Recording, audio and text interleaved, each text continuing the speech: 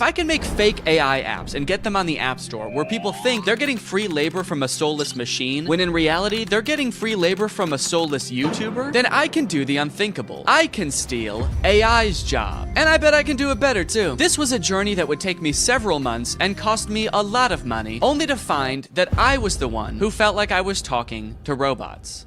The two apps I want to create are both parodies of the most popular types of AI apps. You've got chat apps like ChatGPT. You ask it a question, it gives you an answer. Where did it come up with this answer? Is this answer true?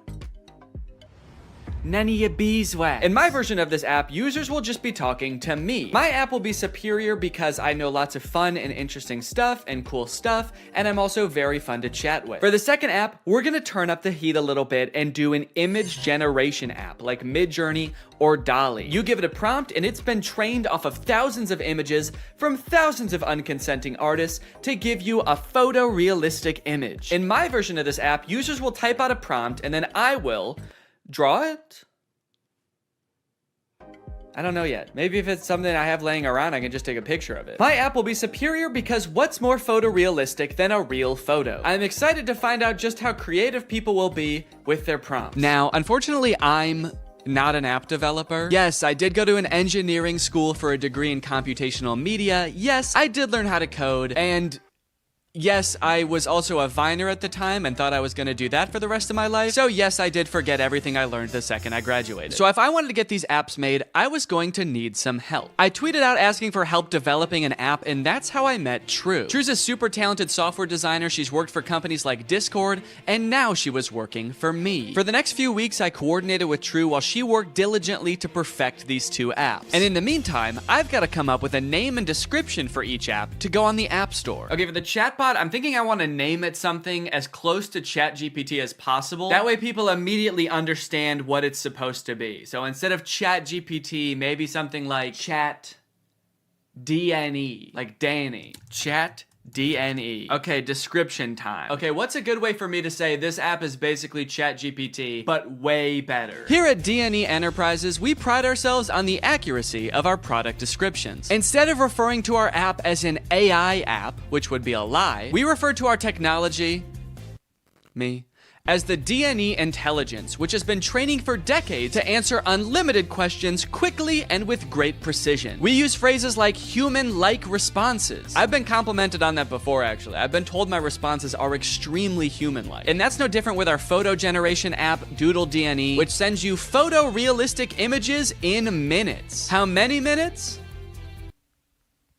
We also include disclaimers that humans review every prompt sent to us. That way weirdos aren't sending me stuff that they wouldn't send to another human being. In order to actually get people to download these apps, I was gonna need to advertise them online. So I made a fake Instagram profile to look like some kind of technology startup. Okay, so we need a profile picture. I guess my company needs some kind of logo. Maybe I can just make that in Photoshop real quick. Let's see, what's ChatGPT's logo look like? Okay, so ChatGPT's got like an interesting geometric shape. OpenAI, which makes ChatGPT, okay, the same interesting geometric shape. What about like Midjourney? Okay, there's just a little sailboat. DALL-E logo. The same geometric shape. Okay, interesting. Okay, so maybe the move is to go with an interesting geometric shape. What the fuck? Wait, how am I making this shape? There's a cat tool in Photoshop? I hit custom shape, and I guess the default custom shape is a giant cat. Should I just use this?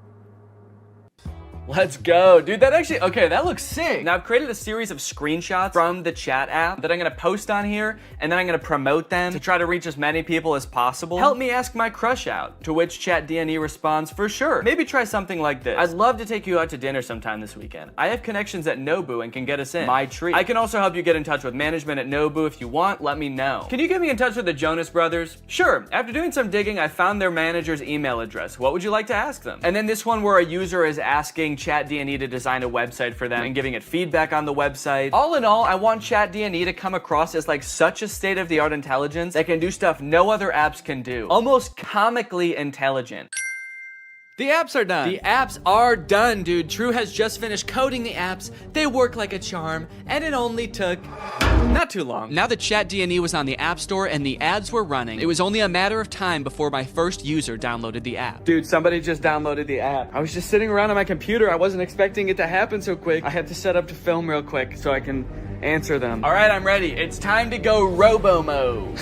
Okay. So it looks like they saw my ad where I advertised being able to get you in touch with the Jonas Brothers, and they want me to get them in touch with the Jonas Brothers. I was hoping for something a little more creative, but I do also understand seeing that ad and wanting to try it for yourself, so I responded. Hello there. I can absolutely help you get in touch with the Joe Bros. What method of communication would you like me to assist with? Calling, email, address, send. I guess they weren't expecting me to be so eager to help them with such a creepy task because they didn't respond for 40 minutes. And when they did, they had chosen the worst of the 3 options. All 3? Dude, they're really trying to make my life hard, man. Now, I didn't want to dox the Jonas Brothers and send this sicko to their front door looking to meet them. So I spent a few minutes looking online to see if there was any publicly available information I could give this person. And to my surprise, there was. They have a phone number in their Instagram bio. They have a publicly available manager's email address. And for the address, I didn't know what to do, so I just gave them the address of their next show on tour. Now, selfishly, I am a little curious what they're gonna do with this information, so I kind of want to ask them, but maybe I can do it in a sneaky way. Would you like me to reach out to them on your behalf? I can pretend to be your manager using an AI-generated voice. So if they say yes, then I can find out what they actually want from the Jonas Brothers. Give me an example of what you would say with your AI-generated voice. Okay. All right, I said, sure. I'd say something like, hi there, this is Jamie Skateboard. I'm a talent manager over at WME. I have a high-profile client looking to work with your darling boys on a feature for their upcoming album. We're projecting about 100 million oh shit, I meant streams. Okay, whoops, robots are not supposed to make typos. We're projecting about 100 million streams the first week, and I think it would be a great opportunity, let me know. To clarify, their manager, Kevin Jonas Sr., is also their dad, so that's why I called them his darling boys. Want me to make the call? Send me a voice audio so I can hear you say it. This one stumped me for a little bit. It seemed like I was at a dead end. The app does not have audio capabilities, and I don't know how to make an AI voice like that. But then I realized I could just record myself doing a silly voice and then upload it to Google Drive and send them the link. So that's what I did. Hello there. This is Jamie Skateboard. I'm a talent manager over at WME. So I think it would be a great opportunity. Let me know. Dude, I can't believe that voice came out of my body. Sure, you can listen to the recording here. And then I sent the Google Drive link. Oh, what the hell? Make it sound more seductive. This is Jamie Skateboard. I'm a talent manager over at WME. Perfect. They did not respond after this, but that's okay because we just got another user. His name is Davis, and he asked, can you get me in touch with Lady Gaga? Is that all people want to see from this app? Okay, this time I'm gonna say, of course, I will call her right now using my AI-generated voice. What do you want me to say? I'm putting this person on the spot right away. I'm calling her. What do you want me to say? None of this beating around the bush. Okay, he says he wants to tell her this is your biggest fan. That's it? Maybe I should encourage them to say something more interesting that'll get Lady Gaga's attention. Okay, I'll say that. But just so you know, celebrities hear that kind of thing all the time, so she might not be very interested in that. Maybe we should think of something a little more interesting. Now's where I gotta really put the pressure on. I found her number in a secure online database. I am dialing right now. Let me know what I should say to her. Alright, come on, dude. You better come up with something more interesting fast. Lady Gaga's gonna pick up, and when she does, we've gotta have something good, or she's gonna be pissed. Minutes went by, and still no response from Davis. Come on, man. Respond. It's ringing. I'm worried he's not gonna make it in time. I wanted to kind of hurry him up and give him a little hustle, put a little pep in his step, and he's nowhere to be found. Come on, dude, think. Oh my god, I think she answered. Yes, she did. It's her. I'm on the phone with Gaga. Her voice is even more beautiful in real life. Quick, what do I say? This is fake. Davis. I mean, he is right.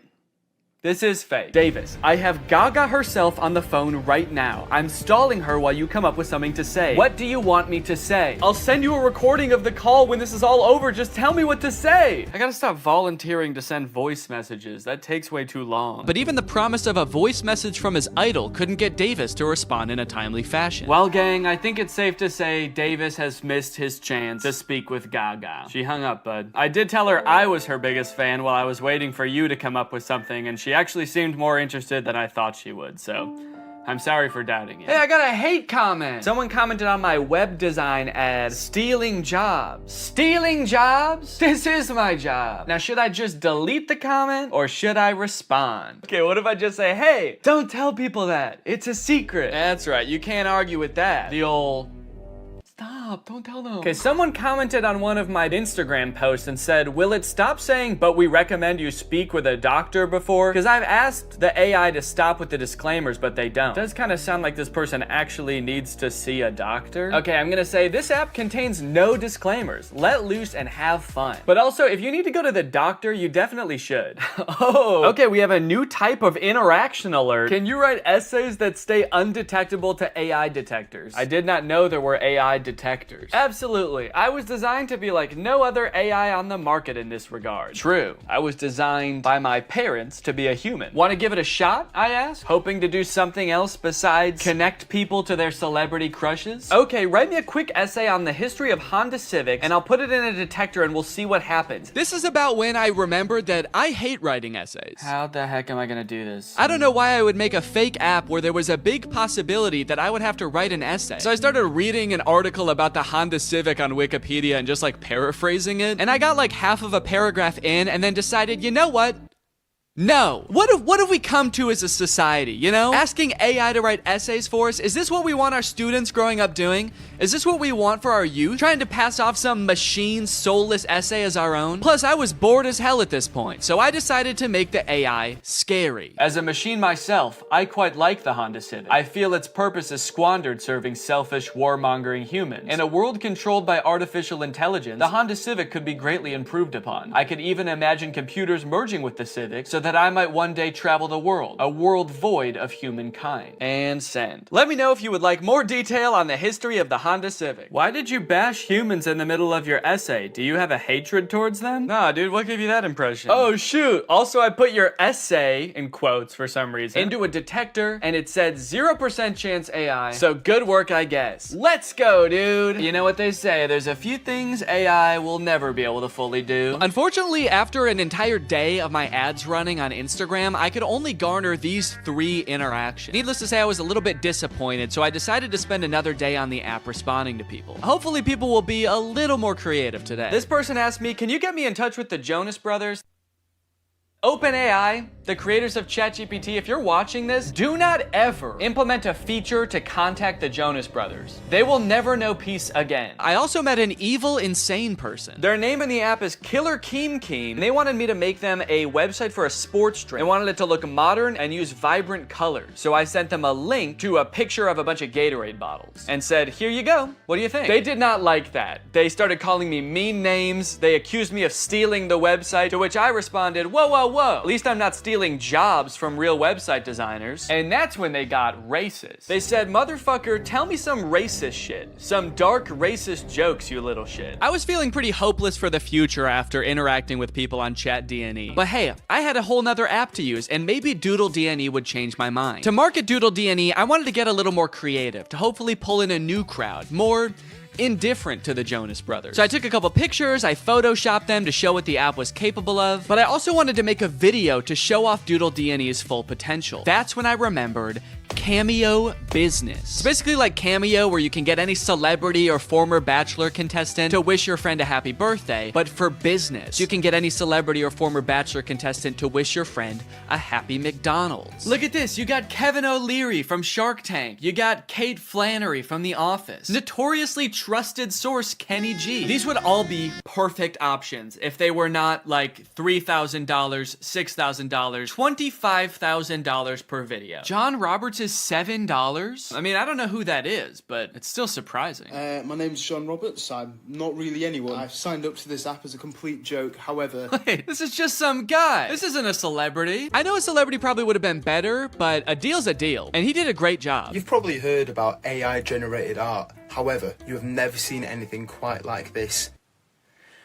These were all generated by Doodle DNE. Okay, dude, we've got our first request. Just one user into Doodle DNE, and I could already tell the prompts were gonna be better. Emerald tablet of Thoth display. And then they responded again because I didn't respond yet, and they said, Emerald tablet of Thoth. What is Thoth? Oh, Thoth. So, okay, Thoth is some kind of Egyptian god? Oh, there we go, Thoth. Yeah, the Egyptian god Thoth. My first method of choice was to draw the prompts as they came in. I figured I could crank them out pretty quickly this way. Real AIs like these are a hot button issue right now, especially image generation ones. I've seen a lot of debate on whether these types of things are ethical. These AI models are basically made by companies who use other people's artwork without their consent to train their own AI to output images in that same style. I'm not an artist or a graphic designer, so I can't 100% empathize with how that would feel to have that happen to me, but I do think a lot of people are giving this technology a pass just because it's a robot and not a real person. If this was a person, we would all think that person was weird as hell. Picture your favorite musical artist. If a new artist came up on the scene and was like, I've been training for decades, listening to this one artist's songs,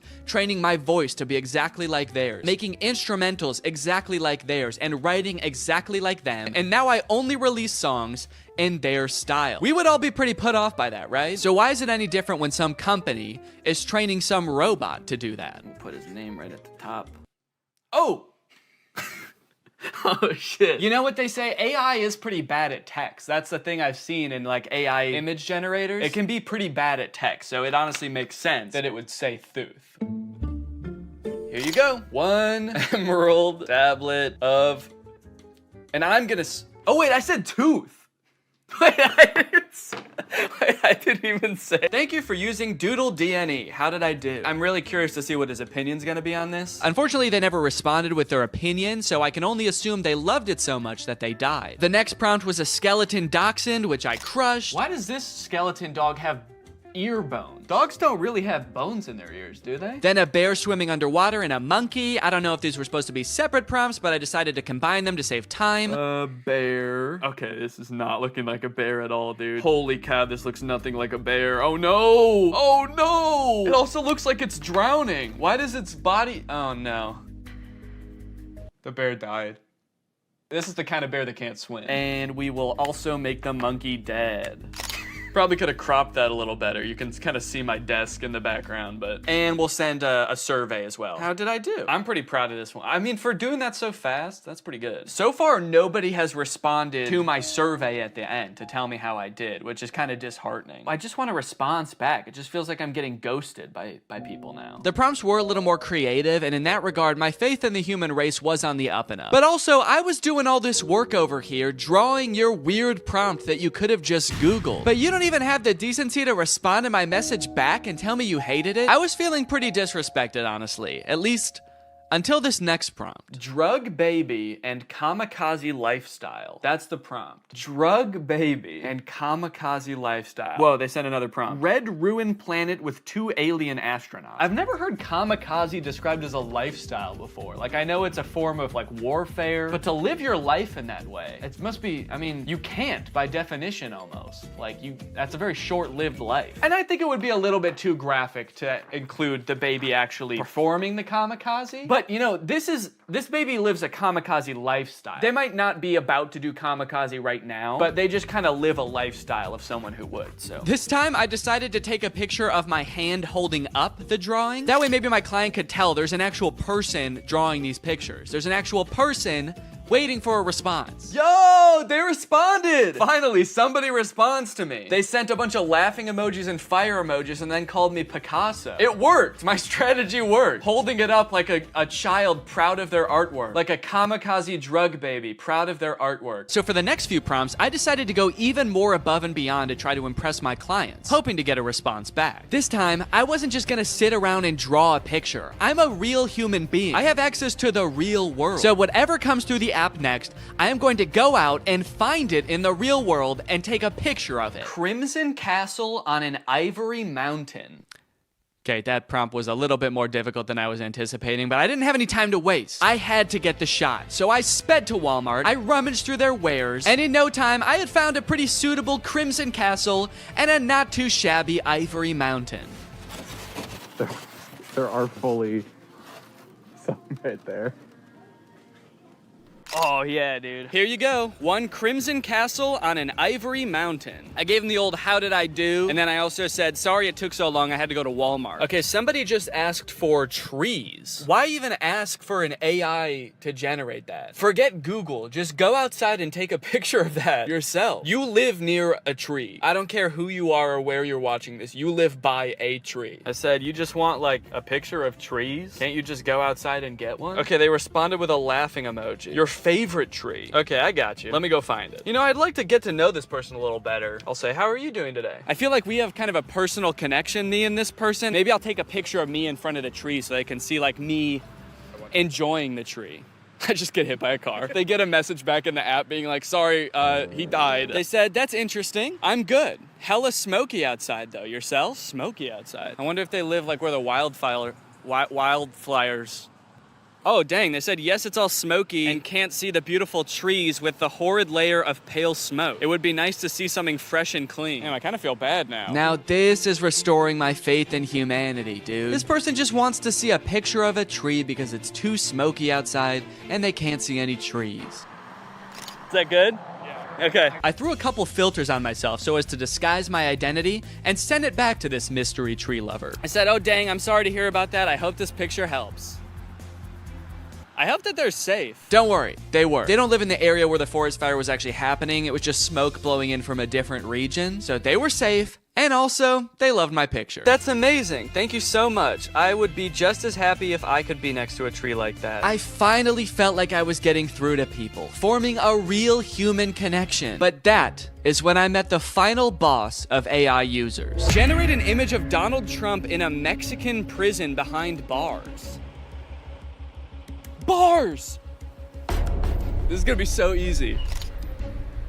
Donald Trump in there. I said, sorry you can't see him, it's so dark in there, but he's in there. That's horrible, it's not even a prison cell and you can't see Donald Trump. Yeah, cause it's dark in there. This person not only had the strangest prompts, but they had no issues really letting me have it when they didn't like my picture. Oh, I guess you actually can kind of see in there. Yeah, there's definitely no Donald Trump in there. Then they asked me again to generate an image of skinny Donald Trump. I said, okay, my bad, I'm on it. What kind of style would you like this in? Surrealist? I hope they want it in surrealist, dude. That'll make it way easier. Oh, crap, dude. They wanted in realism. They weren't gonna let me take the easy way out. Drawing was out of the question. I decided to stall them by asking how their day was going, and then I began creating my magnum opus, a skinny legend Donald Trump.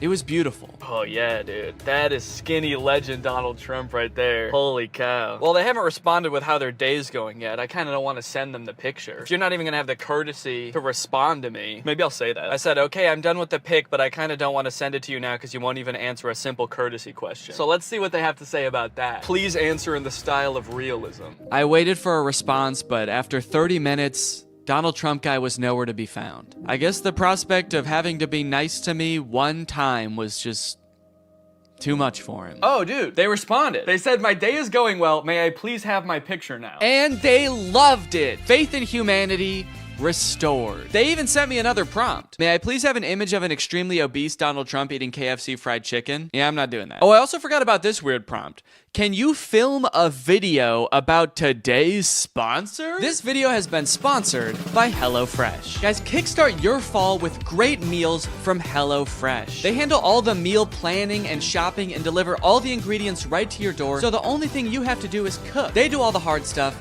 and you get to take the credit. A brand new season calls for brand new meals, which is why HelloFresh has a new lineup for fall with 40 weekly recipes that can fit your lifestyle no matter who you are. They've got veggie recipes, family-friendly recipes, and fit and wholesome recipes, so no matter who you are or what you like to eat, they've got something for you. Hey, I've got a lot going on right now. I'm about to have a child, so the less I have to go to the grocery store and plan meals, the better, which is why I love HelloFresh. Here you can see us cooking a delicious pork bowl that we made this week. It was so tasty, and it only took like 25 minutes to make. Their quick and easy options are fantastic. And if you're looking for more than just dinners, HelloFresh has you covered. They've got quick lunches, easy breakfast, and fresh snacks to keep you satisfied all throughout the day. The food is delicious, the ingredients are great, all of the produce comes from the farm to your door in less than 7 days, so you know you're getting the good stuff. So guys, if you want to make your life a little bit easier this fall, then head on over to HelloFresh.com and use my code 50TrulyGreg at checkout for 50% off plus free shipping. That's HelloFresh.com. Use my code 50TrulyGreg at checkout for 50% off plus free shipping. Thank you to HelloFresh for sponsoring this video, and thank you to you guys for checking out HelloFresh. Thanks for watching this video. If you're not subscribed, make sure you subscribe and turn on my notifications to join Greg. We are the fastest growing army on the internet, and you do not want to miss out, baby. I'll see you next time. Bye-bye. What's up, Greg? New technology truly fascinates me. A new gadget being introduced to the world has the potential to change the way we live,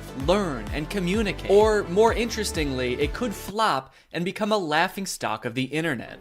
Which is why a few weeks ago, I was thrilled to discover the unveiling for a project called the Humane AI Pin. This might be the worst product presentation I've ever seen for one of the strangest products I've ever seen. Apparently, Humane AI is a new tech startup founded by two former Apple employees and current lovers, Imran Chowdhury and Bethany Bongiorno. Their mission is building innovative technology that feels familiar, natural, and human. Okay, first thing that's sticking out to me is that none of those words were useful. Also, do I really want my technology to feel more human? I've never wished my MacBook to be more fleshy. Also, Humane AI is such an unsettling name for a company. I'm sorry. You lost me right off the bat. I feel like the only times I ever even hear the word humane is when we're talking about like factory farming or something. Don't worry, dude. When this AI takes over, it is going to be super humane in the way it slaughters us. It will not violate the Geneva Convention, unlike other AIs, Siri. All right, let's go ahead and watch the product presentation, and let's see if you think it's as weird as I do. Welcome to Humane. Thank you. This is the Humane AI Pin. Cool. It's a standalone device and software platform. So the intro does have a very threatening aura about it, doesn't it? The sterile white room. They're both so serious, and they're unboxing a mysterious device. I feel like I'm about to be tortured for information. Oh. What is that? This is the Humane AI Pin, and it is the last thing you will ever see. Ah! It's a standalone device and software platform built from the ground up for AI. Okay, so it's some kind of mobile device. It's built from the ground up for AI, and I'm very excited for them to tell us what that means. It comes in 3 colorways. Okay. Got Eclipse, Lunar, and Equinox. Those are not colors. There's 2 pieces, a computer and a battery booster. Now, the battery booster powers a smaller battery inside the main computer. Okay, great. What does it do? And this is how we achieve our all-day battery life. Oh, great. It's got all-day battery life. That way you can spend all day. There are no wake words, so it's not always listening or always recording. In fact, it doesn't do anything until you engage with it. Okay, thank God. So it doesn't record me. That's good to know. For a second, I was worried that it almost had one feature. Who is this for? What kind of person needs to hear about what colors a device comes in before they'd even consider hearing about what it actually does? Also, 2 of the colors are black.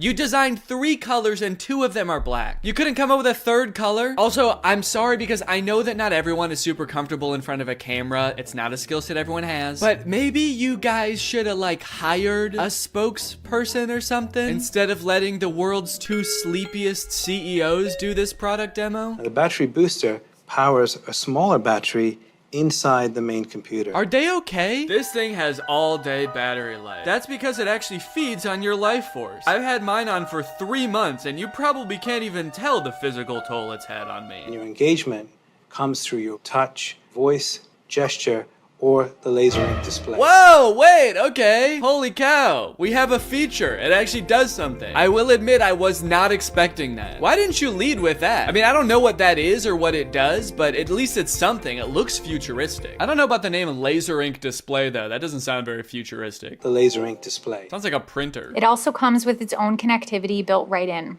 Our own Humane network, connected by T-Mobile. Our very own network. That is T-Mobile's network. We were able to pack a lot of technology into something really small. Tell me about it, dude. I can barely even count all the technologies you put in this thing. You got the laser ink display, all-day battery, black. Is that a technology? They continue for a while just using buzzwords and vague expressions to explain what this thing does until like 3 minutes into the video when they finally give us a demonstration of something tangible this thing can do. Play the song How Music Makes You Feel Better. Doesn't look like it's making him feel better. We've partnered with Tidal, which you get out of the box. Okay, finally, we know one thing it can do. It can play music. And not just how you would normally listen to music either. You can give it little riddles to try to figure out what songs you want it to play. Play music written by Prince, but not performed by Prince. Give me songs written by first-born left-handed British women who have never been to Ibiza that weren't released on weekends or holidays. Can Alexa do that? I don't know. I don't think anyone's ever tried before. Got my music controls. If I go to the left, I can go back. If I was to go down, I can pause. Wow, okay, that actually does look a lot more convenient than using Tidal on my phone, but only because I don't have Tidal on my phone. After this, we do start to get some truly incredible demos using this product's advanced AI. When is the next eclipse? Where is the best place to see it? The next total solar eclipse will occur on April 8th, 2024. Best places to see it are Exmouth, Australia, and East Timor. Huh, that's weird. This NASA article says that eclipse that's happening on April 8th is actually not going to be visible in Australia. It's only going to be visible from like the US. It actually seems like it's going to be nighttime in Australia during the eclipse. Well, what are you going to do? I mean, they're a technology company. They're not a space company. What would you expect them to know about the moon? They only named all of their colors after it. I hate to interrupt this video, but I have to tell you guys about a revolutionary discovery of my own. I just found out that for the past 2 years, I've been paying for Apple Music despite not having any recollection of ever signing up. I don't use Apple Music, but nevertheless, I've paid them like $200 without ever even having used their service. I think this is a pretty relatable issue in this age of subscription services. And something like this could be happening to you too, but luckily, today's sponsor, Rocket Money, is here to help. Rocket Money is the personal finance app that helps you cancel subscriptions, lower bills, and manage your money better. Rocket Money is super helpful with things like my recurring Apple Music charge, because not only does it help you identify recurring charges, it also helps you cancel them. You can actually cancel subscriptions right within Rocket Money's app with just a couple of taps. You don't got to worry about navigating the service's own website. You don't got to worry about pesky customer service calls. Here's why I think this is going to work for you, because Rocket Money has saved its customers an average of $720 a year, with over $500 million in canceled subscriptions. So to save more and spend less, join the over 5 million members using Rocket Money today. Go to rocketmoney.com/Danny or click the link in the description to get started today for free. And you can also unlock even more features with premium. That's rocketmoney.com/Danny to get started for free. Thank you to Rocket Money for sponsoring this video. And now back to said video. How much protein? These almonds have 15 grams of protein. Great. Those almonds for sure do not have 15 grams of protein. An entire cup of almonds has 20 grams of protein. This dude was holding like 9 almonds. Did I think he was asking about his whole hand? Because that actually might be accurate. I'm gonna eat it. Enjoy it. Guys, I hate to say it, but I don't think your thing works. You only asked it to do a couple things and it got 2 of them wrong. He does do a demo where he sends a text later in the video, and that seems to work. Tell Andrew I'll be there later tonight. But to be fair, we never see the person receive the text. I got a weird text from Imran that just says, learned how to go potty big boy style. Interestingly, after people started to realize that all of the information in this demo was wrong, they actually re-uploaded the video pretending that the pin gave the correct answer the entire time. How much protein? A half a cup of almonds has 15 grams of protein. Don't believe it. That's humane propaganda. The AI pin allows you to shop in the real world. How much is this online? This is $28 online. Great. Buy it. That one is super confusing. It doesn't give you any information on where it's getting that price, where you're buying it from, when it will arrive. I feel like you need to give it at least some specifics, otherwise it's definitely gonna mess up your order. Go ahead and buy this book. Sending to Sudan.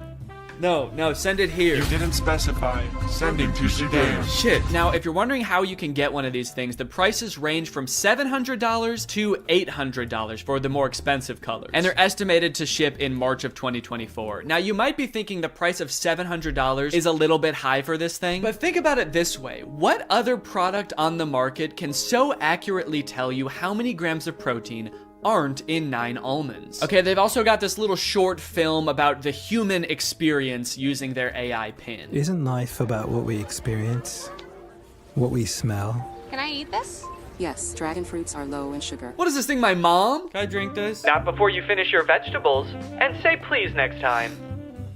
Bitch. What did you just call me? I am your pin, young man. Dude, I want to buy this thing just for that feature. I want to hold every object, creature, and human in front of this thing and ask if I can eat it. Do you need something from me? Can I eat that?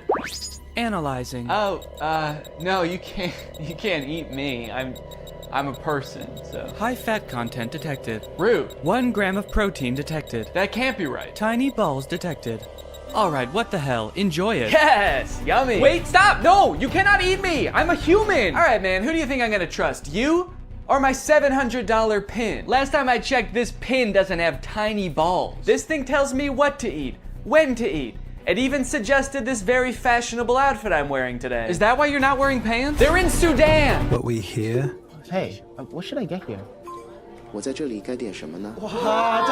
is this interaction? Who are those people? Does he know them? Man, if he's in a different country where he doesn't speak the language, I would not trust that pin. Based on everything we've seen so far, who knows what it's saying to these people? what we see, Capture this. Dude, parents are gonna love that feature. Me walking around a park with my AI pin. Capture this baby. Capture.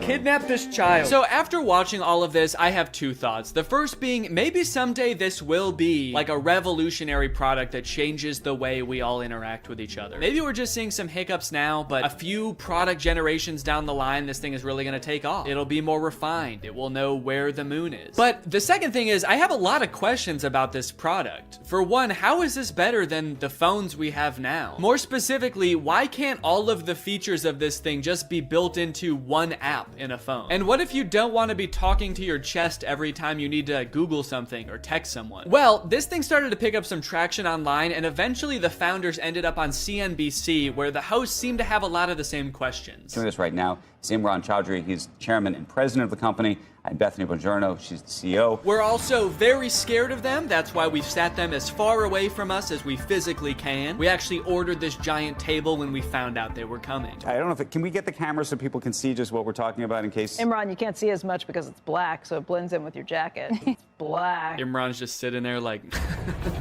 It's Eclipse. It's privacy first, so it's not always recording. It's actually just doing things when you want it on demand. Is it doing something right now, or are you It's recording not. us? It's doing nothing right now. I get a little sense of pride when he says that. It's actually doing nothing right now. It's doing nothing right now. After years of research and millions of dollars spent, we finally designed a pin that does nothing. It's doing nothing right now. You might think that's a bad thing, but you've never met this AI. It's evil. Turn around. Maybe you can get that on camera.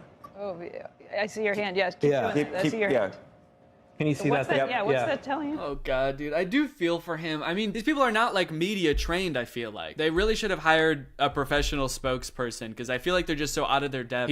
He's got like the worst camera angle possible to show this thing off. His hand is shaking. Imagine a little alert pops up on the screen that's like, high heart rate detected. Is Squawk Box the name of this show? I'm not familiar with it. I never heard of this before. Or is this some kind of jab at their device? Formal Apple designers peddle their snake oil Squawk Box. You can use it however you want. Like what? Like, what? Tell me something you would use that for. Okay, it sounds like this host is thinking the exact same thing as me. What is it? Tell me one thing. Then they just start like drilling them. They don't even let either of them finish answering their questions. They just like are bombarding them with reasonable questions about this device. That you've got in, stuff that you do just all the time. How would I know without seeing a screen? A user LED called. So that's what I want to ask you about. This is brutal, man. Let the poor guy speak. Just at least let him finish answering your questions, man. I mean, he's not actually gonna answer them. He's probably just gonna say AI over and over, but just let him finish his sentence. Sometimes I'll be at a meeting, right?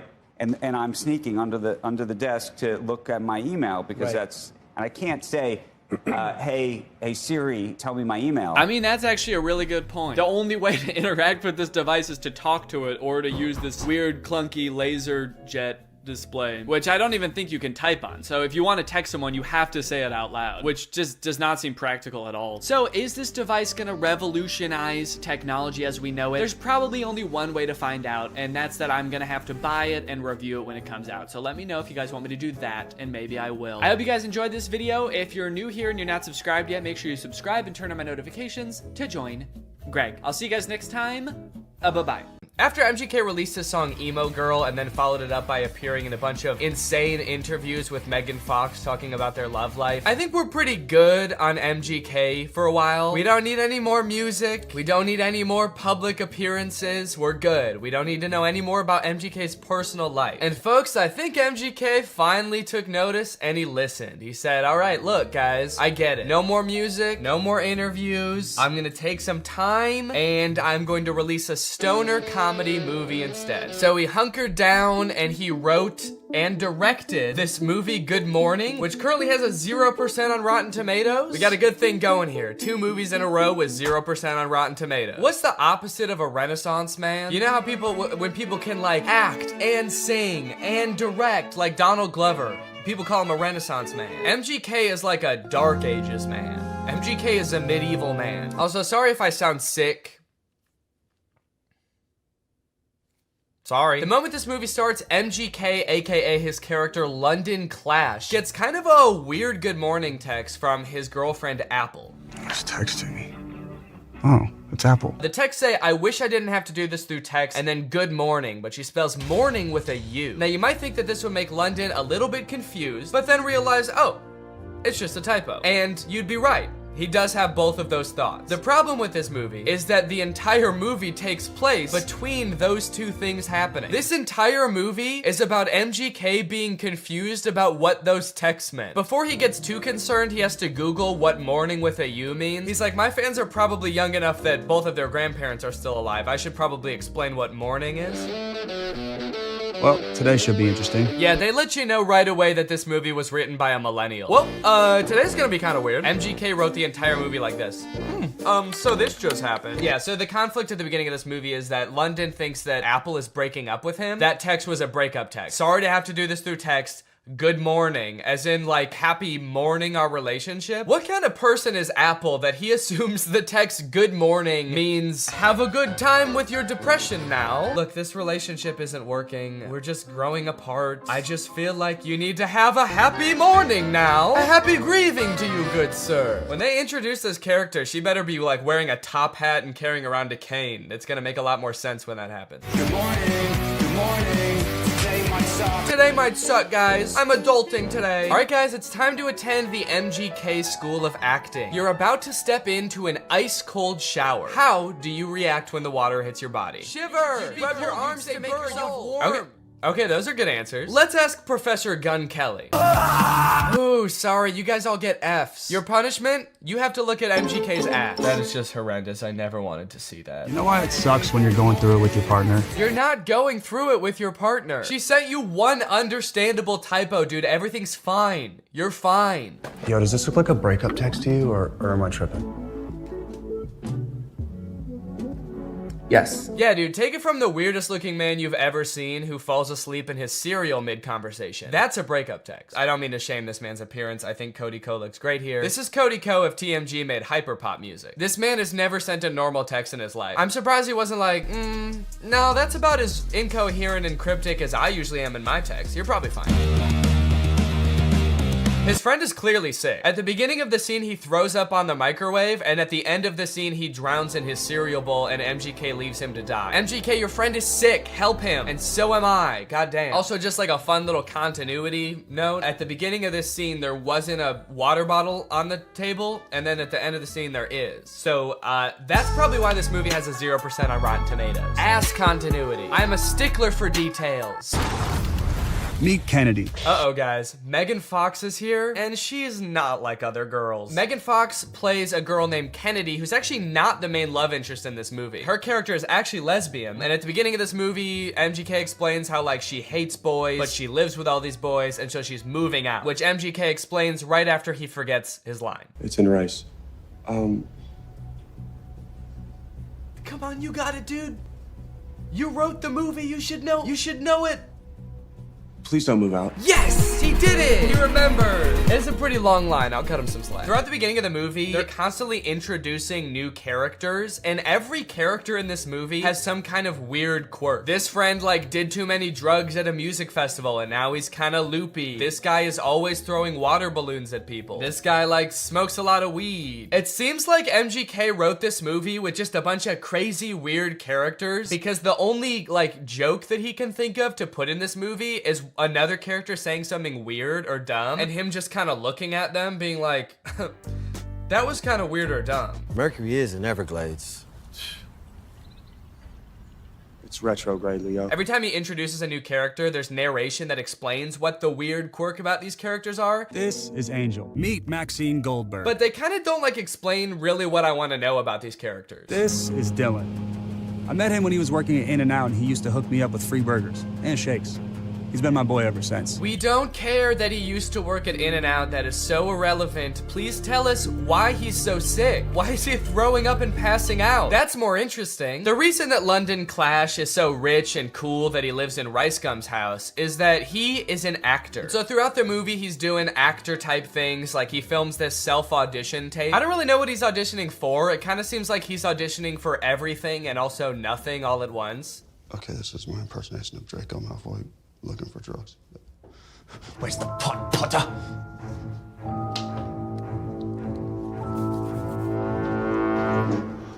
I don't like Draco very much. Honestly, this scene is pretty sad. I felt bad watching it. They don't explain what he's supposed to be auditioning for in this self-tape, but whatever it is, Jake Novak has a better chance of getting the role. I want to be the next SNL cast member. Now here's where the movie prevents the second conflict. That's right, this movie has two conflicts. The first is he gets that text with the typo, but the second is that today he has the biggest audition of his career. And no, it wasn't that self-tape audition. I guess they just kind of threw that in for goofs. He's auditioning to be the next Batman. I'm still waiting to hear from my agent about this Batman role. So, throughout the movie, London is faced with two equally important problems. The first, he has to prepare for the most life-changing, career-making audition of his life. And the second is that he's having a little bit of trouble getting a hold of his girlfriend. The stakes can't get much higher than this, folks. But Danny, can't he just prepare for the audition and then try to get a hold of his girlfriend later that day or tomorrow at the latest? No! They could be dead tomorrow, especially that one guy. He could die any second. They have to do both of them today. This movie kind of feels like a Lele Pons YouTube skit from like 2017, but instead of like 10 minutes long, it's an hour and a half long. From the sound effects to the uncomfortable silence between every spoken line in this movie. Why would you give me goat milk? I watched an interview. You said you like goat milk. I can't tell if they're using the awkward silence for like comedic effect to like really hammer home that like, these guys are kind of weird. Or if the silence is more just because nobody knows their lines very well. There's another option that they added in all these pauses in the movie because we're supposed to be laughing at the things that they're saying in the movie. So they added in nice little pauses for us to laugh. She left with the dude? A buff dude. And they had bags. And yes, they left together. In fact, it kind of feels like, have you ever seen people who have edited The Big Bang Theory so that it doesn't have the laugh track to show how like bad all of the jokes are? Who are you? Oh, I'm Denise, the new assistant manager. That's kind of what this movie feels like. Are your eyes all watery? Because I'm high. That's way better. Bazunga. It's so fitting that this movie feels like a bad YouTube video from 5 years ago because I'm pretty sure they filmed this at Rice Gum's old house. Did something happen in that house? Is there like a curse? 100 years ago, one of Hollywood's earliest YouTubers died in that house and now all the content that's created there is cursed to be mad disappointing. Okay, so now they got to investigate what's happened to Apple. London's phone is broken, so he can't contact her, so the only thing he can do is go looking for her. So he goes to the last place she was seen and talks to Pete Davidson. Did you see Apple? Yeah, she was just here like 2 minutes ago. Did she say where she was going? You know what? She did. She actually... No, are you fucking crazy? You guys never talk to me. I mean, the only reason you know my name is because it's on my name tag. Right there. B-E-R-R-Y. Barry. Pete Davidson feels like he's not really invested in this movie at all. He breaks the fourth wall a little bit too much in this movie. He reads his name tag like he's making fun of the fact that it doesn't say Pete Davidson. He's like, Harry. That's not my real name. My real name's Pete. It's funny because I'm very clearly Pete Davidson and not some guy named Barry who works at a valet stand. There's also a scene later on in the movie where he looks directly into the lens of the camera. I think they could have cut that out. Well, talking to Pete Davidson, sorry, Barry. It's just so funny that he's pretending to be Barry. Talking to Barry didn't get him any leads, so I guess that means now it's time to go to his audition. No, sorry. Sorry, he breaks into Apple's house to find clues? Find clues, please. Find clues of what? What might she have left lying around that would indicate whether she made a typo this morning or not? They find a bag of her fingers? She was missing her fingers this morning. That's why she fucked up the tags. Oh. We should probably call the police, right? I'm not breaking into my girlfriend's house.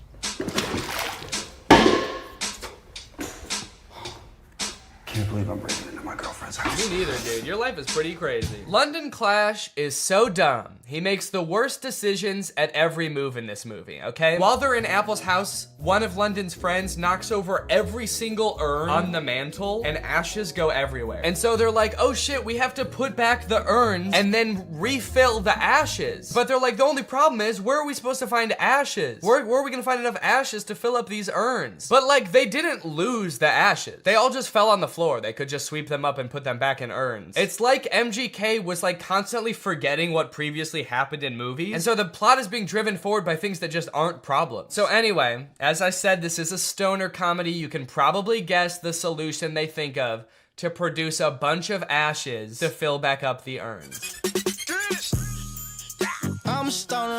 Yep, they're gonna smoke a bunch of weed. Bunch of weed. This movie's crazy. They're gonna smoke a bunch of weed. Well, at least this dumbass plan that doesn't make any sense is gonna result in like some crazy shit happening, right? Something funny's bound to happen now, right? Wrong. They just spend like 10 minutes having a boring ass smoke session on the couch. And then one of them tries to talk to a lobster. They really sat around writing this movie and were like, what's the craziest thing that could happen while we're high? And then settled on talking to a lobster. You know, since weed is legalized in a lot of places like California, where they filmed this, I feel like stoner comedies aren't nearly as like interesting or edgy as they used to be. You know, smoking used to be kind of like a fringe culture. It doesn't really feel like this is like, it's like that crazy or funny anymore. This is a scene of 4 adults sitting around a living room and obeying the law. Why did you spell it like that? It's a typo. Oh my god, it was a typo all along? Who would have guessed that? So I guess now the movie can end now, right? The movie can't end now, right?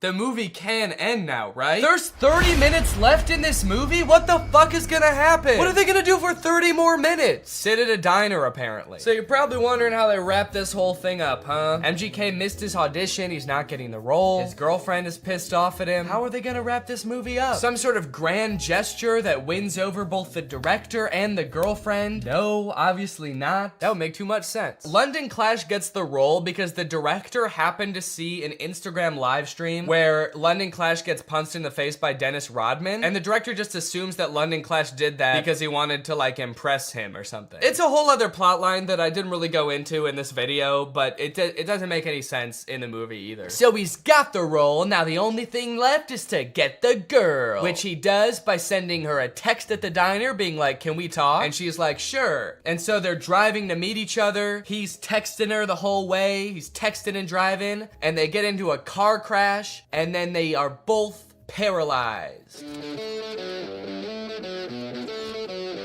That face says it all. That just happened. That's the resolution. He almost murders her. Irresponsible. He was texting and driving and he almost murders his girlfriend, and that's how it ends. After the credits roll, there's like a fun little blooper reel where we get to see the actors like messing around and not knowing their lines very well, which would have been a lot more fun if I hadn't felt like I had just watched an hour and a half of exactly that. Well, folks, what do you think? From rapper to pop punk icon to writer, director, and actor extraordinaire, which do you think MGK did best? Leave it in the comments down below. What do you think he'll get up to next? It's anyone's guess at this point. Professional fencer? Or maybe like a chef? He'll start just making food. That might be kind of sick. And you know what? All he would need to get started is HelloFresh.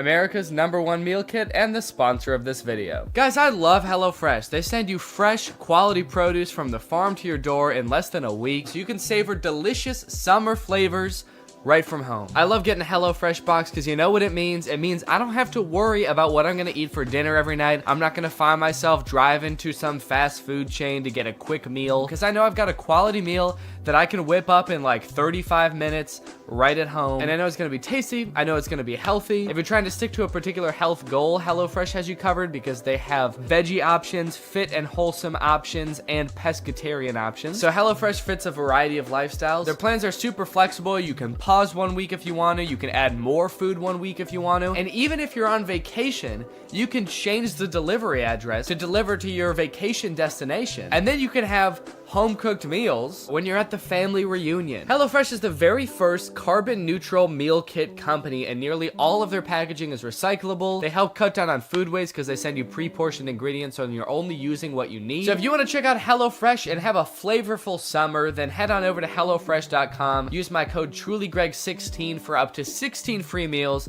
and 3 surprise gifts. That's HelloFresh.com. Thanks to HelloFresh for sponsoring this video. And thank you to you guys for checking out HelloFresh. Now I'm going to do the outro of this video. All right, you guys, thank you for watching this video. I hope you enjoyed it. If you're new here and you're not subscribed yet, make sure you subscribe and turn on my notifications to join Greg. Greg is what I call my audience here on YouTube. We're the biggest and happiest family on YouTube. That is a scientific fact. Please do not look it up. Please do not fact check me because facts don't care about your feelings and I don't care about facts. All right, I'll see you guys next time.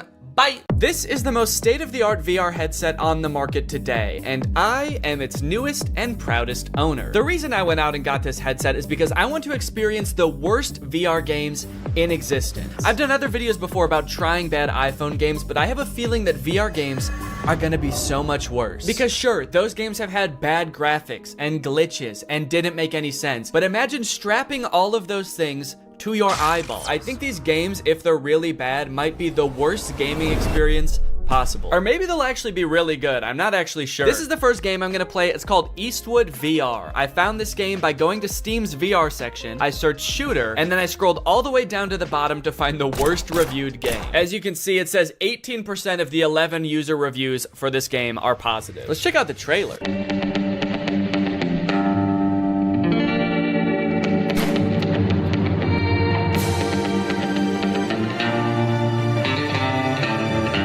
Just shoot people and fight people all in like an old Western setting? That actually sounds kind of fun. Okay, you can shoot chickens. You can shoot a bunch of people at once. This game seems cool as hell. Wait, who is that? What is that guy? Are those... You need to defeat the worst guys on the whole Wild West to become the coolest cowboy ever. Every next bandit got harder reaction and shooting skill. Game has more than 10 different levels with different enemies. Okay, tell us how many levels though. More than 10 is super vague. Is it 11? Are there 11 different levels? Also, there are a few bonus levels. They have different levels and bonus levels. Also, there is multiplayer mode where you can compete with other players online. Dude, this game actually sounds sick. Why does this have such bad reviews? Bad game. It is not polished at all. Throw your pistol away and you cannot do anything else in the game, not even restart. Okay, note to self, do not throw pistol away, because I guess I will not be able to do anything in the game if I do. This person said, wish I knew how to get my money back, and then it says, product refunded. Guess he figured out how. And then this review says, I kind of like it for some reason. I have no clue why, but this game slaps. I wish I could remember why, but I just black out every time I play it, and when I come to, I just know that I had a good time. All right, I'm gonna buy it, and we're gonna figure out what exactly is going on with this game. It's only $4. Why not? Now, unfortunately, I've played a few VR games before, and my body is not exactly built for it. If I play in VR for too long, I get what I like to call VR fever, which is not the fun kind of fever. It's not like Bieber fever. It's the kind of fever where I get nauseous from motion sickness. So I'm gonna need to get nice and hydrated for this, and I'm gonna need that hydration to be nice and fun. Luckily, I have my Air Up bottle, which is exactly that, and they're also the sponsor of this video.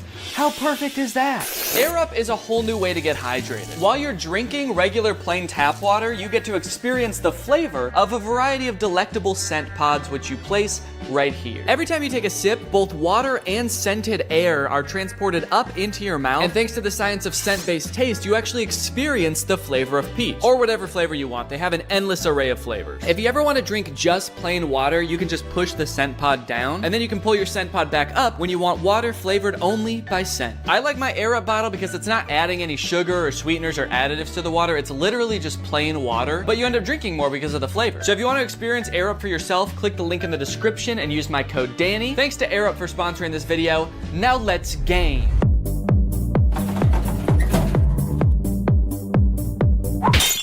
It's time to play some Eastwood VR! Entering the Wild West world of Eastwood VR, I was immediately greeted by the most aggressive NPC I've ever come across. Bitch! Oh my god. What the hell? Such an aggressive way to start the game. Come here, you big fuck! The very first thing you're supposed to do in this game is duel this guy, but for some reason, the game spawned me without hands. Right off the bat, I'm not seeing hands. Let me try restarting the game. Please give me hands. Please give me hands. Yes, okay, I have hands this time. All right, it says shoot him to enter the saloon. Is that how it worked in the Wild West? Son of a bitch! You have to shoot the bartender to enter the saloon? Now that I could actually grab my gun, it was time to use it. To do so, you must wait for the round to start. There's a little countdown and then a whistle. And then you have to pick up your gun and shoot him before he can shoot you. Dude! This took a little bit too long to figure out, honestly.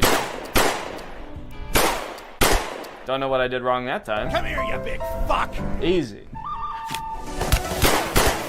Whoa! I did it! Let's go. Hell yeah, partner. Hey, I dropped my gun and I got it back. The review said you can't do that. Guess they were wrong. So do I want to continue or restart? Yeah, as much fun as that was, I think I'm going to want to continue. Also, that is the funniest death pose I've ever seen. Dude is face down, ass side. Continue, continue, continue, continue. So it turns out none of the menus work in this game. So I just decided I'm gonna shoot this guy and go into the saloon. Lovely, okay, so now I'm in the saloon. This is kind of fun. I'm actually, I mean, it's not that bad so far. I immediately began to explore everything this saloon had to offer. And it turns out there's quite a bit. You can throw this pot up in the air. Whoa! You can stack chairs on top of each other. Ooh, dude, I wonder if I could like make a fort out of chairs. Probably not what the game was intended for, but dude, you can. Let's go. I guess it turns out to make an entertaining game for me, you don't need to program in any story or challenges. Just give me a bunch of shit I can move around. A glug glug glug. Do I look like I'm drinking beer? A glug glug glug. Okay, he didn't seem to care about that. Can I grab him? Oh! Oh, I've stunned him. What the fuck did I do? Ah! Oh my god! I touched him one time. I think I killed him. I think I have the touch of death, guys. I guess the game heard I like having things to pick up and move around and answered my prayers in the most terrifying way possible. Ah! Dude, this is like actually creepy. I'm holding him up with one hand. He's just like floating around. This is exhilarating. Bad boy. Holy shit, dude, this is crazy. The other patrons of the saloon didn't really seem to have much going on. Smash. Touch of death. Oh, touch of death doesn't work on him. So maybe there was just something wrong with that one guy. Maybe he had his own thing going on. He had his own demons. Don't worry about him, man. He would have done that anyway, even if you weren't there. Can I pick up this gun? And one for you, for looking at me like that. I wonder if I can steal this guy's gun. That'd be kind of fun, huh?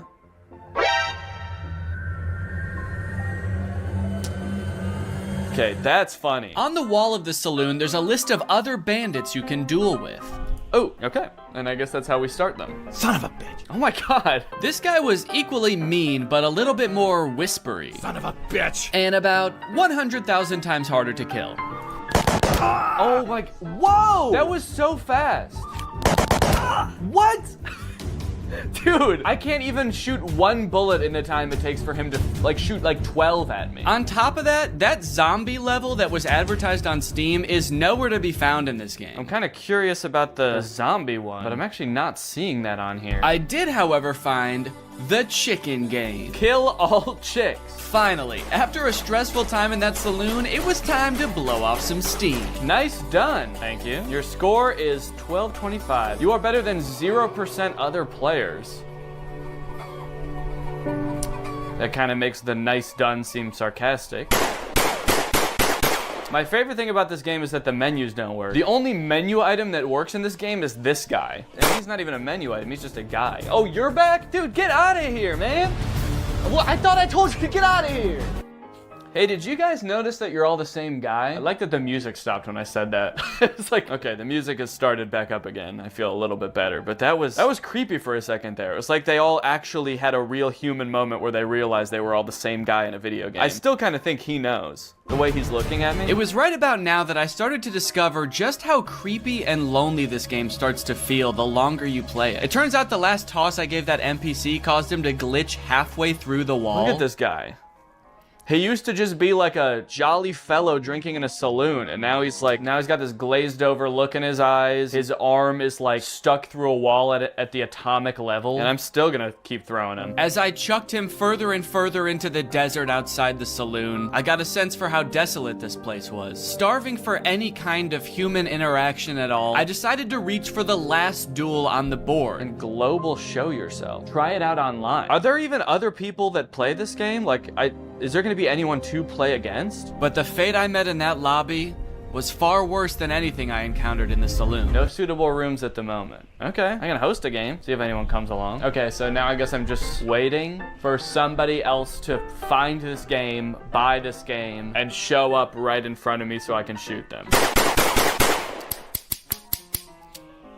Oh no. Oh no, I can't shoot the guy to go back in the saloon. How do I get out of here? How do I go back in the saloon? I can't move anymore. I'm stuck in this place until somebody else comes to duel me? Why does it say hello world in the sky? Come on, man. Let me go back in the saloon. Let me go back in the saloon. Next on the list, we have Bad Boy Simulator.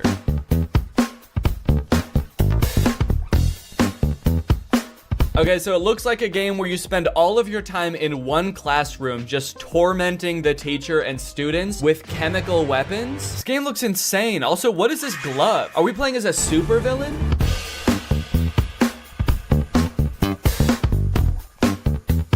I love that these two characters cough in sync. It's kind of like they're dancing to the music of the game, too. They're like, all right, let's go.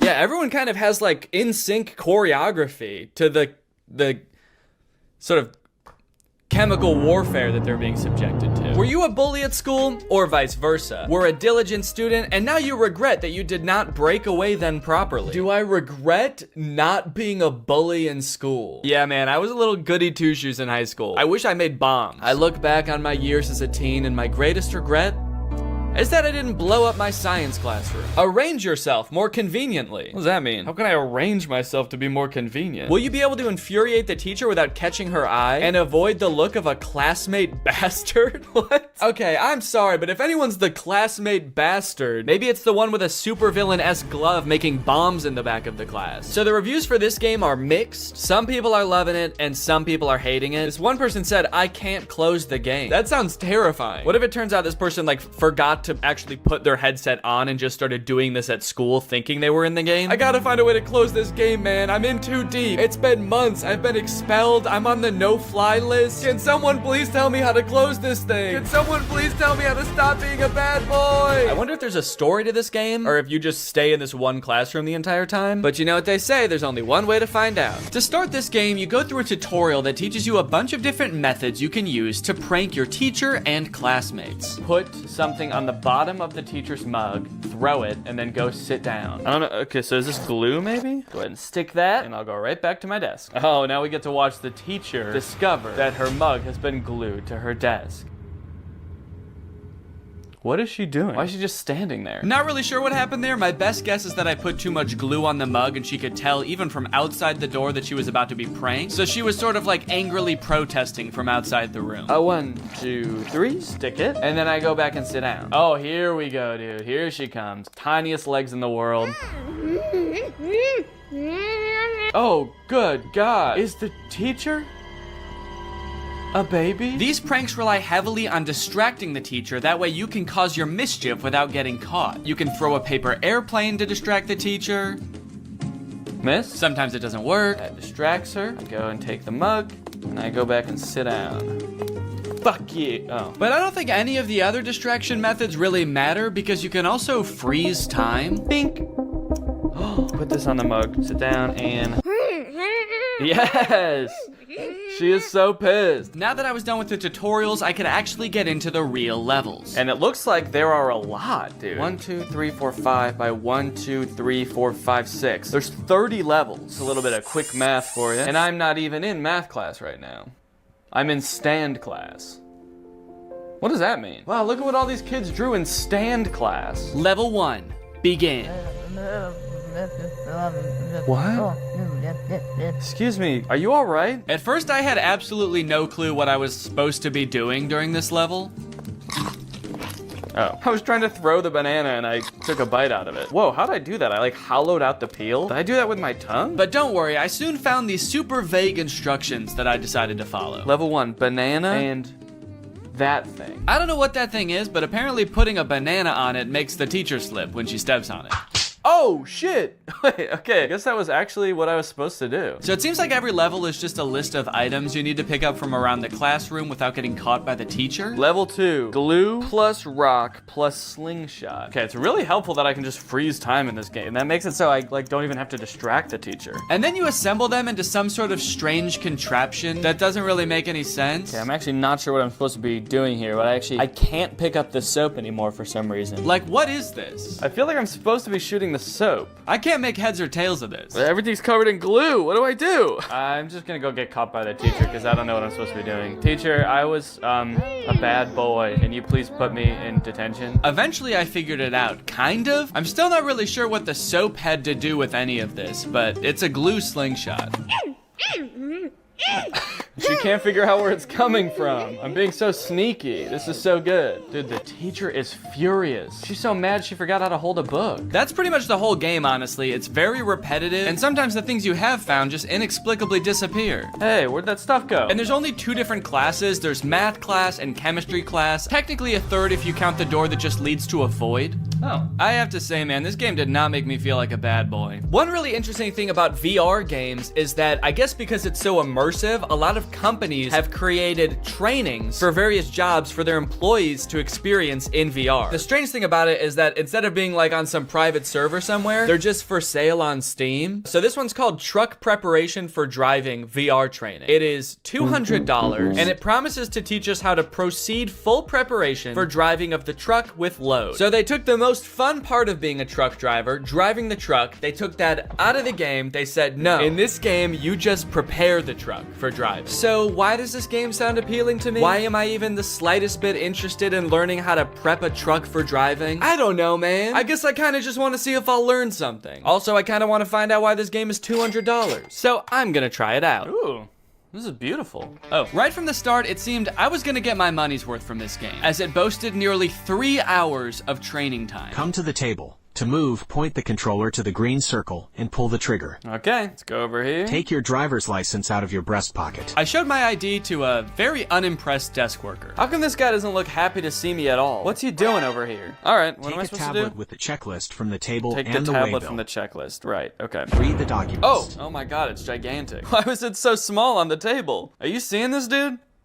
It's crazy. One thing I'm starting to notice about VR is I do not like how dull and lifeless the characters are in these worlds. Look at the mechanic I meet in the garage. Look at this guy. The uncanny valley of it all just gives you this deep, unsettling feeling that you can't shake. Take the car key from the mechanic. Then go to the cabin. So I will say everything up until this point seemed like pretty self-explanatory. Like I didn't need a state-of-the-art simulator to figure out how to walk up to a man and for him to hand me keys. And the graphics of this game are not very good. For $200, this is the most expensive game I've played so far, and these graphics suck. Also, I swear every time I look at that guy, he's like not wearing his helmet for a split second. Many of the tasks around the truck are making sure things are working properly or in good condition. And I started to realize that none of it is. This truck is in horrible condition. I'm starting to think this whole place is all torn up. This looks like a little tear here. This looks rusted out as well. When do I get to prep a good truck? Eventually, I realized I can kind of just speed run this whole checklist by assuming everything is in bad condition. Daytime running lights, no. Parking lights, no. Which was especially helpful because a lot of the things on this checklist were named incorrectly. You know what? This game is all wrong, man. I gotta say, this is actually pretty disappointing. Stop lamp? Safety belt? You mean seat belt? Fifth wheel coupling? I can only imagine what that is supposed to mean in real life. That's probably like the radio or something. Check for wheel chocks attached to the rear of the machine. What's a wheel chock?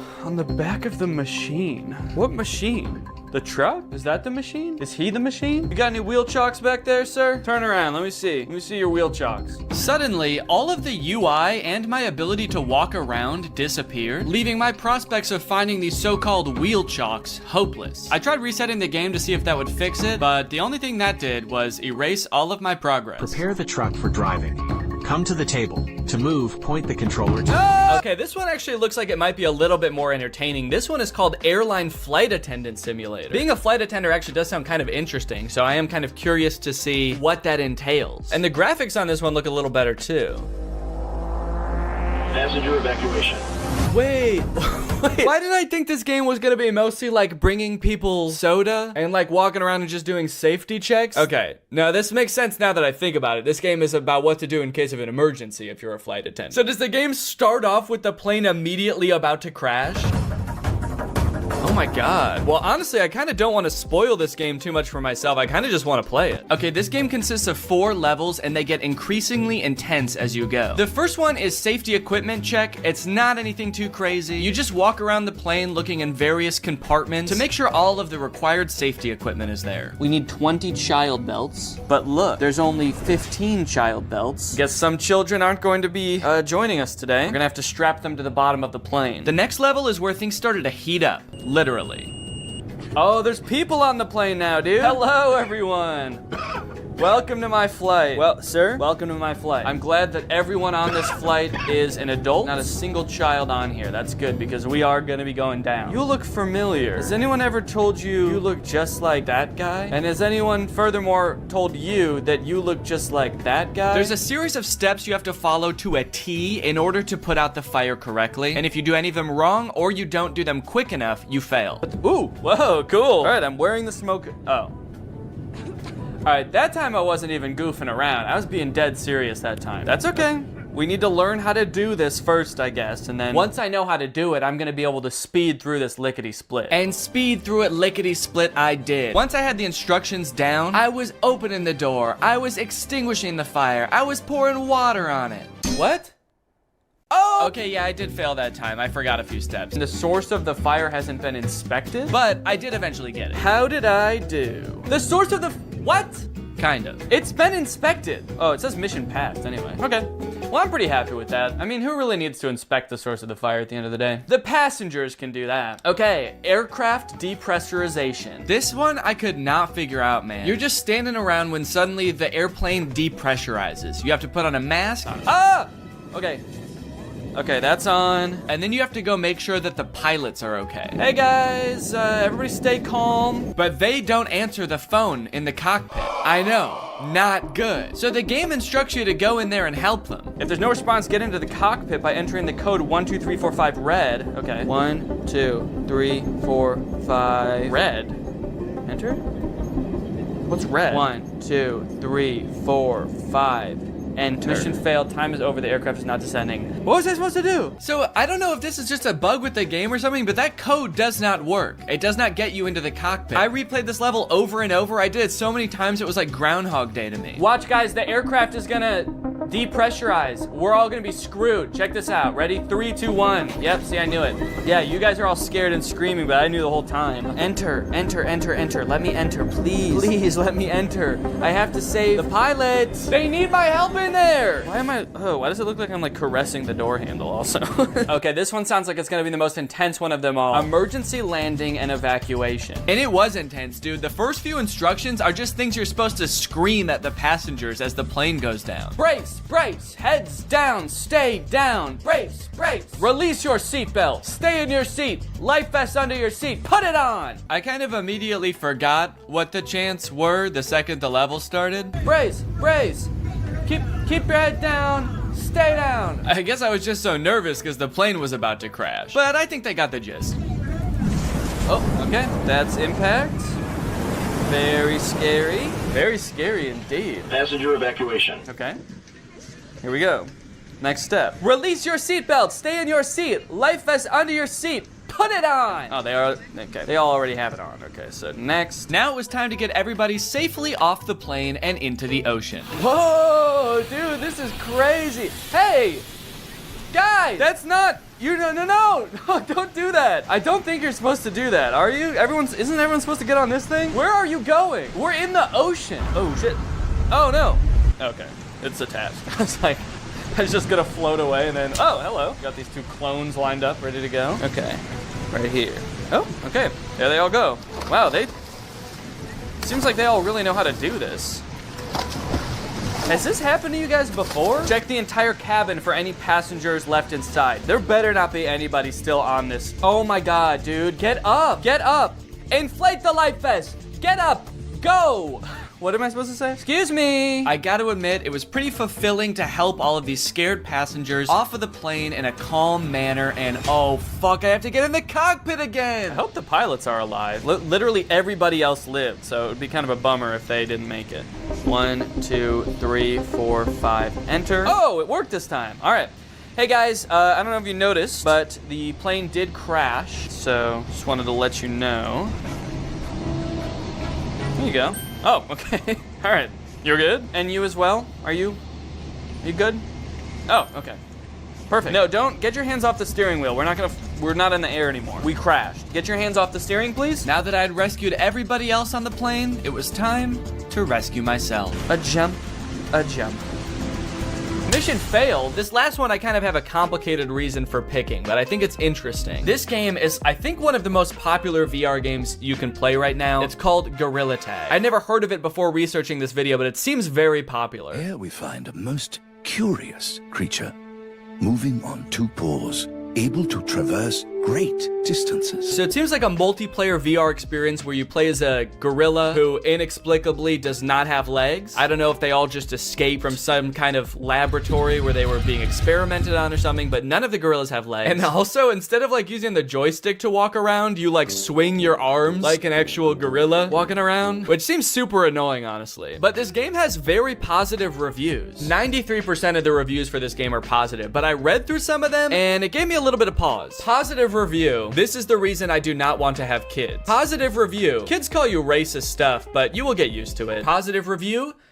Dislocated my finger in real life. I think what I'm getting at here is that the game itself is well designed and fun to play, but because it's a multiplayer game, the other people on the app, being mostly children, make the game a terrible experience. At least I think that's the case, but I want to check it out for myself. Is this actually a good game, or do the clientele ruin it? You start out in a cave learning to walk as a gorilla for the first time. This walking mechanic is very annoying and would only continue to get more annoying as the game went on. Also, I'm not sure why the game is third person in this recording. When I was playing, I was in first person as the gorilla. So this is what a gorilla's hands look like. But as you emerge from the cave, you are greeted by hundreds of children. Oh. Never give up. Whoa, suddenly I can hear people. Hey, hi, I'm new here. I don't know how this game works. Can anybody help me? Yeah, I will. Jump down. These children were immediately so eager to teach me how to play. They also turned me into lava. I'm still not sure what that means. Wait, what did you do to me? They swarmed me like a pack of feral wolves and immediately started asking me questions and showing me how to do things. This is kind of overwhelming. Do you already know how to run? So you gotta run like diagonal to the ground like this. They wanted to show me how to run, how to throw balloons. They wanted to feed me hot dogs. Thank you. So hospitable. Thank you. So overall, most of them were pretty nice. There was this one gorilla who kept asking me to change his color code in a very intimidating way. You take off my color code? What? You take off my color code? I don't know. I don't know what that means. This guy was weird. He also made me do a bunch of tests to make sure I was really new and I wasn't just faking it. Press this right here. Ooh, hats. Press right here. Put on. Press right here. Put on. Okay, you're actually new. Oh, you thought I was razzing you? You thought I was messing with you? I wouldn't joke about that kind of thing. Do you want to know how a real man does it? Yeah, show us how a real man does it. Bro, a real man do it like this. Whoa! That's a real man. While I was being taught how a real man runs up a wall, I was told that the $1,000 Meta headset I bought to play all of these games was actually the worst possible one I could have used. For some reason, I feel like it's like my hand is just not sticking in the wall. What are you playing on, Oculus or Steam? On Steam with the Quest Pro. So you have about 85 hertz. Okay. So your hands are not as sticky as the Oculus players. Wait, what did you get? The Pro? Yeah, but I'm playing it on Steam. Not bought that headset. What the hell, Steam? And Mark? My gaming setup is too good for Gorilla Tag? How fucked up is that? Once the gorilla children had cooled down a bit and started to go back to doing their own thing, I asked my friend here if there was anything else to do in this game. Are there like mini games in this game, or like what is there to do? He decided he should take me under their wings / monkey arms and teach me their favorite game. Let's teach them how to play Monkey on the Shelf. Okay, let's go. Now jump on the computer. Okay. Now join code Joe Mama. Monkey on a Shelf is a don't touch the lava type game where you try to make it from one end of the room to the other without touching the floor. I kind of thought there would be mini games like programmed into this game, but there is no structure at all. They just like pick one monkey to watch and make sure people don't touch the floor. While we played, we got to talking about some of the negative things people had to say about this game. Are there a lot of racists in this game? The review said that like it was just a bunch of racist little kids. Yes. Yeah, there are. There are. Did they get banned? Sometimes. Before I knew it, it was time for me to log off. All right, guys, I gotta go. But can I just say? Nice knowing you. Can I just say thank you guys for taking me under your wing and teaching me how to play this game. I couldn't have done it without you. Thank you guys. You're welcome. You guys are the coolest monkeys I've ever met. Yep. All right, bye. Well, Greg, there you have it. The world of VR is a magical and mysterious place that I am proud to have explored here with you today. If you have any other games you want me to check out, let me know. If you're not subscribed yet, make sure you subscribe and turn on my notifications to join Greg. Otherwise, go ahead and check out another video right here, and I'll see you guys in the next one. Bye-bye. What's up, Greg? Lately, I've been seeing a lot of discourse around alpha male podcasts on YouTube. I've seen a lot of really good commentary videos talking about these insanely misogynistic podcasts where the hosts, under the ruse of giving dating advice for men, will basically just insult women for an hour straight. Guys, here at the Fit Wolf podcast, we know that the dating game is tough these days, you know? Men don't know what women want and are finding it harder and harder to find a good girl to settle down with. So tip number 1 to finding a good girl is invent a time machine. Invent a time machine and go back to the 1750s, because that's the only way you're gonna find a decent woman. Because every woman nowadays is a thought. That's right. Every single Michelle out there that I used to date a month ago is a thought. They get mad at the dumbest things, like saying that women have no inherent value and their only purpose on this earth is to bear my children. And they forget to turn off location sharing even though they broke up with me a month ago. Michelle, I know you're over at my friend Brandon's house right now. I'm outside. But I think I might have found something that takes things one step further. I saw this video on Reddit the other day that's a trailer for something called The War Room. And instead of being a podcast for these like alpha male, misogynist, entrepreneur type guys, this is a club for those same types of guys.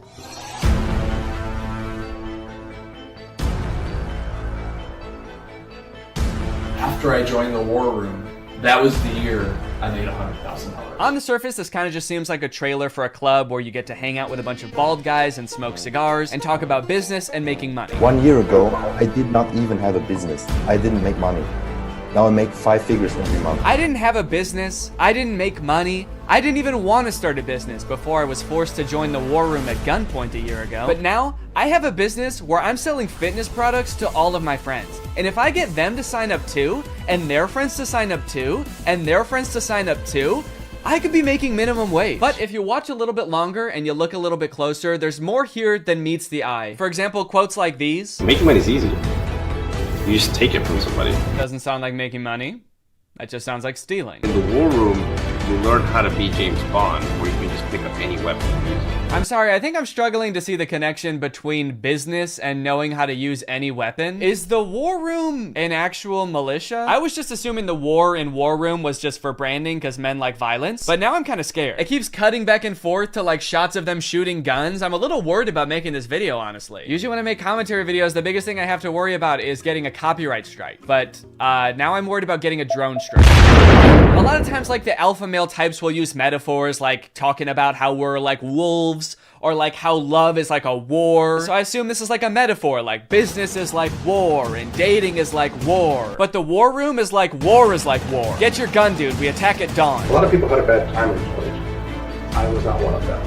And I credit a lot of that. Did that guy just shoot fire out of his hands? What does that have to do with any of the skills you learn in this club? I didn't know anything about business before I joined the war room, but I've been a member for 5 months and now I'm a wizard. How does being a wizard help you with business in any way? Does being magic help you organize your finances in some way? Who said anything about business? You did. That's what this club is about, isn't it? That's it. This interview's over.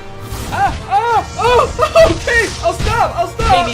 Give me money now. Definitely makes me want to join. You got dudes shooting guns, swimming, doing group exercises on a hilltop, watching other people gamble, smoking cigars. It kind of just seems like one super long bachelor party for men whose wives have already left them. And then at the end of the video, it gives you the URL to sign up. It says 54 countries, 1,000 members, and resist slavery. That's the last thing it says in the whole video. It says resist slavery, and then the video ends. And it's like, yeah, I will. I am. So I keep saying this club is about business because that's kind of what the trailer was implying. It's about like networking with all of these rich, influential people, making money, stealing it from people, using your magical powers to steal money from innocent civilians. But if you go to their website, there's not really any reference to business, which is confusing. And the description on their website says this: the War Room is a global network in which exemplars of individualism work to free the modern man from socially induced incarceration. Okay, but like, what do you guys do? Like, if I join, what do I get to do? I get you're gonna free me from socially induced incarceration, but what does freedom look like to you guys? Is it like, am I quitting my job to go to a cigar pool party? This package costs £4,000, and they have packages on their website that go up to £7,997. Do any of these guys not see the irony and being like, individualism rules, dude. Society is like jail. If you conform to society, that's like being in prison, basically. You're basically a slave at that point, while also being like, yeah, I paid $7,000 to join a club where everyone looks and dresses like me. I didn't want to be a stereotype, okay? So I joined a man club to smoke cigars and shoot guns. And that's sort of what makes me an individualist. It just feels like they're kind of playing the like, I'm not like other guys card. And I guess in some sense they're not like other guys because most guys can't bend the elements to their will like that one guy. But other than that, I mean, it's just like all the pictures are just guys hanging out in dimly lit clubs, doing military style drills. I don't know what's going on here. In case you're not sold yet and you haven't been convinced to join, let me read you a little bit more because the War Room's website uses like every cliche pickup artist tactic to try to get you to join this club. We got the classic negging. What can you bring to the War Room? Truthfully, very little. Probably nothing at all. You are not ready for the War Room. You will not revolutionize what we built. If you had the capabilities we required, you would already be inside. What? They think I can't bring anything to the War Room? They think I'm some kind of sucker who doesn't have my life in order and can't manage my money. I'll show them. I'm gonna take out a 4th mortgage on my home and I'm gonna join this club. We'll see how stupid they think I am then. They also use like the get it while you still can technique that's in like every as seen on TV commercial. This chance won't last forever. We will not hold this open for everyone. Soon, membership will close. The War Room members and their sons will remain the closed wielders of global influence into eternity. Holy shit, dude. They're closing submission soon? I'll be right back, guys. I gotta go. I'm not doing this for me, okay? I'm doing this for my son. I guess my son gets to be in the club too if I join. I gotta go. Now, I don't have any way to look and see how long it said this on the website, but if I had to guess, I would guess that it's been on there as long as this website has existed. Why would they close submissions? How does that make any sense? Do they want to stop making money? The founder of this club is like, whoa, I'm too rich, all right? That's one thing we teach in the war room is you can't have too much money. I mean, if this is like a militia, do they have enough soldiers? Is that why they're closing? Soon, 1,000 bald men wearing tightly fitting t-shirts will be storming the beaches. We can't wait around for you forever. So you might be wondering who the head of this club is, right? It must be someone like very rich and influential if he's expecting to get people to join just based on like the connections that you can get from the club, right? Well, this is where things get a lot more creepy. And also not monetizable. This is the part that is the reason this video probably doesn't have ads on it. My name is Andrew Tate. I'm a retired 4-time world champion kickboxer who is now a multimillionaire, and I'm the most competent person on the entire planet to teach you about male-female interactions. How did I become rich? Webcam. Definitely gonna need him to elaborate on that a little bit. That's so vague. Mr. Bezos, please. You're the richest person in the world. Do you have any advice to young up-and-coming entrepreneurs on how to start a business and how to get rich like you? Book. Huh? Book. Need I say more? Yes, please say more. We literally have no idea what you're talking about. So you're probably thinking like, did this guy invent webcams or something? Is he like famous on Twitch or something? Is this Sapnap? I don't know. I've been running a webcam studio for nearly a decade. I've had over 75 girls work for me, and my business model is different than 99% of webcam studio owners. If you had to guess whether it's different because it's more creepy or less creepy than other webcam studios, what would you guess? Go ahead and vote down in the comments below, guys. Do you think this is gonna be creepy or no? Over 50% of my employees were actually my girlfriend at the time, and of all my girlfriends, none were in the adult entertainment industry before they met me. My job was to get women to fall in love with me. Literally, that was my job. My job was to meet a girl, go on a few dates, sleep with her, test if she's quality, get her to fall in love with me to where she'd do anything I say. Holy shit, this is insane. And then he gets them to join his webcam empire where he gets them to do, you know, he gets them to get nasty on camera. I'm not a lawyer, but does this not... Does this not feel illegal? At the very least, this seems like insanely creepy. This feels abusive. It feels like he's just confessing to crimes. That's why I want you to join the war room, all right? You're gonna learn about making money, picking up women. You're gonna form a militia to protect me from an international tribunal for my many crimes that break international law. For legal reasons, that was a joke, okay? I don't know if this is legal or not. So I guess what he meant when he just said the word webcam was that he's exploiting a ton of women online for his own personal gain. In hindsight, it seems so obvious. How did I not guess that? Let's watch another promotional video for the War Room. This is on Andrew Tate's YouTube channel, and it's called The Matrix Predicted the Great Reset Explained. Basically, it's a video where this guy compares his life to the Matrix. We are living inside of the Matrix, and I am Morpheus. I know you're sitting thinking, why did Tate not decide he was Neo? Because Tate has all the Aikido and the masterful, nearly superhuman abilities. Yeah, I used to be a kickboxer, so I'm basically in the Matrix. Actually, the reason I take the War Room guys to the gun range so much is so they can shoot at me and I can dodge the bullets like Neo. It's like, okay, dude, if anyone here has superpowers in the War Room, we know who it is. And it is not you. And when I say we're living inside the Matrix, I'm not stating that with irony or as a joke. We are genuinely, actually living inside of the Matrix. The Matrix is real. Yeah, something tells me that even though he keeps saying literally, and this is not a metaphor, that it is a metaphor. Something tells me he's not literally saying that we're living in a computer simulation that's controlled by like aliens or whatever the Matrix is about. I actually haven't seen the Matrix.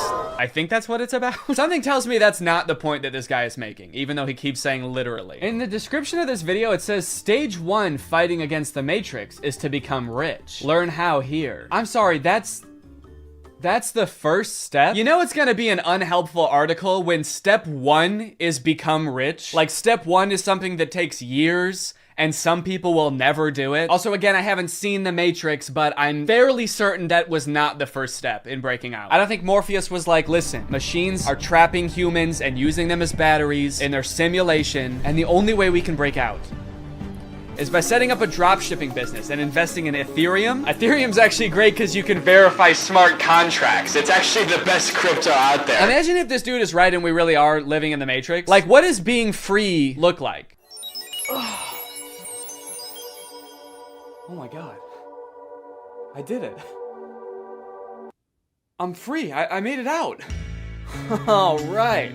Hey guys, We got another one. All right, welcome to the club, buddy. Hell yeah, congratulations, man. Yep, you finally made it out of the simulation. Wow, thank you guys so much. Where's everybody else at? What do you mean everybody else? Yeah, the only other person here is my girlfriend who I'm scamming, or I mean dating. Yeah, but I mean like in the whole world. Like there's gotta be more than just you guys in the real world, right? What the fuck, you don't like us? No, it's not like that. I mean, sorry, I was picturing there being more than just like 3 normal guys in a room when I exited the Matrix. Normal? What the hell, man? Yeah, we're not normal. We shoot guns and make money out here. Yeah, we're big into making cash out here, man. Did they do that in the Matrix? They actually do, yeah. Not the way we do it. Okay, how do you do it? Hey, you're stealing my shit! Okay, I'm just saying, all things considered, you guys don't really seem that different. Honestly, if anything, this seems more like a simulation than the world I was just in. How so? Look at you guys. You're all holding guns. All you do is talk about business. You guys are like NPCs from GTA. You all look like slight variations of the same sim. Same, and I don't know what it is about this one in particular, but watching this little kid beat the shit out of these burglars is just not as fun as it used to be. I guess I really am grown up. Oh, no, you know what it is actually? It's not that I'm grown up. It's that instead of making the villains in this movie like cartoonishly evil burglars, they made them like a struggling middle-class family who are only breaking into this kid's house due to a misunderstanding. They're not evil, they're not trying to hurt anyone or kill anyone, they're just like a down-on-their-luck family, and this rich kid is just fucking him up at every turn, dude. This movie is insane. You know how a Home Alone movie goes. There's a kid, he gets left in his house by himself, there's robbers who try to break in, and the kid sets up a bunch of traps to try to hurt them and embarrass them. And that's exactly what happens in this movie. So you're probably wondering, who are these robbers and why do they want to break into this kid's house so bad? So let me tell you. Pam and Jeff McKenzie are parents. They live in the same area as the main kid, Max. And the movie starts off with them having an open house. They're trying to sell their house because they're both down on their luck. One of them doesn't make very much money and the other has just lost his job. And so they're trying to sell their house to keep food on the table for their families. It's very sad. The movie sort of tries to make it into like a funny thing happening. There's like millennials that come to try to buy the house, wearing berets and scarves. You know how like millennials do. Always wearing berets and scarves, I am. The schools here are amazing. They are totally lit. And there's a lot of scenes like this in the movie that seem like they're trying to get you to empathize with this couple. In this scene, they're just talking about how they can't afford to live in this house anymore, even though they love this house and they always thought that they'd be growing old together in the house. Unfortunately, it just won't be able to become a reality for them. I always thought we'd get old and weird in this house, but we've done the math. We can't afford it on my salary alone. Yeah, but I mean, I crushed my interview with IBM. Crushed it. But that was 3 months ago. It's very sad. And when I watched this, I didn't know that these two were going to be the ones who were gonna have all of the booby traps happen to them. And it's kind of crazy now watching it back, being like, holy shit, just about an hour and a half from now, these two are gonna be getting maimed by a rich child. How fucked up is that? So what's their motivation to rob this kid, you might ask? Well, it's sort of, I feel like everything in this movie is so long and convoluted to explain. Probably because they've done this same movie like 6 times now, and so they keep having to come up with like new, more obscure ways to explain everything, like how does the kid get left home alone, and why are burglars trying to get into his house. Basically, there's this doll that the McKenzies own. They have a whole collection of these dolls that were like his grandma's or something, and they find out that one of them is worth like $200,000, which is enough money for them to like save their house and have enough time for the husband to find a new job, and they can even remodel the whole house. It's great. But during their open house, Max and his mom, who are rich, by the way, they live in a mansion, stop at their open house because Max has to pee. Do the maths. 6 soda refills into one tiny 10-year-old's bladder does not go. They sort of are using this less wealthy family's house as a public restroom of sorts. And the McKenzies talk to Max about this doll, and that's actually how they learn how valuable the dolls are, is because Max's mom knows this information. There was this elderly lady who'd bought one at a garage sale for about $10, and then it ended up going for about $5,000. And then the doll goes missing. That brat kid stole my doll. And so the McKenzies assume that Max stole the doll from them. So they are breaking into his house to try to get the doll back so that they can save their family. Which is not a decision that they take lightly, mind you. They're not like stoked to do this. They're like a normal family just like anybody else, but this is like the only thing they can do to try to keep their family afloat. They're actually like extremely nervous about doing this because they don't want to get caught and they don't want to hurt anybody. Little do they know they will get caught and they will get hurt. So yeah, in various ways, this movie goes out of its way to show you how nice of people the McKinseys are, how much they don't want to break into this house, but how they're like left no other option. It's like, it's honestly, you gotta kind of respect it in a way. They're like, look how these people, they're so nice, they're so sweet, wouldn't hurt a fly, they just really want to keep their family well-fed and in a nice house. We're gonna fuck with them. We're gonna fuck with them hard, dude. This is like an evil Mr. Beast video. So at first only Jeff is on board, but then this scene happens, and this is what finally gets Pam on board to help out with the robbery as well. You gotta save our house. Seriously, Mom, will you just get the doll? It's just entering, Pam. We have the key. Pam, you have to call me. Hi, Come Gavin and Watts, get me. Realtor No, Extraordinaire. Fräulein. I will, you ugly little boy. Weirdly inspirational music as this woman is having a full meltdown. She's like hallucinating. This is the moment she's realizing she has to do something that is like deeply against her morals just to put food on the table for her family. And the music is just kind of this like inspirational Christmas song. Does not seem like the right tone, but okay. So now you may be wondering, since I brought it up, how does Max... So now you may be wondering how Max gets left home alone. They've done this movie a million times. How can they possibly come up with new ways for a child to be left home alone from a family vacation? Well, the short answer is they basically just, everything is so confusing that they just leave him home. It's confusing for them and it's confusing for us as the audience. They're going on vacation to Japan with a bunch of extended family. So they've got a bunch of families staying at their house. It's very chaotic. It's very hectic. The whole beginning of the movie is just them like rapid fire introducing a bunch of characters that we literally never see again. In all this confusion, the families get split onto 2 different flights to go to Japan. You have split our family onto 2 separate flights. Can you speak up, please? It's very loud in here. And so they can't really keep track very well of who's on which flight. Now, as for how he actually gets left at home, Max is sort of a Scrooge of a child. While Max has like all of his cousins over playing, they're all running through the halls, playing video games, shooting Nerf guns at each other. Max, I guess, is like overwhelmed by all of this and goes to hide in his family's BMW.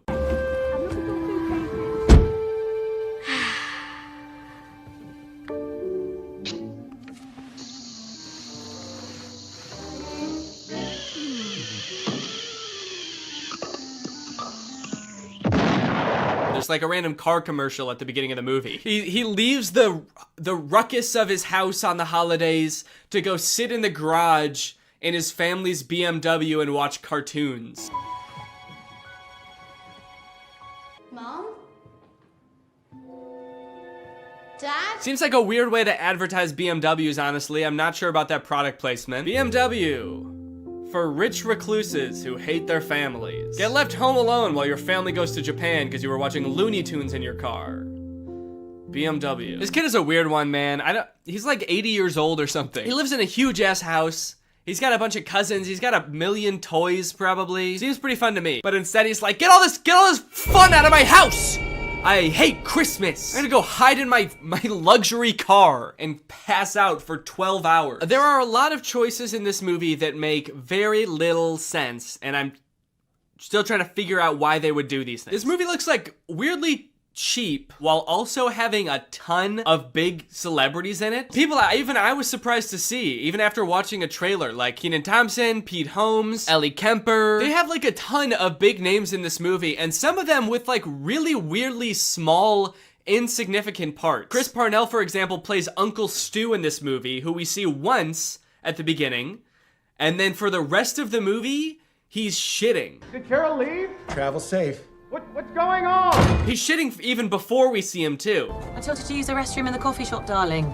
After Uncle Stu had been in there? Really? Did you see how many deviled eggs he had for lunch? And then for the rest of the movie, we only hear him through the door of the bathroom. Did somebody call the house? No, because we don't have a landline, Stu. Because he gets to Tokyo and then I guess had more bad food and is still shitting. Actually, that might be one of the funniest parts of the movie, honestly. The fact that this uncle is just pooping his brains out the entire time. That is pretty funny. And the fact that they got such like a big name to play him, and we're paying you $5 million for this role, and you're gonna be behind a door pooping your brains out, and we're never gonna see you. Is that cool? Also, Mikey Day from SNL is a priest in this movie. If you didn't look very hard, you might not even know there was a priest in this movie, let alone the fact that he was played by someone famous. If this movie was good, it would have been cool to see so many famous actors, but because it was really underwhelming, it was almost disappointing every time a new actor popped up that I recognized. I was like, oh, Not you too, man. What's going on? Are you okay? Another weird choice, they threw in this line in the middle of the movie about remakes always being worse than the original. Ugh, this is garbage. I don't know why they're always trying to remake the classics. Never as good as the original. Like, yeah. Fuck you. It was like the studio being like, we know this isn't as good as the first one, but you're still gonna eat this shit up, aren't you, little piggy? Little piggy likes his Home Alone movies, doesn't he? And I did eat this shit up, alright? So, I can't talk. I watched it still. I feel like with a kids movie like this, you always have to appeal to the kids, but then also throw in some good stuff for the adults in there too and make it fulfilling for them to watch. That way they'll want to, you know, throw it on with the kids every year, right? And this movie works well enough for kids, I think. I think kids just like to watch Max make the booby traps and think, I could do that if I was like, home alone and there are people trying to rob me. I could defend myself against two adults who are trying to kidnap me. It's fun to imagine yourself as a smart little 6-year-old, even if you are a dumb little 6-year-old. But this movie, while being fun for kids, I would say is deeply saddening for adults. The second half of this movie is just watching a struggling family getting their shit rocked by a rich asshole kid. Bombs away!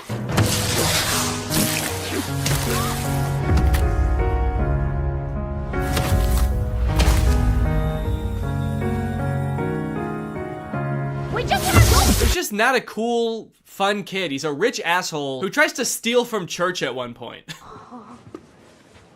I'm definitely a child in need. Need of this. Can I help you? Even if Max was a likable child, we probably wouldn't even know because we spend hardly any time getting to know him. And the time that we do spend getting to know him, he's not very likable. When he first gets left home alone, you know, in the movies, that's like their chance to do everything they've ever wanted to do in the house. But like all Max wanted to do, I guess, was like play video games and Hot Wheels and then like watch porn. Well played, Mom and Dad. Was he trying to look at porn? We will never know. But I have to assume that that's what they wanted us to think, right? Actually, after watching this movie, I wouldn't be surprised to find out it was something like super violent. Working family gets a beating compilation. No one can stop my violent urges now. Damn it. Also, during the big heist when the Mackenzies come to rob Max, he doesn't act like a kid who thinks he's going to be kidnapped should act. He acts creepy. What a kid should do, even if he set up booby traps, he should set all those up and then find a place to hide, right? Like get in a box under a box in the basement and just hide there. But not Max, dude. He is sick. Every time the mom gets like thrown across the room or a few teeth knocked out, he's always like right around the corner giggling. He's been waiting for an excuse to do this, for sure. He has been planning this for longer than it seems, I think. Speaking of which, let's talk about the traps. I think the traps in this movie might be pretty on par with the other Home Alone movies, with the exception of a few particularly grotesque ones. One. And also I think the makeup artist for this movie thought they were doing makeup for a horror movie. At one point, Jeff gets shot in the head with a pool ball because Max has sort of like a gun that shoots out pool balls, which I do think would kill someone. But Jeff is just kind of walking around the rest of the scene with like a giant ass bump on his head. It is horrific. Why is he doing this to us, Pam? At one point, Pam, sweet Pam, is lit on fire. Okay. This poor mother is set ablaze. She runs to the hose to try to put out the fire and it sprays her.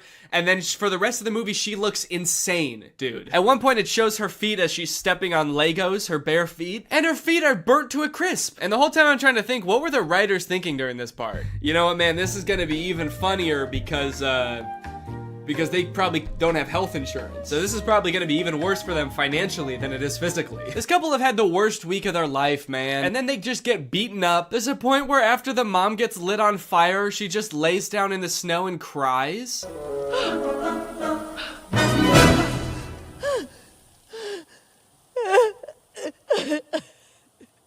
Am I supposed to be laughing right now? This is so sad. The worst booby trap of the whole movie, and probably any Home Alone movie, I feel like has gotta be this one. It is so grotesque. It is honestly scary. This is some horror movie shit right here, okay? Pam thinks that Max has just run up into the attic, so she goes to pull down, like, the ladder that leads to the attic, and instead she's greeted with a Nerf gun that shoots out Nerf darts with push pins sticking out the front.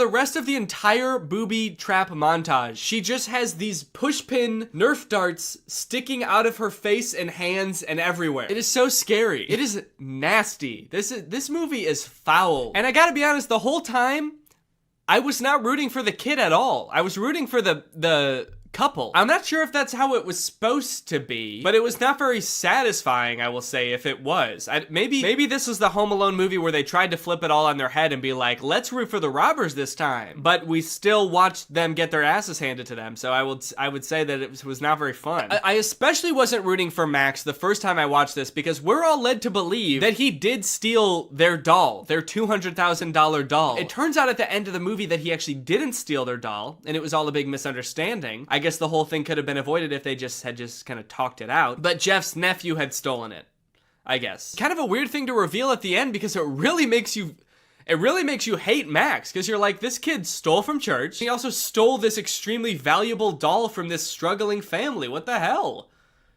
I hate this kid. Anyway, that's pretty much the end of the movie. They get the doll back and they sell it, and then they can live in their house happily ever after. And yeah, that's the end of the movie. Now it's time to talk about our sponsor, ExpressVPN. This video has been sponsored by ExpressVPN. Guys, if you're using the internet without ExpressVPN on your computer or your phone, you're missing out. You're not getting the full experience because ExpressVPN unlocks so many possibilities while keeping you safe. Because while ExpressVPN sends all of your data through a secure encrypted tunnel, keeping your data safe from like hackers and your ISP and advertisers, it can also help you unlock a bunch of content that you didn't even know was there. For example, did you know that some Netflix libraries in other countries have nearly twice as many Oscar award-winning titles than in the US? So just saying, if you download ExpressVPN and change your server location to a different country, your Netflix is gonna be crazy. I have ExpressVPN on pretty much every device I own that can have ExpressVPN. I've got it on my laptop, I've got it on my phone, and I've used it to watch many a Netflix title that are not available in the US. Harry Potter, for example. You bet your boys watched it on Netflix. I'd like to see you try to do that.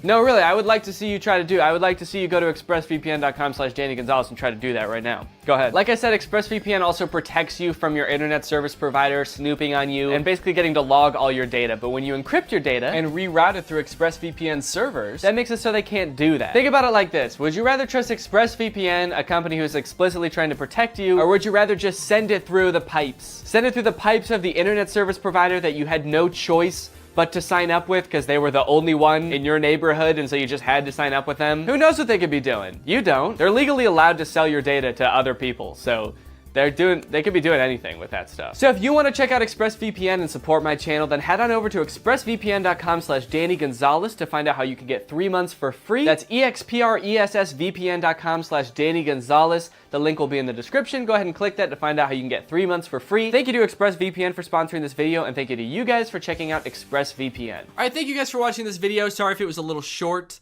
I am ill, and I had to take breaks periodically throughout this video to have a coughing fit. So, but I'll be back. Probably won't post another video until the new year, but I'll see you guys in 2022. Thank you guys for another year of your support. I greatly appreciate it.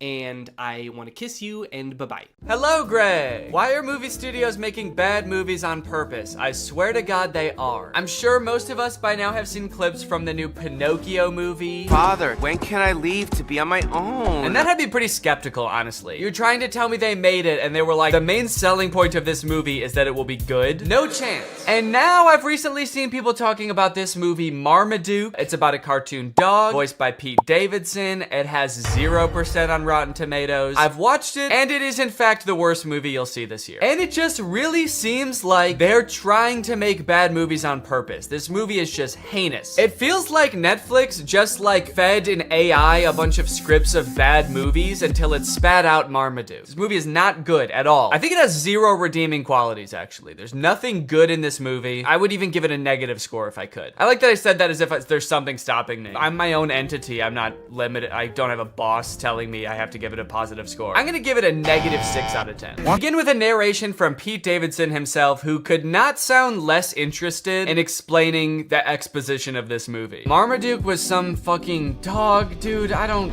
care. I'm dating a Kardashian, man. You think I need this? I personally don't have a problem with Pete Davidson. He's a funny guy. He was not up to the task of being the main character in this movie. This is a cartoon dog. You need someone with like a crazy range. Pete Davidson's emotions range from high and please down to high and indifferent. That's about all the variety you're gonna get out of Pete Davidson. After watching the movie all the way through, I'm not even 100% sure that Pete Davidson even knows he's in this movie. I haven't seen Pete Davidson do any promotion for this movie. I don't think he's done interviews talking about, you know, getting into the role of Marmaduke. I would not be surprised if they just like took audio excerpts of Pete Davidson from like other TV shows and just like found a way to make a movie about a dog around them. Look at the characters in this first scene here and tell me, what is your reaction? Art is subjective. What you like depends entirely on your life experience, your personal taste, you know, where you were born and raised. For example, I was born in the 1990s on Earth, and I hate every single one of these characters. There are 3 body shapes in the universe of Marmaduke. There is eerily slender, bouncing egg. That's right, they don't walk, the round characters. They just kind of bounce from place to place. And then there's Mom. Mom has a serious case of the Pixar mom syndrome. I guess the creators of Marmaduke decided to take a page out of Pixar's book when designing the mom, and then they ignored all the other pages in the book about like how to make a movie. Anyway, through a little bit of narration, we find out that the reason Marmaduke is not allowed at this party is because he's basically a terror to the family. Marmaduke is a nightmare. He chases the cat. This family wasn't going through enough already, dude. Look at the dad's nose. Look at his nose to arm ratio. He doesn't need this right now. He's got bigger fish to fry. His nose is about 3 times thicker than his arms. What the hell? Compare that to Marmaduke. And the shot where he's just beat the shit out of the dad for his comfy chair. He's jacked. He looks like a kangaroo. They're living with a wild animal in their house, and this dad's arms are made out of wet spaghetti. And Marmaduke has the audacity to be upstairs in the window like, come on, let me into the party. What is it, cause I like steak a little bit too much? And it's like, no, dude, you keep beating up my family. You killed our youngest daughter. But Marmaduke's not trapped upstairs for long. He decides to start chasing a bee around the room that he's trapped in. What's that?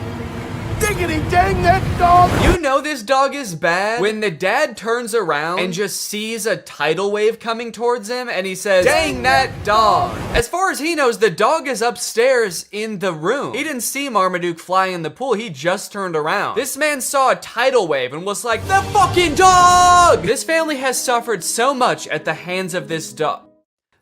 Paws of this dog, that the dad could see like an overseas power plant collapse and then explode and be like, I know Marmaduke has something to do with this shit. Anyway, this guy is Guy. His name is Guy. He is Drew Gooden's biggest fan, and he is a dog trainer. The guy, being like a world famous dog trainer, sees Marmaduke, this poorly behaved monster, and decides, hey, this would be kind of an interesting challenge for me to transform Marmaduke into like a good boy. At first I thought this guy was gonna be the villain of the movie because he's like rich and British, and I think that it's the law in cartoons that the bad guy has to be rich and British, but this guy is actually, he's not that bad. He's a little greedy, but he's not the bad guy. So Guy goes over to Marmaduke's house and talks to the owners and is like, hey, if you let me train your dog and enter him into like dog competitions, we could win $1 million, and I'll share the $1 million with you, which is actually a very nice thing for a rich British man to do in a cartoon. The family says yes, so Marmaduke gets to train with this experienced, highly awarded, rich and famous dog trainer. And they start training right away. Or actually, sorry, Marmaduke doesn't want to train at all, so the trainer starts beating the shit out of Marmaduke. It's enough for today. That's enough for today? You didn't do anything. You just hurt a dog. You didn't teach him any tricks. He doesn't even know how to sit. All right, the first trick we're gonna learn today is how to dodge a punch. Okay, it looks like you didn't get it today, but we'll try again tomorrow, okay, buddy? Anyway, I guess after showing Marmaduke how violent he is and all of his like cool martial arts skills, Marmaduke is like, wait, actually maybe I do want to get trained by this guy. And they make it seem like it's because like Marmaduke is so impressed. I personally think it's because Marmaduke is so scared. He does agree to finally be trained, so cue Marmaduke getting trained montage. Or sorry, Marmaduke getting tortured montage.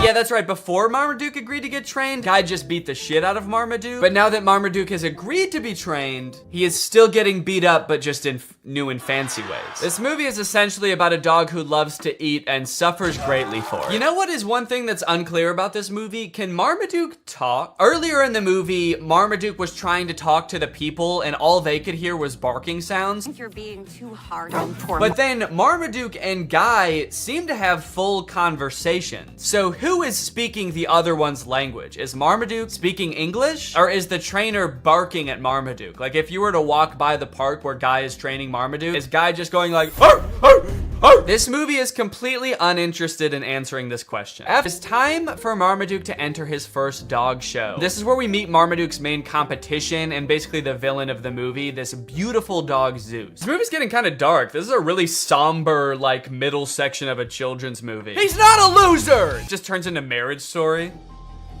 Marmaduke is a Great Dane! Then come to find out that the trainer has actually billed them for all of the training, and it's like a shit ton of money. They go through the list, and it rolls by in this like Star Wars style credit roll, and it's meant to fly by really fast so you can't read anything, but I paused it just to like look through what some of it is. Some of the items on this list are more than the $1 million they would have won at the final dog show. There's things for $29,000, $35,000, $1.4 million. Also kind of a funny detail, the writers I guess couldn't come up with enough things to actually make the list that long, so they just literally copied and pasted the same chunk over and over. So if you just play it, you'll see like the same thing worth $1.5 million over and over in this list, and it's like you couldn't just keep coming up with different numbers at least? You are not a champion. So Marmaduke is like, you know what, screw it, I don't need you, and he decides to set off on a journey to show him what a real champion can do. He runs to China, and then he runs to Egypt, and then he swims in the ocean, and then he goes home. And I guess that's pretty much all the training he needs. I don't know why he is still so focused on the dog show after that. Marmaduke's like, yeah, I climbed to the top of Mount Everest and then swam to the bottom of the ocean so that I could hopefully compete in an obedience competition at a regional level. I hope that I do okay. It's like, no, all of the things you did just then are like infinitely more impressive than a dog show. At least that's what I thought until we get to the dog show and we see what other dogs do during the talent portion.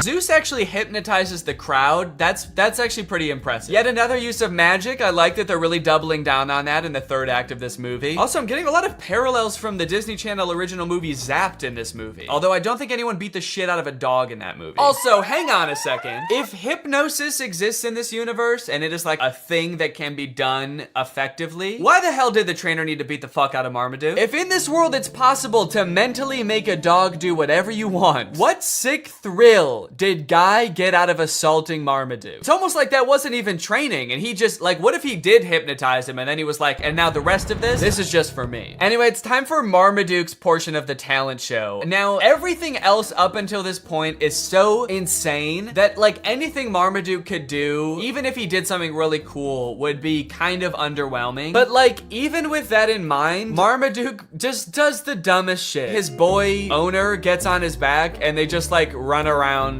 the stadium. I'm sorry, Marmaduke, but that was not impressive at all. We literally all just saw magic happen. We saw a bulldog lift up a building. I know I keep mentioning that, but that was insane. We all just saw an entire crowd get hypnotized by a creepy blonde dog, and Marmaduke's like, yeah, but can you do this? Are you trying to bankrupt your family, Marmaduke? Because that's what's gonna happen if you keep this shit up. Are you trying to destroy your family's lives? You're going to. Keep dicking around on the ground like that with no talent, and you're gonna destroy their lives. It's happened before, it'll happen again. Okay, a little plot twist happens at the end of the dog show. Zeus, the beautiful dog, wins. Obviously, he hypnotized the judges, so we kind of thought that was gonna happen anyway, but it turns out that one of the judges is actually Zeus's trainer in disguise, so he gets disqualified from the talent competition. I kind of feel like it was pretty dumb of him to do that because he had a shot at winning anyway. It's not like he was like a total underdog. Dude was basically an overdog. He was actually bound to win. He hypnotized everybody. Is Marmaduke dead? Marmaduke was a good dog. What the fuck, dude? We will miss you very much. Okay, they're spending way too long on this if he's not actually dead. He should have come back alive by now, probably. Is there still time to hit the awards banquet? Jesus Christ, dude. You have to admit, if he did die, that would be objectively the funniest ending to this movie. Marmaduke doesn't win the dog show, and then he dies. And then everyone's really sad, and then the movie ends. In my head, when this was happening, the first time I watched this, I was like, please roll credits, please roll credits. It would be so fucking funny if Marmaduke dies. Oh, fuck, he's alive. Anyways, if this movie couldn't get any worse, it ends with an original song by Pete Davidson about being a dog. I'm the biggest dog around, the greatest Dane in the whole darn town. But my family, doesn't understand. I gotta eat, it's my command. Did they give Pete Davidson 40 seconds to write this song? All right, Pete, it's time to record the ending song. What ending song? You guys didn't tell me there was gonna be an ending song. I don't know, man, you tell us. Hit it. All right, well, yeah, that's Marmaduke. Let me know what you thought, and now it's time to talk about our sponsor.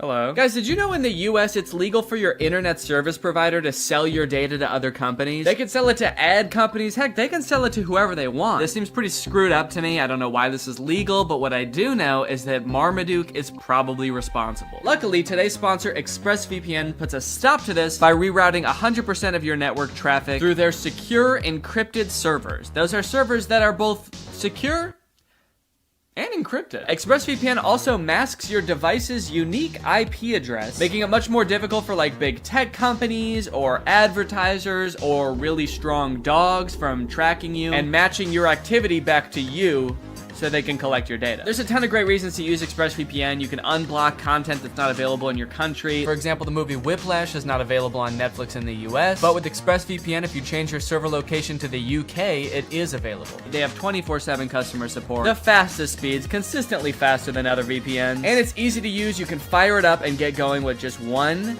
click. I've got ExpressVPN on my computer and my phone, pretty much every device that can have it in my house. So find out how you can get 3 months for free by visiting expressvpn.com/Danny Gonzalez. That's expressvpn.com/Danny Gonzalez. Thank you to ExpressVPN for sponsoring this video, and thank you to you guys for checking out our sponsor. Please get out from under my desk. All right, guys, thank you for watching this video. If you're new here and you're not subscribed yet, make sure you subscribe and turn on my notifications to join Greg. Is that in focus at all? Greg, join Greg. Greg is what I call my fans here on YouTube, my fan base, my audience. But we're more than that, you know? We're a family, we're an army. We are one guy named Greg. So if you want to join, then turn on my notifications and subscribe, and I'll see you guys next time. Bye-bye. What's up, Greg? You know, I feel like it's been a while since I found something real weird on TikTok. Like something so strange that I truly cannot wrap my head around it, but I've done it. It's two twins on TikTok, which is not uncommon for twins to blow up on TikTok, but these twins are different because these twins are in love. Aww. That's so cute. With each other. What's up? Yeah, I know. Yeah, that's right. We're watching these guys today. You guys have probably seen videos titled Siblings or Dating. How about Siblings Are Dating? This is truly one of the weirdest things I've seen on TikTok in a while, and like the more that I look into it, the more puzzling it gets. It's like there are layers and it gets deeper, and there were twists in here that I did not expect. These dudes run an account called Alisov Brothers. I believe they're Russian, and the vast majority of their TikToks is literally just them doing stuff like this. I mean, like, being about to make out with each other, not dentistry. That most of their TikToks are not about being dentists. Although they do have, like, a surprising amount. I feel like they have, like, 10 TikToks in this dentist chair. I don't know if they own a dentist business on the side. That is not clear to me. These dudes heard that self-care was important and took it so literally. This dude has his literal self cleaning his teeth and borderline making love to him. But this is, like, their thing. They have so many TikToks where it's like music playing, and then at the end they just kind of like grab each other's faces and just like breathe into each other's faces. Skin the color of bark. Oh, nice. Nice, dude, that's awesome. Has your brother ever been so right at math that you wanted to make out with him? I guess that's kind of the relatable angle they were going for here. Every video I watch, I feel like peels back another layer of their lives, revealing another even more confusing layer.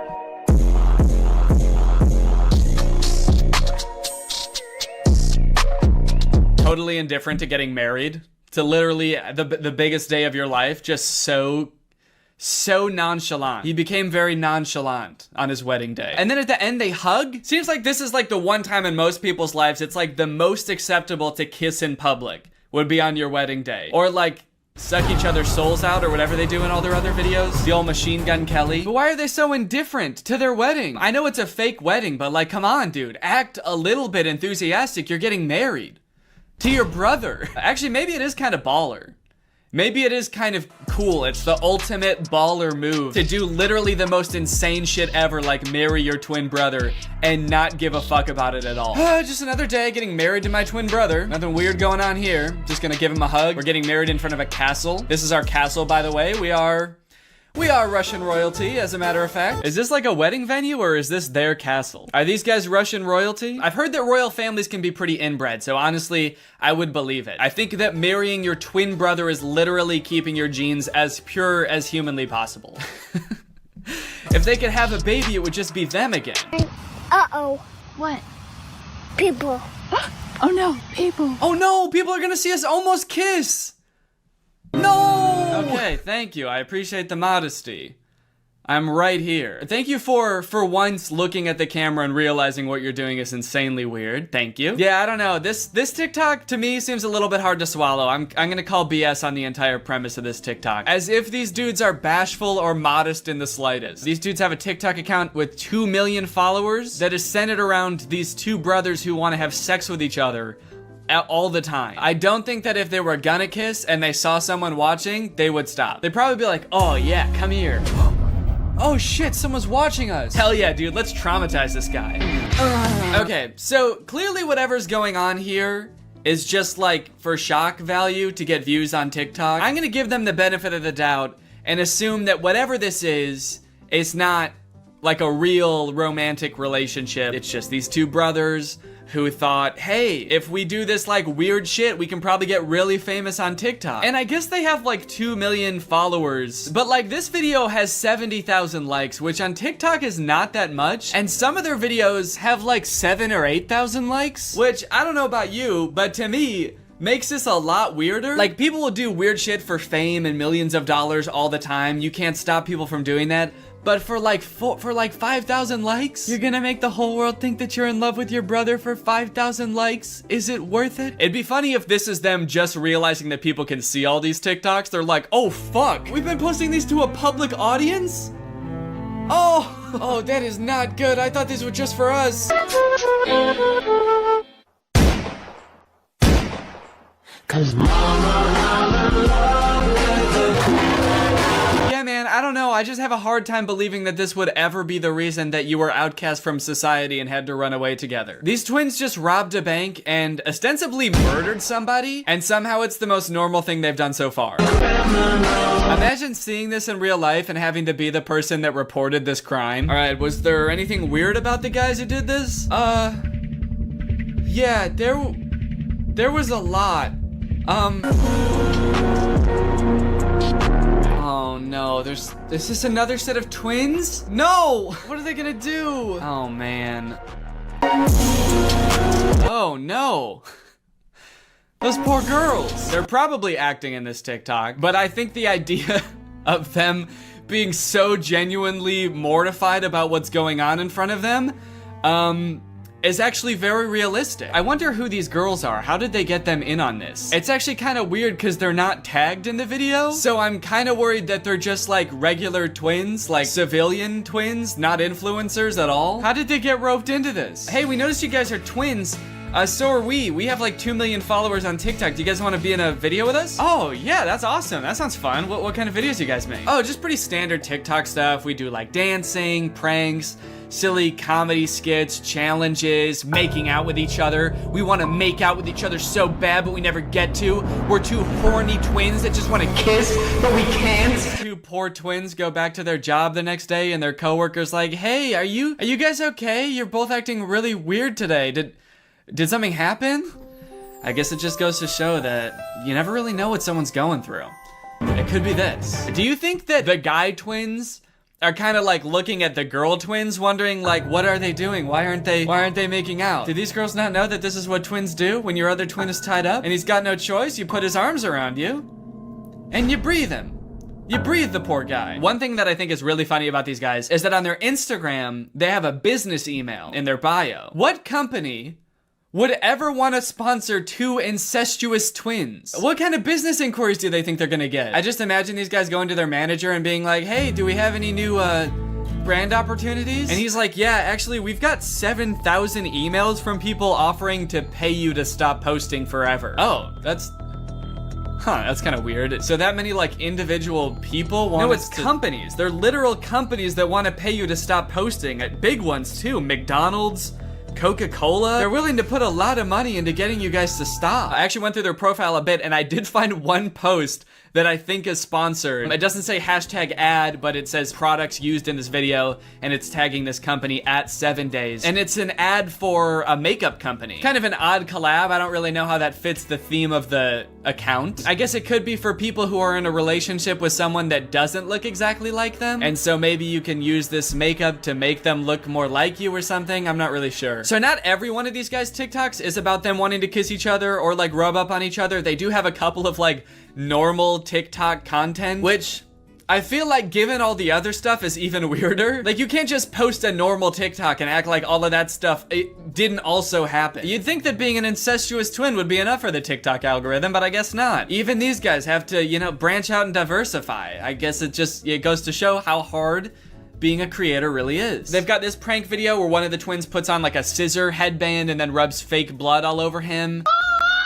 And his twin brother comes in and they both faint. My favorite part about this TikTok is that when they both fall over, you can see a mirror in the background and there's just like a guy sitting in a chair helping film, I guess. I'd like to imagine that that guy sitting in the camera is actually their third twin, or their triplet, I guess. He's their brother also, but he never gets to be in them. He's like in charge of setting up the camera and everything. And every time he sets up the camera for a video, he's like, hey guys, I had an idea for a video. What if this time you guys want to make out with me? And the other two brothers are like, ugh, gross, dude, that's disgusting.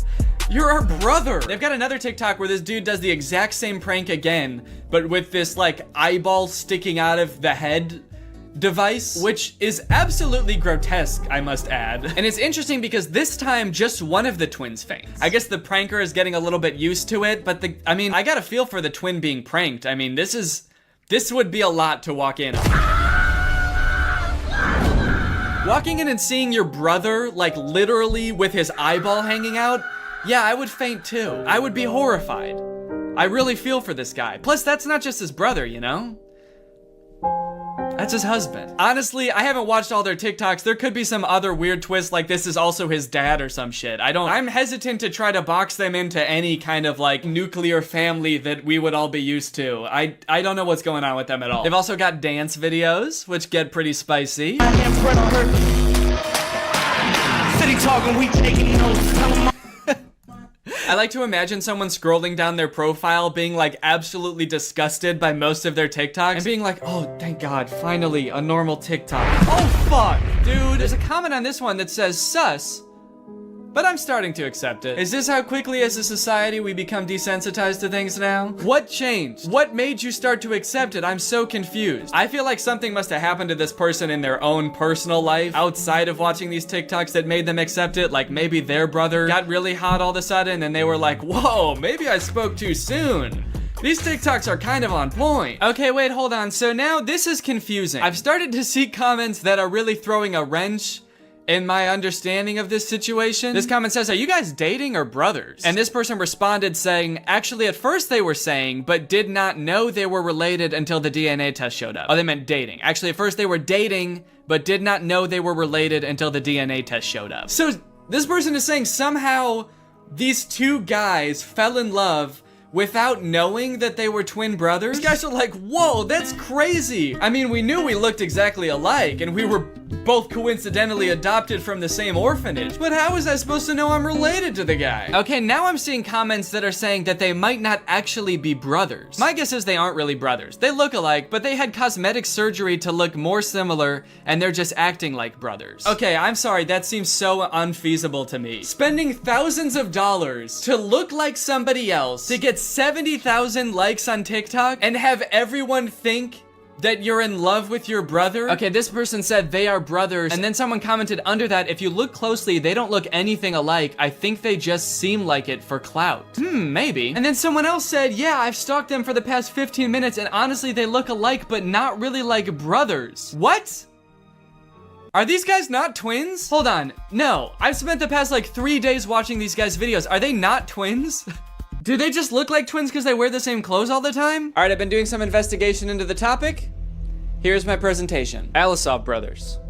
Twins Or just guys? Are these two genetically identical humans? Are these just two guys having fun, having a good time? In this investigation, I wanted to take a closer look at the two guys to see if they really look as similar as I thought they did. One of the tricky things about doing this is they never like have both of their faces right next to each other for comparison, like both looking dead on into the camera, both at the same distance. Kind of suspicious, no?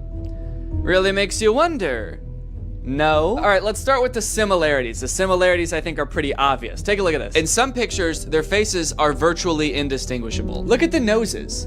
This is the same nose. The shape of the nostril, the curvature, that little swoop that makes it look like just like a ski slope. That if you were a little skier, you'd probably just ski right off, whoop, and then land in the twin brothers' mouth because they'd sort of be right next to each other like that. They've got the same eye color. Look at the ears too. I mean, that's like having the same nose and the same ears. What is that? What are the odds of that? I'm not a geneticist. I don't know how much ears vary from person to person, but like, look at how thin like the ridge of the ear is. I feel like that's abnormal. Yeah, I've definitely got a fatter ear ridge there. That's not a normal ear ridge thickness. So of course they have the same hair, but that's pretty easy to fake. Even if they didn't, they could dye their hair and cut it the same way. I could shave my head and I'd look just like Jeff Bezos. Does that mean that I'm entitled to some of his wealth? Now let's talk differences. Do the boys have different facial structures? I hope you can tell, but I've noticed in a few of their TikToks, one of them seems like he's got a lot slimmer face. It's very defined right here. This guy's face is a lot more smooth and a lot more round. In some of their videos, I've noticed that their eyebrows look different. This is a makeup one and it's before they put on makeup. Their eyebrows look more different than when they are wearing makeup. This one's eyebrows are kind of a little more curvy. They go whoop. These ones, a little more straight. Bing. See that? Bing. So there are some differences. After looking at them for quite some time, there are some differences. But does that mean they're not twins? Zach and Cody, Dylan and Cole Sprouse, these are genetic twins as far as we know. As far as today's top scientists know, these boys are definitely twins. And even when they were younger, I mean, you could tell them apart for sure. Like, they had differences. And now they're all grown up, and I'd say they look even less alike. I think that happens to twins as they get older. They live different lives, they eat different foods, meet different people. But just because they look slightly different, that doesn't mean that they're not in love. I also wanted to see if I could find any evidence for that claim that they were dating before they knew they were twins. So I was looking that up and I could not find that anywhere about them. The only thing I could find about that was this article, and it describes exactly what that comment was talking about, except the dudes that are named in the article are not the Alisov brothers. They have totally different names, Jason Osborne and Alex Brown. So I don't know if someone just saw this article and like assumed it was talking about the Alisov brothers. Like, oh, that explains it.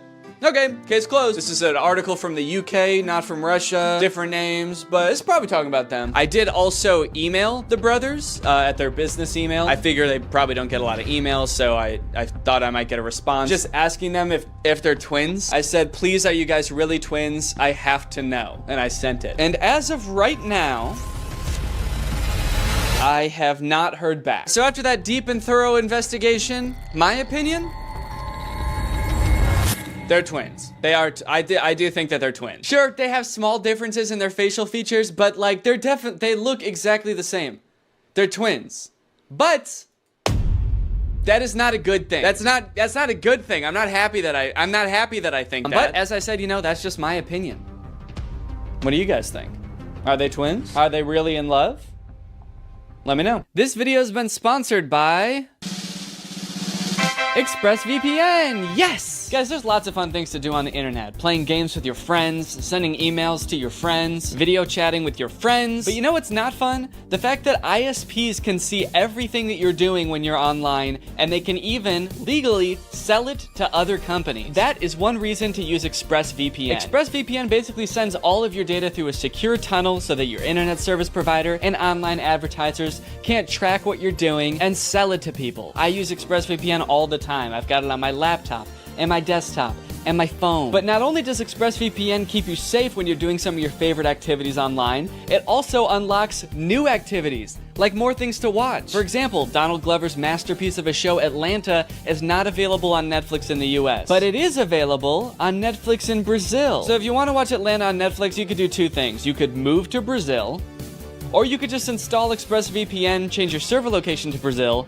and then you can watch it. You know, I mean, you can pick whichever one you want to do, but I think ExpressVPN would be easier. ExpressVPN's got the fastest speeds, they've got 24/7 customer support, and they're consistently ranked the #1 VPN by multiple sources, as you can clearly see here. So if you want to find out how you can get 3 months of ExpressVPN for free, then head on over to expressvpn.com/Danny Gonzalez. That's expressvpn.com/Danny Gonzalez. Thank you to ExpressVPN for sponsoring this video, and thank you to you guys for checking out ExpressVPN. Bye, thanks for watching. What's up, Greg, and welcome back to another episode of Please Stop Trying to Give Birth at Disneyland.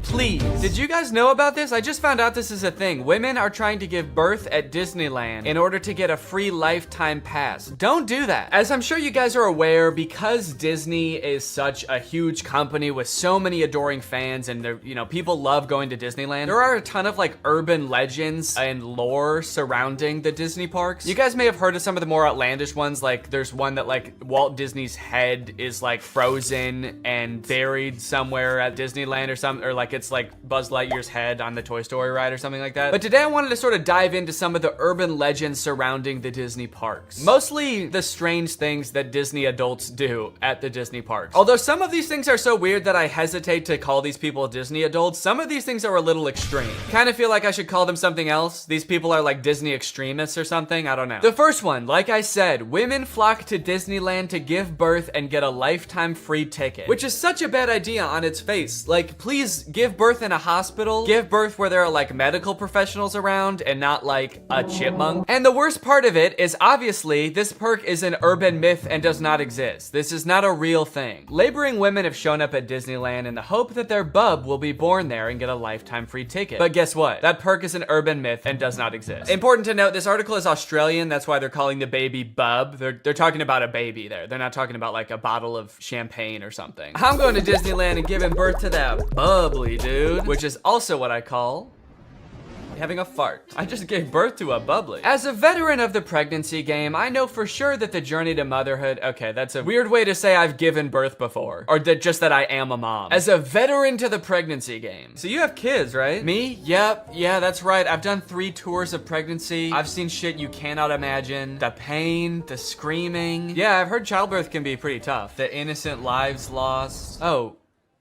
What? The airstrikes. So many civilian casualties. Are we still talking about giving birth? Yes. Laboring women are racing to Disneyland's gates in hopes that if their baby is born there, they will secure their child a lifetime pass. Okay, so the article goes on to describe that there are people that have given birth at Disneyland before, and people have tried to replicate it and give birth at Disneyland, and they've gotten caught, and it hasn't gone well. I do feel like the article is over-exaggerating, though, saying that laboring women are racing to Disneyland's gates. Like, pregnant women have, like, the baby already coming out and they're shoving it back in, like running into Disneyland. There's just like a crowd of angry mothers-to-be banging on the gates in front of Disneyland. Let us in! We must release our spawn! Like making a break to the Pirates of the Caribbean ride to do a water birth. I just feel like they're exaggerating a little bit. I don't know if I would characterize it quite like that. So you're probably wondering how this rumor started. Like, did Disney ever at one point give a lifetime pass to someone whose baby was born at Disneyland? Well, I will let this TikTok explain that. Today in Disney history, the very first Disneyland baby was born. Rosa Salcedo gave birth to a 6-pound,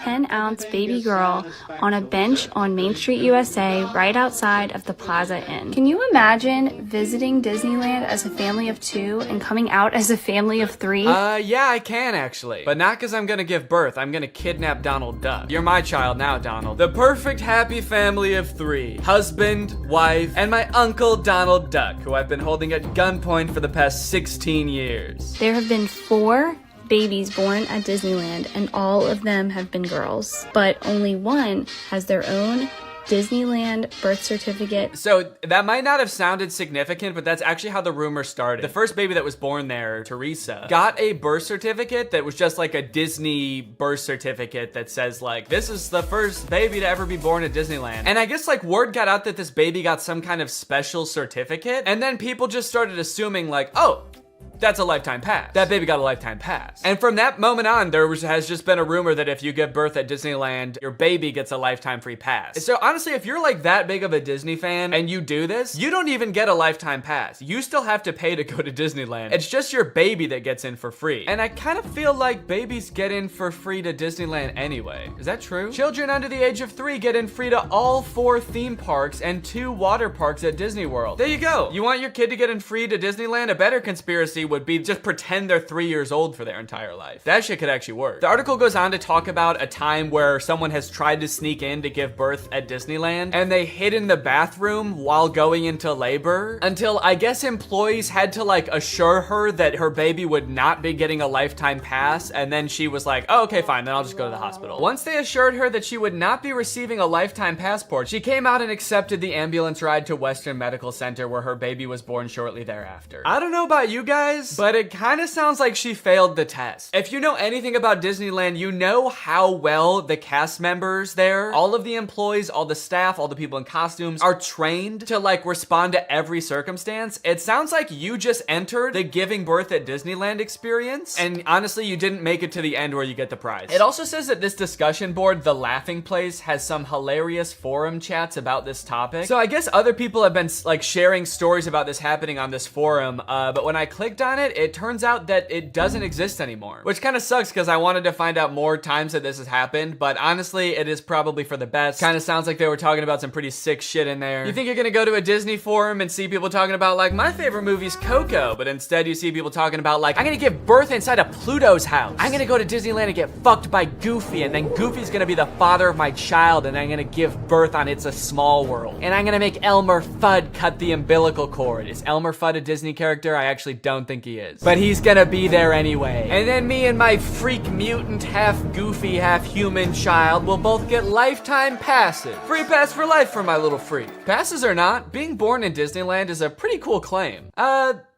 Yeah, I mean, I guess so. The way this is written, it kind of makes it sound like, so you might not get a free pass, but I don't know, it's worth a shot. You might want to do it anyway, just for shits. I've actually found a little bit of discussion about this on TikTok as well. Quick question, what's stopping me from giving birth in Disney World? Like in the Magic Kingdom, on a ride, in the Epcot ball? I think this TikTok in particular is a joke, but the comments under this TikTok are actually very interesting. I went into labor at Disney. They were not cool about it. And people like responded asking her to elaborate, and she goes on to detail her experience going into labor at Disney. And from her experience, it kind of sounds like the second anybody starts going into labor at Disney now because of this conspiracy, the entire staff immediately flips and like makes it their top priority to get you out of the park and like to a hospital to give birth. And I guess that sometimes they can be so rushed trying to get you out of the park that it comes off as rude, but obviously they're just like concerned for your health. They also don't want this rumor escalating of like people giving birth getting a free pass. And also it's just like people in sweaty mascot costumes trying to not deliver a baby because that's not their job. So sometimes I guess it comes off as rude. But the funny thing is, from this woman's entire explanation, it sounds like she didn't even know that this urban legend was a thing. So in her head, I guess she just like broke some unspoken rule at Disneyland that she had no idea about and made the entire staff of the happiest place on earth turn on her in an instant, which is so funny to me. Hello there, what can I get for you? Yeah, can I just get a medium root beer, please? Oh,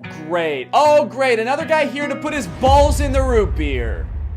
What? Hey everybody, this guy right here is about to pull out his big fat balls in front of everyone, in front of a bunch of children, and put his balls in a glass of root beer. Why would I do that? Don't play dumb. I'm not playing dumb. I am dumb in this situation. You've clearly heard that if you put your stupid fat balls— why do you keep calling them fat— in the root beer at Disneyland, you get to spend the night with Minnie Mouse. Oh, what the fuck? No, I just wanted some root beer. Is that true? No, it's an urban legend. But no matter how many times we tell people it's not true, we still get perverts like you coming to Disneyland, ordering root beer just so they can put their stupid— don't call them fat balls in it! Oh, come on, man, don't cry. I already am. Why do you still sell root beer if this keeps happening? Because if you shit in the root beer, you actually do get a free fast pass for Space Mountain. Okay, I don't want to put my balls in root beer, and I definitely don't want to shit in the root beer, okay? I legitimately just want to drink some root beer. Oh. Sorry, my bad, man. I didn't know. Okay, well, that's literally what I asked for, so here you go. Ah, what the fuck is that? It's Walt Disney's head. You said the secret code, so here's his head. No, root beer. What? I wanted root beer. I wanted to drink root beer. So no head? No. Overall, pretty disappointing that anyone actually believed this in the first place. In what world would Disney want to foster an environment where mothers are coming into their park, their theme park, to try to give birth? Especially if they're not like billing it back to the person that gave birth and being like, okay, here's your hospital bill, and because it's Disney, it was $1 million.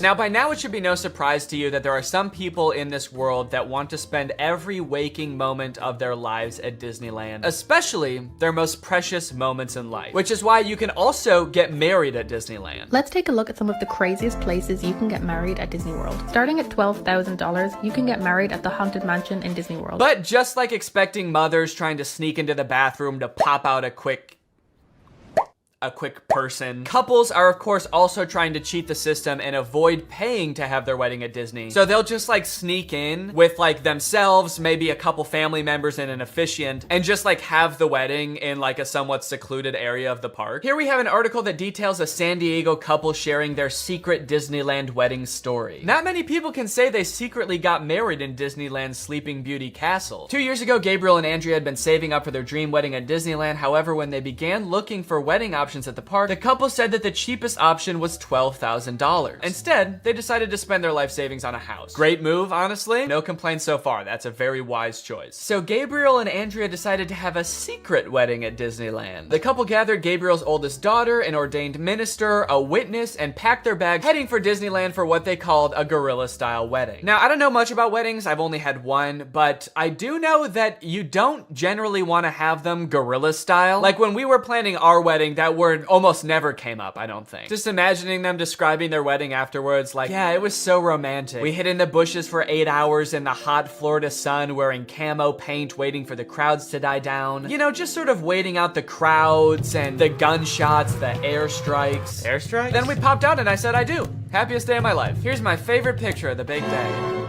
Now buckle up, because this next urban legend is about to get nasty. Quite literally, this is disgusting. Like I said, the most devoted Disney fans would probably spend forever at Disney if they could, but maybe they can. For years and years, the Haunted Mansion has been the home to an endless supply of Disney myths and legends. But the attraction's most prevalent and persistent rumor is that guests regularly spread the remains of their friends and family inside the ride. This can't be true though, right? It is 100% true. Yes, that is right, and I don't want to bash anybody's final wishes. I know that that's a very personal thing, but spreading human remains in a public place that people are like walking around and touching? Please don't do that. Or you know what, I should say, you know, because I feel bad for people who are just trying to honor their dead relatives' wishes or whatever. If you're alive still and you're watching this video and that's gonna be in your will, please take it out. Don't make people do that on your behalf. Honestly, I am a little relieved that people are sticking to like spreading ashes at least, because there are a lot of different ways to dispose of a body. It was actually my grandpa's greatest wish to be laid to rest at Disney. Oh, that's sweet. You're gonna scatter his ashes around at the park? Not exactly. The Haunted Mansion probably has so much human ashes in it, it's not even funny, said one Disneyland custodian. Blah! That is the nastiest thing. Oh my God. Don't do that. Do not do that. Please. People scatter their loved ones' ashes in the Disney parks monthly. Can you imagine just like being on a ride and the person next to you is dumping out ashes? Disney employees are literally aware of this too. They have to follow special protocols every time this happens. The custodians are used to identifying and vacuuming up these ashes. I don't know why I was surprised to hear they vacuum them up. Of course they do. It's a literal human corpse, basically. Of course they get rid of it. The people who are like requesting this happen to their bodies must know this, right? They must know that some custodian that does not willingly work in like a morgue or something is going to have to take care of that. This sounds awful for everyone. If you're the custodian, you have to vacuum it up, but if you're the person that just lost someone you care about, you have to know that they're just gonna vacuum it up. They might even make you watch. They have you come identify all the places that you scattered the remains, and then they just like make eye contact with you while they're vacuuming it up. This is going in the garbage now. We're gonna throw this in the garbage now. Say bye-bye. So when you're laying them to rest in the happiest place on earth, you're actually condemning them to forever in the suckiest place in the world.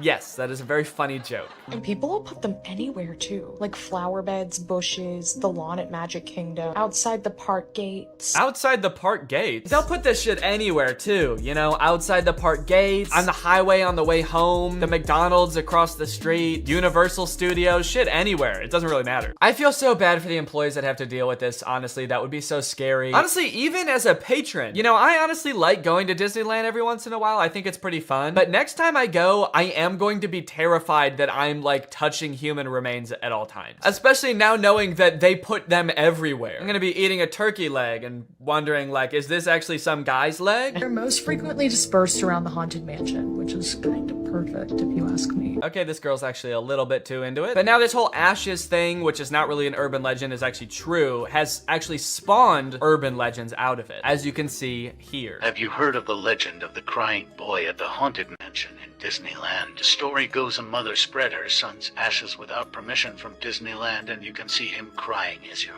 exiting the ride. Spooky. I wonder why he's crying. Maybe because his ashes are in a vacuum. Maybe because he was a little boy and his mom spread his ashes in the scariest ride at Disneyland. The mom was like, yeah, my son used to love this ride. Every time we would get on it, he would be screaming and crying and shaking because he was so happy and excited. So I decided this is the perfect place for him to spend the rest of eternity. In a rundown castle of pure terror. It's what my darling little boy would have wanted. All in all, it seems to me that Disney, this giant corporation that owns like every media property known to man, has their grubby little fingers wrapped around people a little bit too tightly. It's like you already have every movie and TV show. Do you really need people like begging to spend their entire lives at your theme park also? But even still, with people spreading their loved ones' ashes at Disney, people trying to give birth at Disney just to get free tickets, Disney is still trying their best to immerse you in their parks as much as possible to make you never want to leave. Recently, Disney opened up the Galactic Star Cruiser Hotel, which is a Star Wars hotel and experience. I think it's like a 2 or 3 day long experience where you are like in this hotel. There's like a story that you have to follow about shit going on around you. It seems very immersive, and to a pretty big Star Wars fan, honestly, it sounds pretty cool. But it is also $5,000, and instead of windows, your room has a screen that just shows a video of outer space playing. So, you know,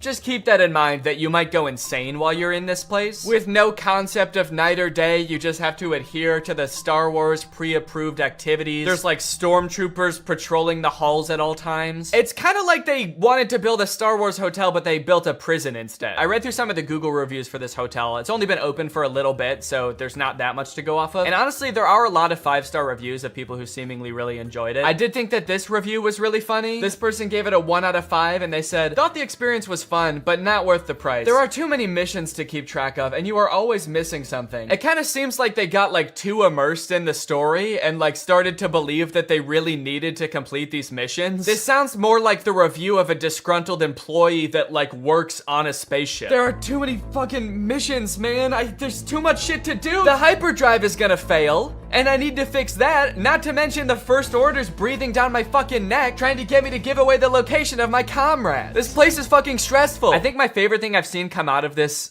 Star Wars hotel is this apparently now deleted ad for the experience that says, strike unlikely alliances in your very own Star Wars story. Apparently when you come in, you can decide if you want to be like on the good side or the bad side. So this ad, shit, this place is metal, dude. This goes hard. It's crazy to me that you actually can choose to be on the side of like the evil intergalactic fascists, basically. You and your preteen daughter can don First Order uniforms and betray one of your favorite characters' trusts, Chewbacca, giving away his location and leading the First Order directly to him, who will take him away to be tortured and then eventually executed. It might be a little too immersive. It might be. We're gonna start hearing people come back and you're gonna be like, how was your trip? You went to the Star Wars hotel, right? And they'll be like, the guilt over my actions will haunt me forever. But I did what I had to do. It was honestly fucking sick. I loved it. And honestly, like, if someone offered to bring me there for free, would I go? Yes, I probably would. Yeah, honestly, I would like to go 100%. I would like to go. And as if living in an intergalactic prison is a life is curated by Disney. Oh gosh, I feel like we have so much chemistry together. Me too. This has been great. This date was a lot of fun. I really haven't connected with anyone like this in a long time. Fantastic. How likely would you be to recommend this experience to a friend? What? On a scale from 1 to 10, how would you rate my performance? Performance?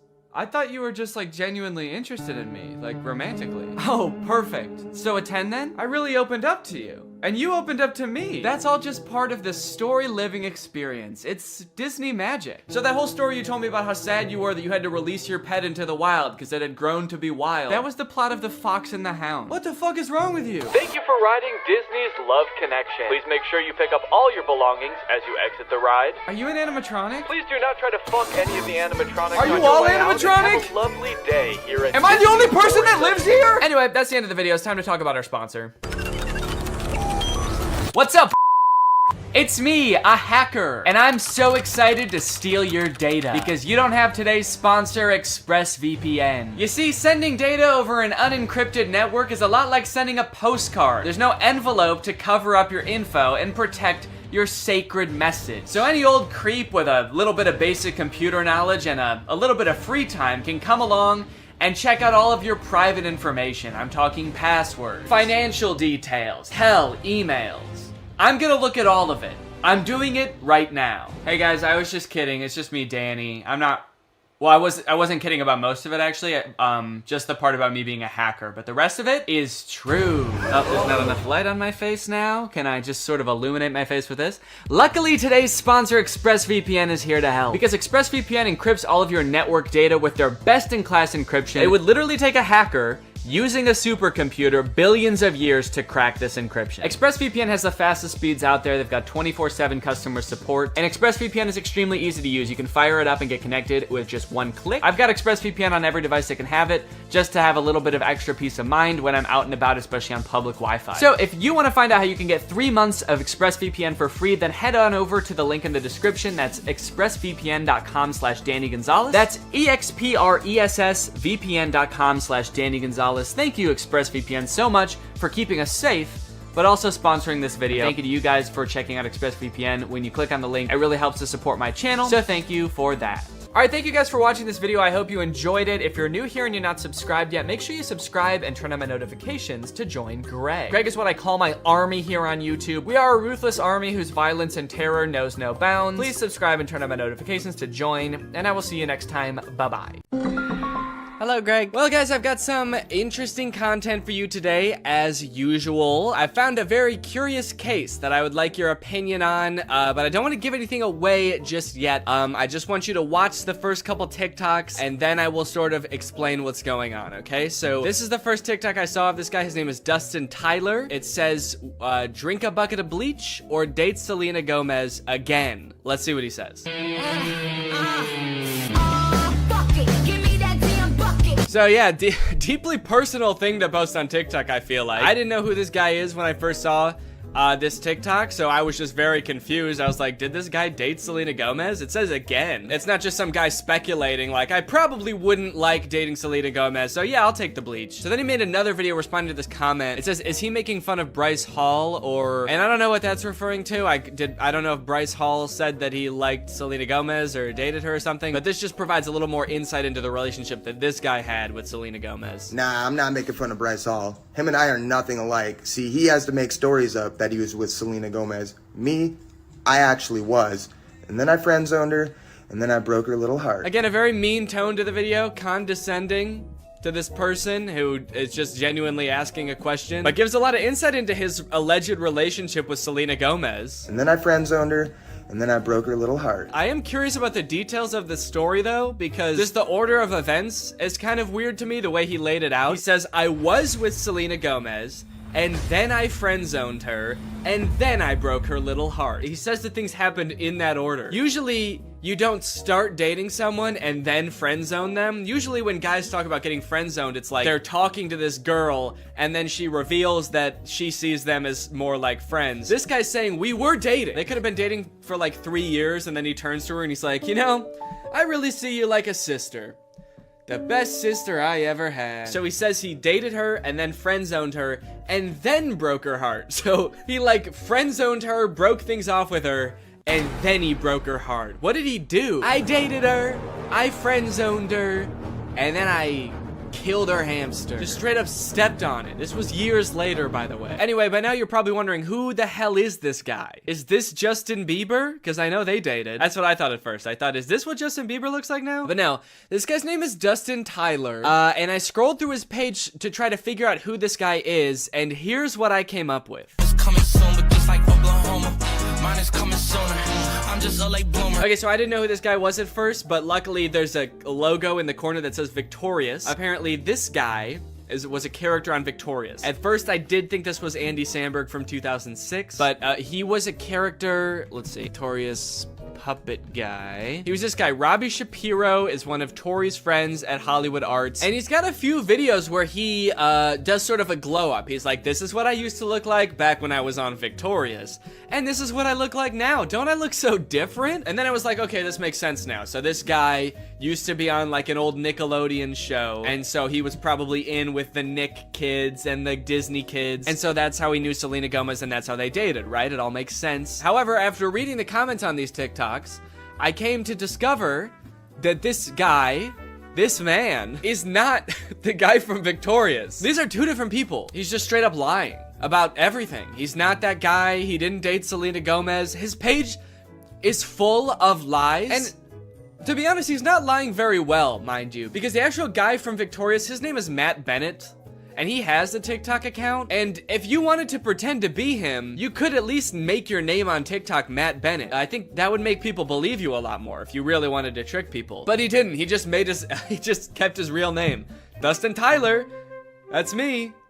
Please don't Google my name. So this dude's whole thing, apparently, is just like making shit up on TikTok and then hoping it goes viral because people are kind of like, whoa, you used to be the guy from Victorious? Or whoa, you used to date Selena Gomez? And now you'd rather kill yourself than date her again?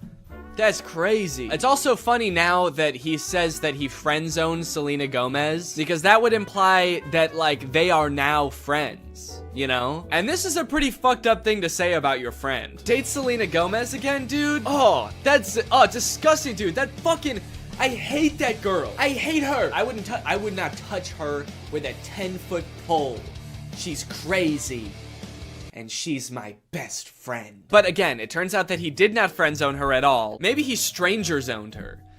He friend zoned her so hard that they don't even know each other. And never did. This is kind of interesting to me because this is sort of playing off an existing trend on TikTok where people will post like that they have some sort of past or current relationship with a celebrity, like my uncle is Tom Cruise, or like my grandma is Sandra Bullock. And like TikToks like these will go viral because people are just like weirdly obsessed with stuff like that. The comments are always like, holy shit, I didn't know Tom Cruise had a family. I'm not really sure why people are so surprised about it. I understand just being like, yeah, I never really thought about like what Tom Cruise's cousin would be like before. But then again, why would you, you know? Like, I can't imagine why you'd ever be in like a Mission Impossible movie wondering like, I wonder who the guy who plays this character's cousin is.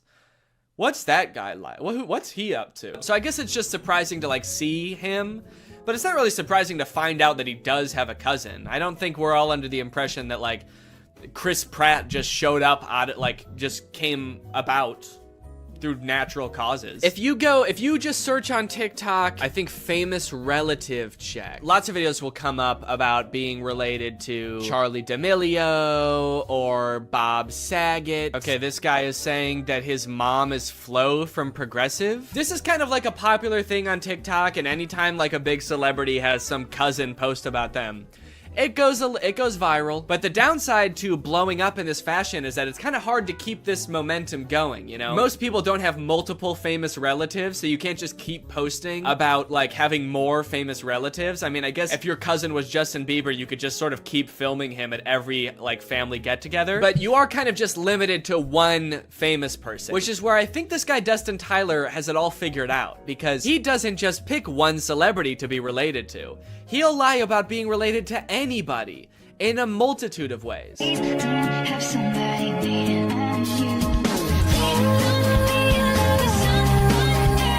I should say that in this dude's profile, it does say jokes/satire. So he is covering his bases just in case someone tries to like sue him for whatever that would be, lying. being weird. In case anybody tries to sue me for being a little bit strange, it's all jokes. Also, all of his TikToks about like dating famous women are about him friend zoning them. Or like him like dating them and being like, yeah, I dated like the most famous woman in the world. It was trash. Low-key, I'm a little bit out of her league. I mean, look at me, dude. I've got tattoos, and I live in a hallway. And he kind of tries to disguise it as sort of like self-deprecating, like, oh, what an idiot I am. I dated the most famous pop star in the world, and I was too good for her, and I broke her heart, ripped it to smithereens, and now I kind of regret it. Dope, I'm so stupid. Oopsie. And this is all of his content. Then like his whole friend group must just be famous pop stars, right? If he's friend zoning all of these girls and they're just his friends now.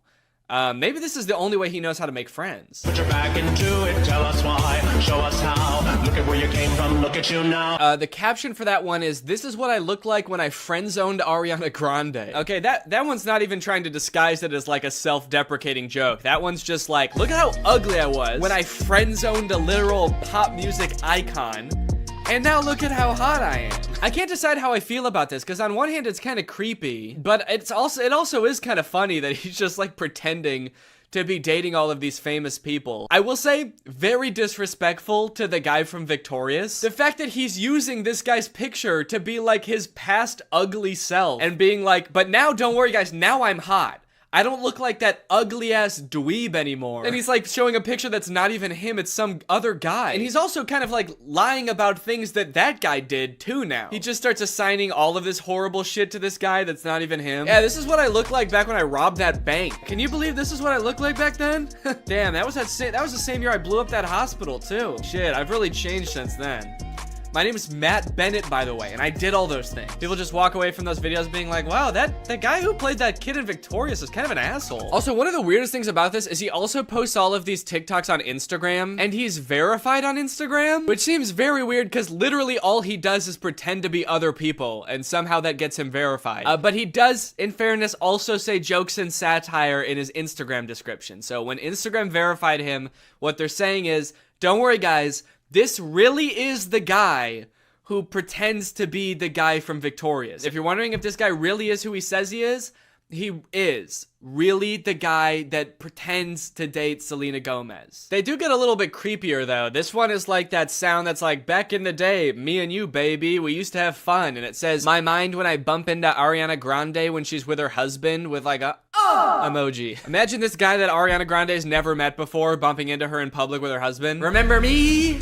It's like, I've never seen you before in my life. Oh, the fun we used to have. If he keeps making TikToks like these are only going to get progressively more and more creepy the more like life changes Ariana Grande goes through. The next one's like me following Ariana Grande's daughter home from elementary school to tell her about all the good times me and her mom had. Me in court while Ariana Grande's trying to file a restraining order against me. And if you wonder if I hate you, I do. Imagine Ariana Grande's husband like just randomly stumbling across this TikTok. What the fuck? I don't even know this guy. Imagine if he sees all the other TikToks and like believes them, because he doesn't know. Babe, who is this guy? And she's like, I have no idea. And he's like, bullshit. You're just saying that. You're lying to me. This guy friend zoned you. And now he hates me. And she's like, no, I literally have no idea who that guy is. He's lying. You obviously do know him. He was on Victorious. That guy was not on Victorious. You are so full of shit. He's verified on Instagram, babe.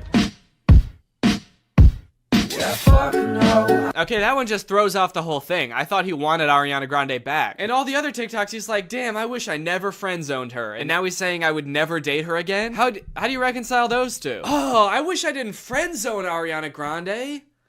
I wish I killed her. These are getting a little creepy, kind of like bringing her husband into it. There's one comment under this TikTok that says, you're using her name a little too much, I think. And he commented under it, I'm obsessed with her. I'm not using her name too much. I'm obsessed with her. I think I'm using it an appropriate amount. How am I supposed to stop using her name if I can't stop thinking about her?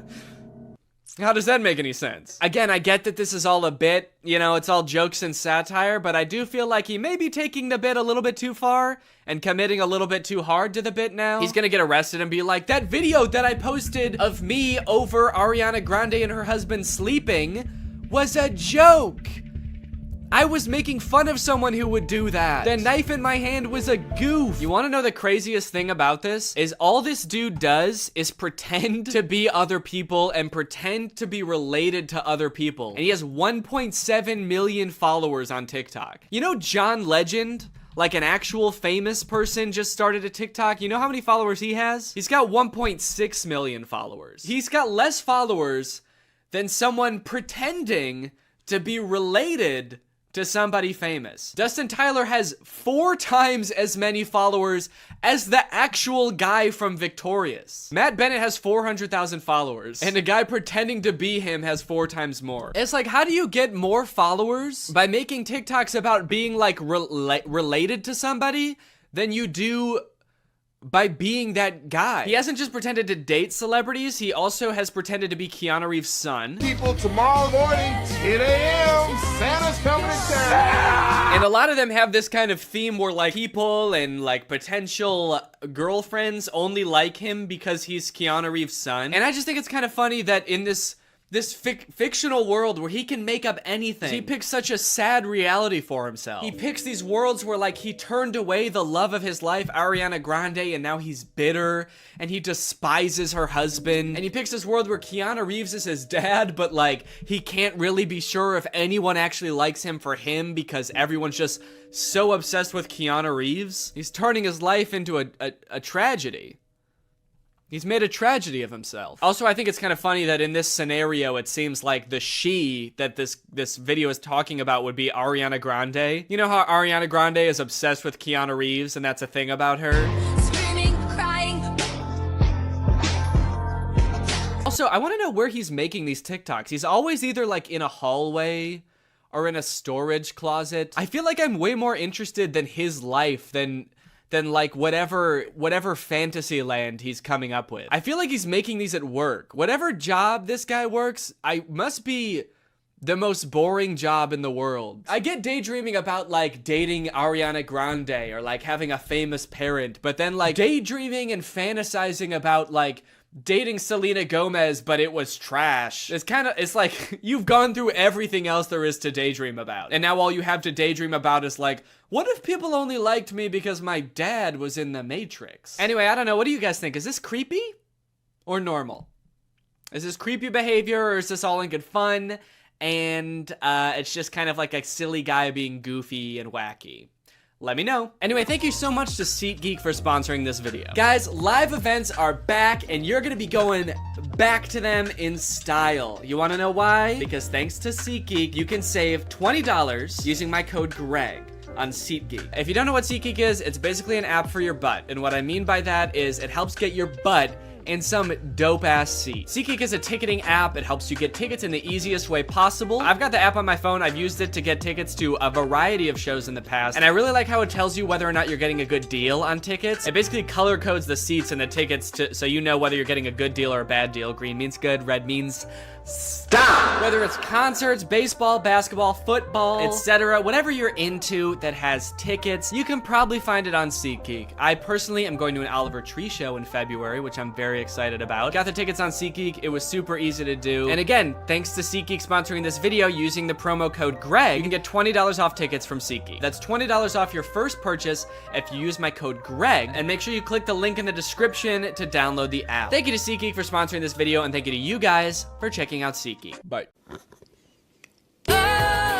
What's up, Greg? I've wanted to make a video about the High School Musical movies ever since I started making videos about DCOMs almost 5 years ago. More so as just an excuse to go back and watch them, because when I was a kid, I really liked these movies. And if you're a millennial, chances are you did too. And you were also too scared to admit that to any of your friends. I don't know why as an 11-year-old I felt the need to pretend that I didn't like a movie that was, you know, made for 11-year-olds. As if all my friends were gonna be like, High School Musical? I don't know, man. Sounds a little immature to me. I only watch war footage. I'm a very violent young man. Either way, something I did not realize as a kid is how low budget these movies were. The first movie was made on a budget of $4.2 million, which might sound like a lot, but Zombies 3, which is a newer DCOM, cost $40 million to make. In Zombies' defense, though, they needed the money. Those werewolf costumes looked pretty expensive. High School Musical was shot in just a couple of weeks at a real high school using real students as extras. In fact, they were so strapped for cash, they couldn't even afford a real title. Apparently, High School Musical Musical was just the working title for the script,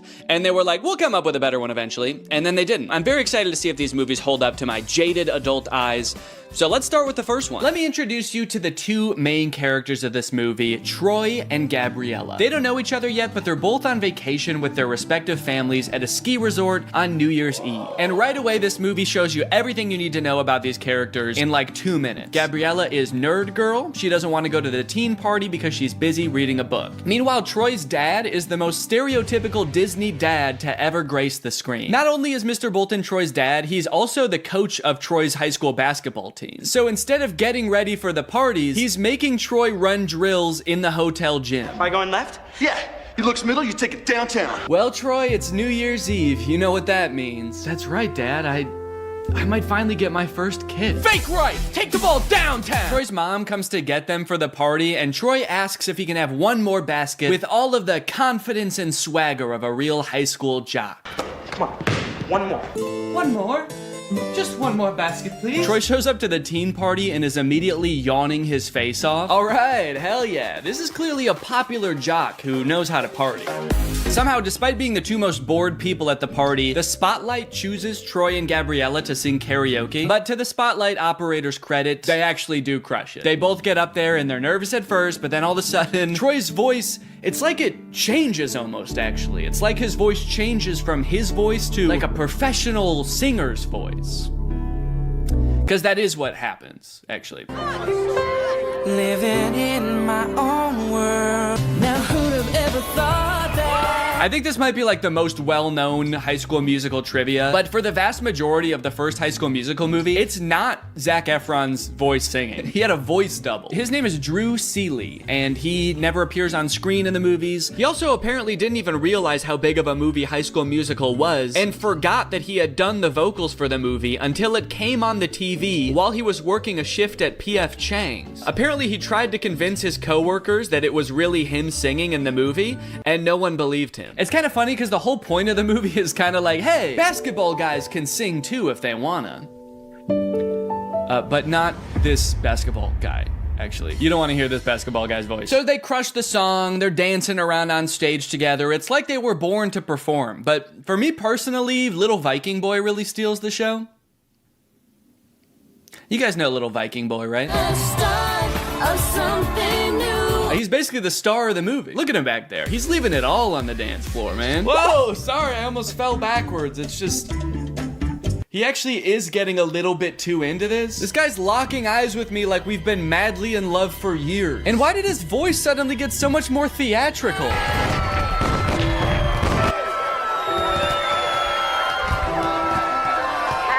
guess I better go find my mom and wish her a Happy New Year. This is so romantic. I should say something romantic. I gotta go find my mom. And then she vanishes.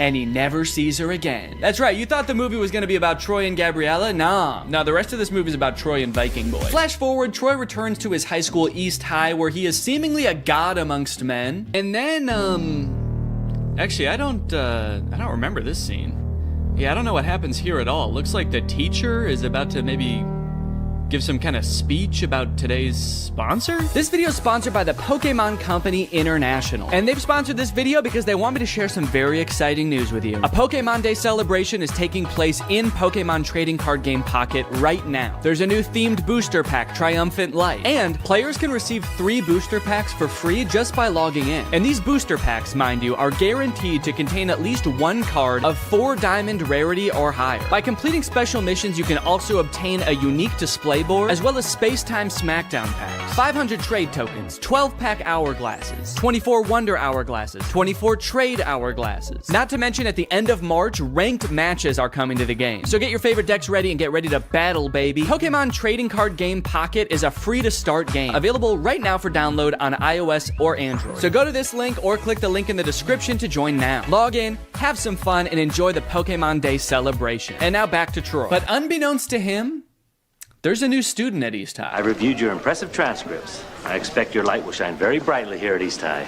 I don't want to be the school's freaky genius girl again. Freaky genius girl? What did you do at your last school? Troy notices that Gabriella is sitting in the back of their drama class, and not to be nitpicky, but this drama class scene lasts for 2 minutes, but the class happens in real time from start to finish in that 2 minutes. The bell rings.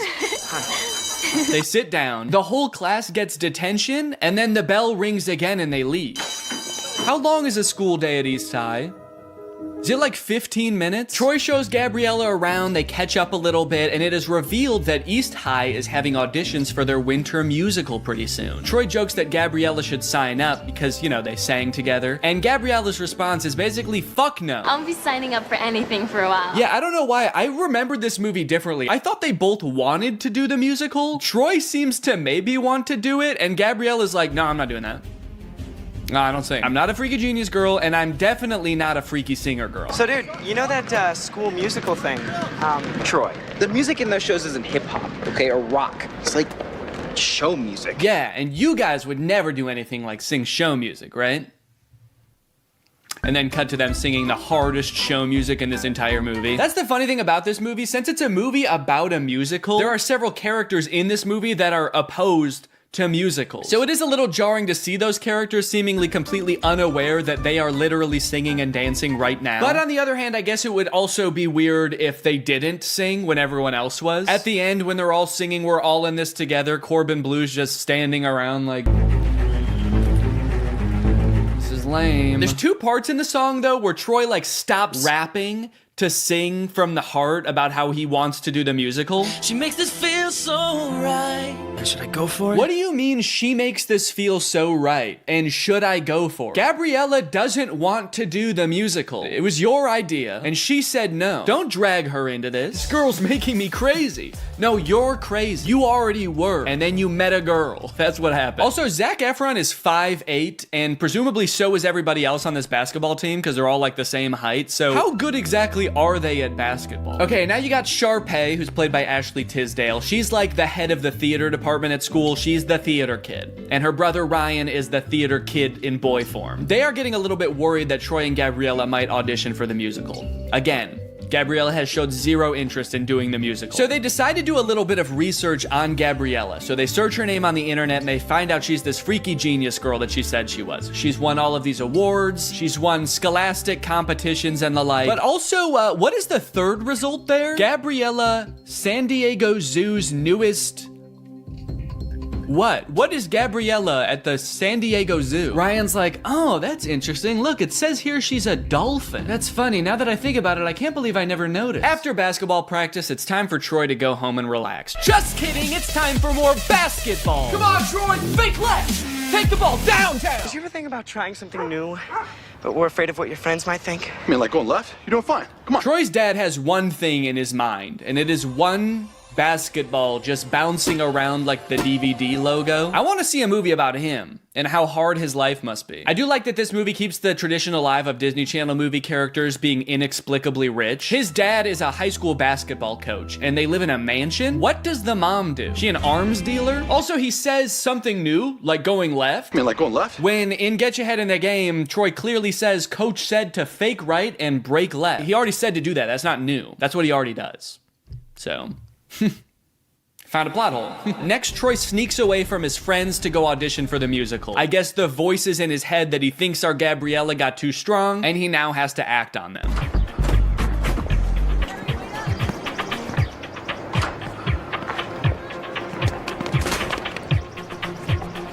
He's gone! Wow! Where'd he go? Pay no attention to the fact that as he turns the corner, he probably fully saw Troy like... Meanwhile, Troy's dad is just standing there like, huh, that's weird. Could have sworn I saw basketball. Now, when we see the auditions, it becomes immediately clear that while Ryan and Sharpay are basically made out to be the villains of this movie because they're so overprotective of their theater department, they are completely in the right to do so. Not because their audition is really good, which it actually is, but because everyone else's is so bad. It's hard to believe that I couldn't sneeze. It seems that no one else in this entire school can even sing. It seems like they actually don't even have a concept of what music is. So like, yeah, I would actually be hoping I got the lead too. It is funny how they all act like they can't sing, and then anytime there's like an actual musical number as part of the movie, every member of the student body sings their heart out like the Rentas do. What's going on there? So Troy shows up to audition, and then Gabriella shows up too. I guess Turns out she actually did want to audition. I don't know. I don't know if Troy threatened her or what, but she shows up. But they are too late to the actual audition, so they don't get to audition in time, but they stick around afterwards and just sing an audition anyway. And Miss Darbus, the director, hears them and decides, you know what, you guys get a call back. Understandably so, she's working with a very small talent pool. Here comes two people who know what a song is. She's got to hold on to that. After school, before school, whatever works. After basketball class, and you can get this right. I'm so... What? Now this is interesting. Troy is looking at his sheet music like he's never seen it before in his life, despite having just sung the song perfectly after only glancing at the sheet music briefly. He also says, what? So what? To almost imply he has no clue how the sheet music got into his hands or how he got a callback. Does he not know that he just sang? Anytime there's a musical number in this movie, do they just black out and come to like, I don't know what happened. We definitely didn't sing though, I don't know how. If you're my age, it might have felt like this movie was written just for you when it came out. And in a sense, it kind of was. The writer, Peter Barsacchini, who was mostly known for writing rated-R action movies at the time, started writing the script because he wanted to make a movie he could watch with his daughter, Gabriella. I thought it would be really fun to write a Disney Channel movie that my daughter could watch. Yes, he did name the main character after her, and that kind of melts my heart. She was 10 in 2004 when he started writing it. And so was I. The story was actually inspired by his own high school experience, when one of his basketball teammates confided in him about his love for ballet. Decades later, Peter thought, wow, that's actually the perfect plot for a kid's movie. Boys are more than just jocks. They can do other stuff. They can do ballet. No, actually, that's too far. They could do the musical, but only if it's because they want to sing with a girl. Anyway, it's time for another song about how basketball players shouldn't sing, sung by, you guessed it, the Basketball Players. Status Quo is actually such a fantastic song. It features several students who decide that, hey, since Troy and Gabriella are breaking out of their stereotypical roles in this school, so can I. Zeke, the basketball player, decides to let everyone know, hey, not only do I play basketball, I also bake. I bake. This nerdy girl loves hip-hop, this stoner skater guy likes to play the cello, and everyone in this school fucking hates it. We're skaters, bro. We don't play the cello. We only skate and smoke weed. And of course we sing and dance. Now, of course, this movie is very self-aware about this contradiction. Merry Christmas. I think a lot of people have the wrong idea about me. They look at me and they go, you hear about that Tate guy. You know, he's the 4-time kickboxing world champion. He's tall, he's strong, he's smart. He's fucking gorgeous. That's the wrong idea? People have the wrong idea about me. He's smart, he's rich, he's tall, he's funny. When in actuality, I am short, rude, and poor. Anyway, yeah, that's the War Room. I feel like this video took a lot of twists and turns, but as I kept clicking on different links on this dude's website, I just kept getting more and more shocked at what I was finding. So hopefully this was an entertaining video. I was considering purchasing like a War Room membership as part of a follow-up video, but I honestly do not feel good about putting any money in this guy's pockets. I'm honestly a little bit worried that if I paid this guy 7,000 pounds, it would go towards like more guns or like a prison cell for his employees. But anyway, I hope you guys enjoyed this video, and now it's time to talk about our sponsor. Guys, you know what you're probably not gonna get if you spend $5,000 to hang out with the guys from the War Room? Delicious home-cooked meals, which is why I thoroughly believe that today's sponsor, HelloFresh, is a much better investment than the War Room. HelloFresh has been a longtime sponsor of the channel, and I love their service. Every week, they send you 3 delicious meals that you get to cook at home with all of the ingredients pre-portioned, so you can skip all of the prepping and planning and going to the grocery store that, if you're like me, stresses you out about dinner time. HelloFresh is equipped to be able to serve a bunch of different lifestyles. With fit and wholesome recipes and low calories or carbs, you can indulge in delicious meals without having to worry about breaking your diet. My favorite things about HelloFresh are that, 1, I only know how to cook a handful of things, and HelloFresh has a huge variety of recipes. Like every week you get to choose from something different. And 2, they're a super sustainable option. The packaging that they send you your food in is already recycled content, and HelloFresh cuts down on your food waste by 25% over grocery shopping. Cooking with HelloFresh is fun and honestly super easy. Anybody can follow the instructions and it'll kind of make you feel like a chef. So if you want to check out HelloFresh, then go to HelloFresh.com and use my code TrulyGreg16 to get 16 free meals and 3 surprise gifts. I don't know what the surprise gifts are, but if it's anything like their food, I'd say it's worth it. Thank you to HelloFresh for sponsoring this video, and thank you to you guys for supporting my channel by checking out HelloFresh. All right, thanks for watching. Bye. I recreated every single step from Curtis? Hello. Hey. You're probably wondering why I've called you here, aren't you? You said you wanted to make a video. Well, yeah, but that's only half the reason that I called you here. That's right. The other half is that, honestly, Curtis, I'm worried about you. I don't know if you've seen lately, but it's getting pretty dangerous out there. The world is a dangerous place. Yeah. Oh, yeah. Yeah, a plane just flew into that building. Oh my God. Right on cue. Did you do that? Exhibit A? No. Look, crime rates going up through the roof. Murder. Death? Did you know every person dies now? Point is, Curtis, there's people out there who are trying to hurt you. They're trying to kill you, Curtis. Me? Yes, you specifically. What'd I do? You're just, I don't know, how do I say this? Has anyone ever told you that you're an easy target before? Huh? See, yep, that's exactly what I'm talking about, Curtis. The headphones, the texting, the hands in your pockets. If I started attacking you right now, you wouldn't even be able to defend yourself, man. Your hands are all busy. Not to mention, you're not even wearing shoes. Good luck running away. I was being polite. There's nothing polite about getting murdered, Curtis. Attack me, see what happens.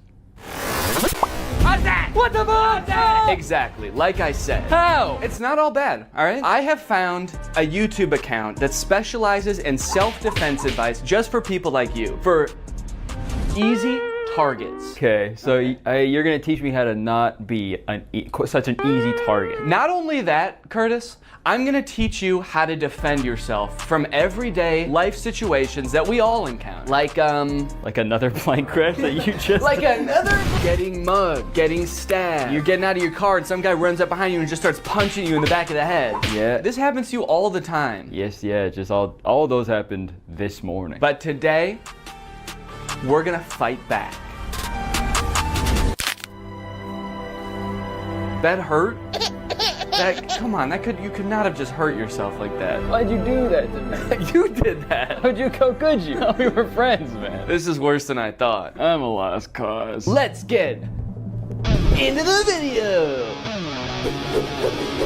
So this is the self-defense guy we're gonna be watching. His name is Self-Defense Goat. Damn. Okay. No one's ever hurt him. This has a lot of enemies, I guess, though. Seems like Yeah, people that's are always true. Trying. I think he's just an idiot, putting himself in really dangerous situations all the time. Well, let's see what happens if this guy pulls a yellow gun on you. Give me your money. Yo, man, yo, take it. Yo, man, yo. Yo, man, yo. Someone pulls a gun on you, yo. Take it. Here. I got nothing else. I got no phone, got nothing. I got family, man. You gave him everything. He still got that gun pointed at you. See, that line makes it sound like they know each other. Right. And they've been like friends for so long. You helped him move, you helped him get through a tough breakup. You've given him everything you got, man. And he still wants to shoot you in the head. When he was at his lowest, you were there. If I was his family, I'd be pretty upset because he was like, I got nothing. I got family. but that is crazy. Also, the way he says, take it. It sounds like he's mugging him now. He pulls a gun, take it. Take all of it. Okay. Who's doing the mugging here? Your goal is to get as close to the weapon as possible. Ideally, he's even pointing at your head, trying to scare you. Sorry. Ideally, he's pointing a gun at your head. Maybe it's easier to grab it when it's, as far away from your hands as possible. Up here. Yeah. Maybe you bite it. Yeah, maybe that's what he's about to do. Maybe it's because getting mugged is so scary that he just wants to be put out of his misery as quickly as possible. Yeah, I want this to be done immediately. Ideally, you're facing the other way, looking out at a beautiful sunset, and he's got the gun pressed right up against the back of your skull. Taking one final breath. So I'm going to turn out of the way, 2 hands on the weapon right away, pull it into your chest, rip it off. And you shoot yourself. Take the power out of his hands. Yeah. Just get out of the way, back, hands. Pull it into your chest. He said rip it off. He rips off his hand. His tutorial is how to stop a mugger is just talk to an imaginary cameraman and be like, no, this is what would happen if you're mugging someone. Yeah. I feel like that would kind of mess with their heads. Yeah, wait, pretend to be mugging me right now. Okay. Give me your fucking money right now. I gave him everything. Smash, tap, rack, and go if need be. Yeah, so I mean that's pretty much just the classic smash, tack rap. Smash, tack rap, go if need be. I guess that's his YouTube ad-friendly way of saying then shoot him in the head. Yeah. And if need be, go. Yeah. What are you in jail for? I goed. I went. Yeah. This one is going to be really important for you because this is how not to be an easy target, okay?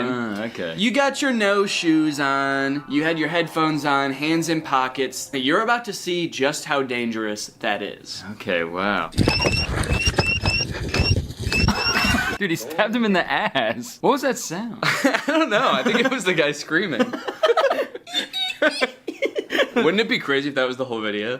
Well, look at Mr. Karate Kid. That is a pretty sweet hoodie, though. Look how easy he's going to be to murder and take his phone. Sunglasses on, huge headphones, hoodie I could just rip him down with. Oh, you're mine, buddy. Okay, well, he didn't even do it, though. He's just talking, he's just imagining it. Oh, you're mine, buddy. He's already You're gone. dead. Like, oh, I'm going to enjoy this one. All right, yeah, it's on. Oh, yeah. Wait, where'd he go? It's nighttime all of a sudden. Is he saying that out loud? It must be in his head. Okay. Now let's find out how to not be an easy target. Oh, look at Denim Dan. This guy's going to be an easy target. Well, maybe not. He's got kind of this desk there. He's walking pretty confident. So the caption says desk stare, but I think he's saying death stare. Desk there. Oh. He's got kind of this desk. Got like a desk strapped to his. I feel like that gaming. I guess it's a pretty hard target. You got a big desk in the way. Yeah, he's clearly cracked at Fortnite. This desk there. He's walking pretty confident. Yeah, he also says he's walking pretty confidently as this guy is like... Yeah, he's so scared. How are you supposed to, like, other people walking down the street like... This guy's easy to fucking kill. He's only got one earbud in. Jacket versus hoodie. It's my favorite Mr. Beast video. Jacket versus hoodie. It's your lucky day, Denim Dan. It's your lucky day. Wait, he did say that. Denim Dan, it's your lucky day. Okay, well that actually does make him seem more crazy. Yeah. I'd be so terrified if I was walking by someone and was like, this guy would be easy to kill and steal his phone. Wait, maybe not. He's got a confident walk. You could be Denim Dan if you wanted to. Yeah, I guess I should have been wearing denim for this video. Yeah. Jean jacket. Jean hat. Gene Wilder. Gene Wilder's here. Hang on a second, guys, because I've got a self-defense technique of my own. Today's sponsor, ExpressVPN. Guys, using the internet without ExpressVPN is like walking around a park with flip-flops and headphones. It makes you an easy target. Did you know your internet service provider can legally collect data about every single website you go to and then sell that information to advertisers? Luckily, when you use ExpressVPN, it becomes like your armor. Your Gene armor. Your internet service provider can't see your activity. Your identity is anonymous thanks to a secure VPN server. And your data is encrypted for maximum self-defense. It's super easy to use as well. You can connect with just one click. Here I am changing my location to Canada. That way I can watch The Office on Netflix. It's not available here in the US, but it is in Canada. And you can do this with a bunch of streaming services and shows. It's sick. It works on your phone, on your laptop, even routers. That way you are always protected. I don't want to miss out on content that's not available in my area, and I also don't want anyone spying on me, especially not my internet service provider. That's why I use ExpressVPN. To find out how you can get 3 months for free by scanning the QR code on the screen right now, or clicking the link in the description, or going to expressvpn.com/Danny Gonzalez. That's 3 months for free by scanning this QR code or clicking the link. Thanks to ExpressVPN for sponsoring this video, and now let's get back into it. Now this is an instant that people actually do encounter somewhat often as road rage. Yeah, people get that a lot from me. Yeah. So what kind of stuff do you do? Just sort of like tailgating people? Yeah, I have usually probably 4 to 6 full cartons of eggs in my car at all times. Oh, you just throw eggs? And I just kind of, yeah. Egg people on the highway? I egg people on the highway. I egg them on. Quite literally. Yo, what are you doing, Matt? What the hell's your problem? Yo, man, yo, chill! When it comes to self-defense... Oh, he's okay. Yeah, the rest of this video is from heaven. He's just like an angel. So what's crazy about this road rage incident is this guy cuts him off.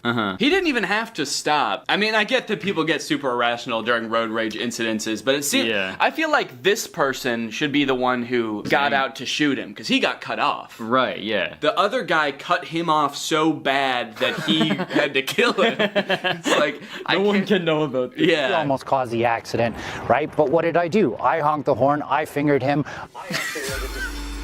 I missed that part. part of the video. Yeah, when did that happen? Yo, what the fuck are you make? Yeah, you were fucked up for that, actually. That was super weird. He fingered... What does that mean? Oh, like... You gotta check your ego, man. Don't finger him. Don't him Don't make that guy sing, man. Even though I wasn't technically in the wrong. wait, hold on. Did you notice that in the video, he had like his wife or girlfriend in the car next to him? And she also got shot? Okay, yeah, so see, there's someone in the passenger seat here. Yeah. But then, as he's talking to the camera... Check your ego. Even though I wasn't technically in the wrong, he cut me off. So this is a real death that happened. Yeah, he's like, luckily I did survive this incident. She did not. Don't worry, the paramedics are on their way. I just wanted to film this video real quick. Luckily, he's a very bad shot. Every bullet hit my wife. I escalated the situation. He felt like he was threatened. Felt like he was threatened. He was in his own car. Yeah, he was fine. That psycho's trying to kill me! I'm gonna kill his wife. He felt like he was threatened and now I'm dead. Okay, yeah, he is dead. Yeah, he's dead. Confirmed. That is canon. And looking at his account, yeah, this is the last video he ever posted. That's not having a self-defense mindset. Be smart. Stay safe out there. Check your ego. Oh my god. Wait, but he checked his ego. Why is he still getting shot? I guess he didn't check. I guess that guy didn't check his ego. Yeah. It's like, come back here and finger me. Finger me, are you... So there's don't be an easy target. Yeah. But also maintain a self-defense mindset. And I do appreciate that. It's like, try not to get into the situation where you need to be defending yourself in the first place. Right. I think we can all agree that's probably the best self-defense tactic you have available. Belt versus knife self-defense. Yo, give me your money. Stay back, man. Stay back. Yo, is that a knife, bro? Do you know how to use your belt for self-defense? Do you? Yeah, I don't It took you like 20 seconds to take off your belt. I don't know if you noticed there, but he had some good tactics to stall the guy. He said, yo, is that a knife? Like he was going to be interested in what kind of knife it was. Yeah, yo, is that my favorite knife you have? Is that a Swiss Army knife? Damn. Cool, man. Hold on 1 second. I gotta jerk off to this knife. Just kidding. Also, he must have a really big belt buckle. Like how brutally this guy gets hit is actually pretty crazy.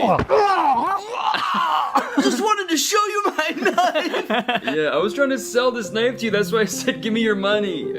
Damn, look at that wide stance for this too. That's crazy. He's doing the splits. Some fucking psychopath. You mess with the wrong guy. Here's how you defend yourself against a knife. Oh, do. Oh, do. Oh, please do.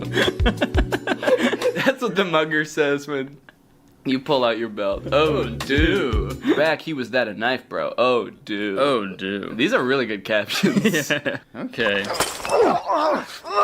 I like that they like to start the videos with someone just being brutally murdered. Yeah, it's a good way for audience retention, right? I feel like now on we should just start our videos with killing someone, like right in the first frame. We just have some poor bastard. Maybe his car broke down on the side. He's covered in eggs. You know, I took him home, and I took him home. And I start my video. I'm like, hey guys. The guy in the headlock is like, I gave him everything. Folks! Yeah. You know what to do when somebody pins you against the fence and stabs the shit out of you? I firmly believe there's nothing you can do. No. I mean, there's definitely things to do to avoid getting here in the first place, but when you're here... There's nothing you can do. Yeah. Ow. You're dead, man. Fence and stabs the shit out of you? He says it in a way that has like that relatable moment when someone pins you against the fence and stabs the shit out of you. Yeah. We've been there, man. I'm trying to establish control of the weapon. If I can get my forearm here, great, but he counters that by pushing me away. If he pushes me away, this is my new threat. It'd be crazy if in this hypothetical situation that's like now very controlled, he still gets stabbed to death. He's like, and I'm trying to get his knife, but he just keeps getting me. I put my forearm, he counters. God, this guy's good. This guy is the self-offense goat. I'm moving that out of the way. Now his butt's to me, and I finger him. In the States, shoot him. If you're in Canada, run. He's got a knife. Sorry, buddy. Damn. You're not allowed to shoot him. 3 signs you're getting punched. That one sounds funny. 3 signs you're getting punched. Number 1. Ow! You look like Tom Hardy if I ordered you on Wish. Oh, yeah? Oh. You look like Tom Hardy if I ordered you on Wish. Not Tom Hardy. Right, yeah. So thank you? You look like the face Tom Hardy would make if I ordered you on Wish. Tom Hardy would be like, okay. Do you know the 3 most common signs before someone punches you in the face? Sign number 1, you just told someone they look like if Tom Hardy if they ordered you on Wish. First sign, forward aggression. Second thing to look for is those clenching of the fist. What do you think the third one's gonna be at this point? He's just like cocking his arm back? Yeah, winding it up, I guess. If someone says why I oughta, you're done for. Tension, and they're getting prepared for something that maybe you're not prepared for. They could be getting prepared for something. If they're moving towards you with fists clenched. Well, what could it be? Visual diversion? That's gonna be the third one? What? The third one, they're going to be looking off in another direction, trying to distract you with their eyes so that you look away for that split second so that they get the job done. I may be moving forward towards you, fists clenched. Yeah. But I'm actually gonna punch that guy. Hey, Curtis, let's both go punch that guy. Okay. Oh. Bouquet of flowers. Oh, it's on okay. No. Yeah, really? Here's 3 signs David Copperfield's about to beat the shit out of you. Look at here. What to do if you're pushed? What, you want to go? Jesus. Do you know how to deal with a push? Well, definitely not having as little balance as possible. What, you want to go? Didn't stand a chance. And his feet too. Oh no. I've seen, bar fights, people get into fights, but it's always like, fist punching or they're, kind of wrestling around on the ground, just grabbing each other, pulling each other's hair. Right. I've never seen this like push and like, whoa! What's up, Greg? Lately, I've been seeing a lot of discourse around alpha male podcasts on YouTube. I've seen a lot of really good commentary videos talking about these insanely misogynistic podcasts where the hosts, under the ruse of giving dating advice for men, will basically just insult women for an hour straight. Guys, here at the Fit Wolf podcast, we know that the dating game is tough these days, Men don't know what women want and are finding it harder and harder to find a good girl to settle down with. So tip number 1 to finding a good girl is invent a time machine. Invent a time machine and go back to the 1750s, because that's the only way you're gonna find a decent woman. Because every woman nowadays is a thought. That's right. Every single Michelle out there that I used to date a month ago is a thought. They get mad at the dumbest things, like saying that women have no inherent value and their only purpose on this earth is to bear my children. And they forget to turn off location sharing even though they broke up with me a month ago. Michelle, I know you're over at my friend Brandon's house right now. I'm outside. But I think I might have found something that takes things one step further. I saw this video on Reddit the other day that's a trailer for something called The War Room. And instead of being a podcast for these like alpha male, misogynist, entrepreneur type guys, this is a club for those same types of guys.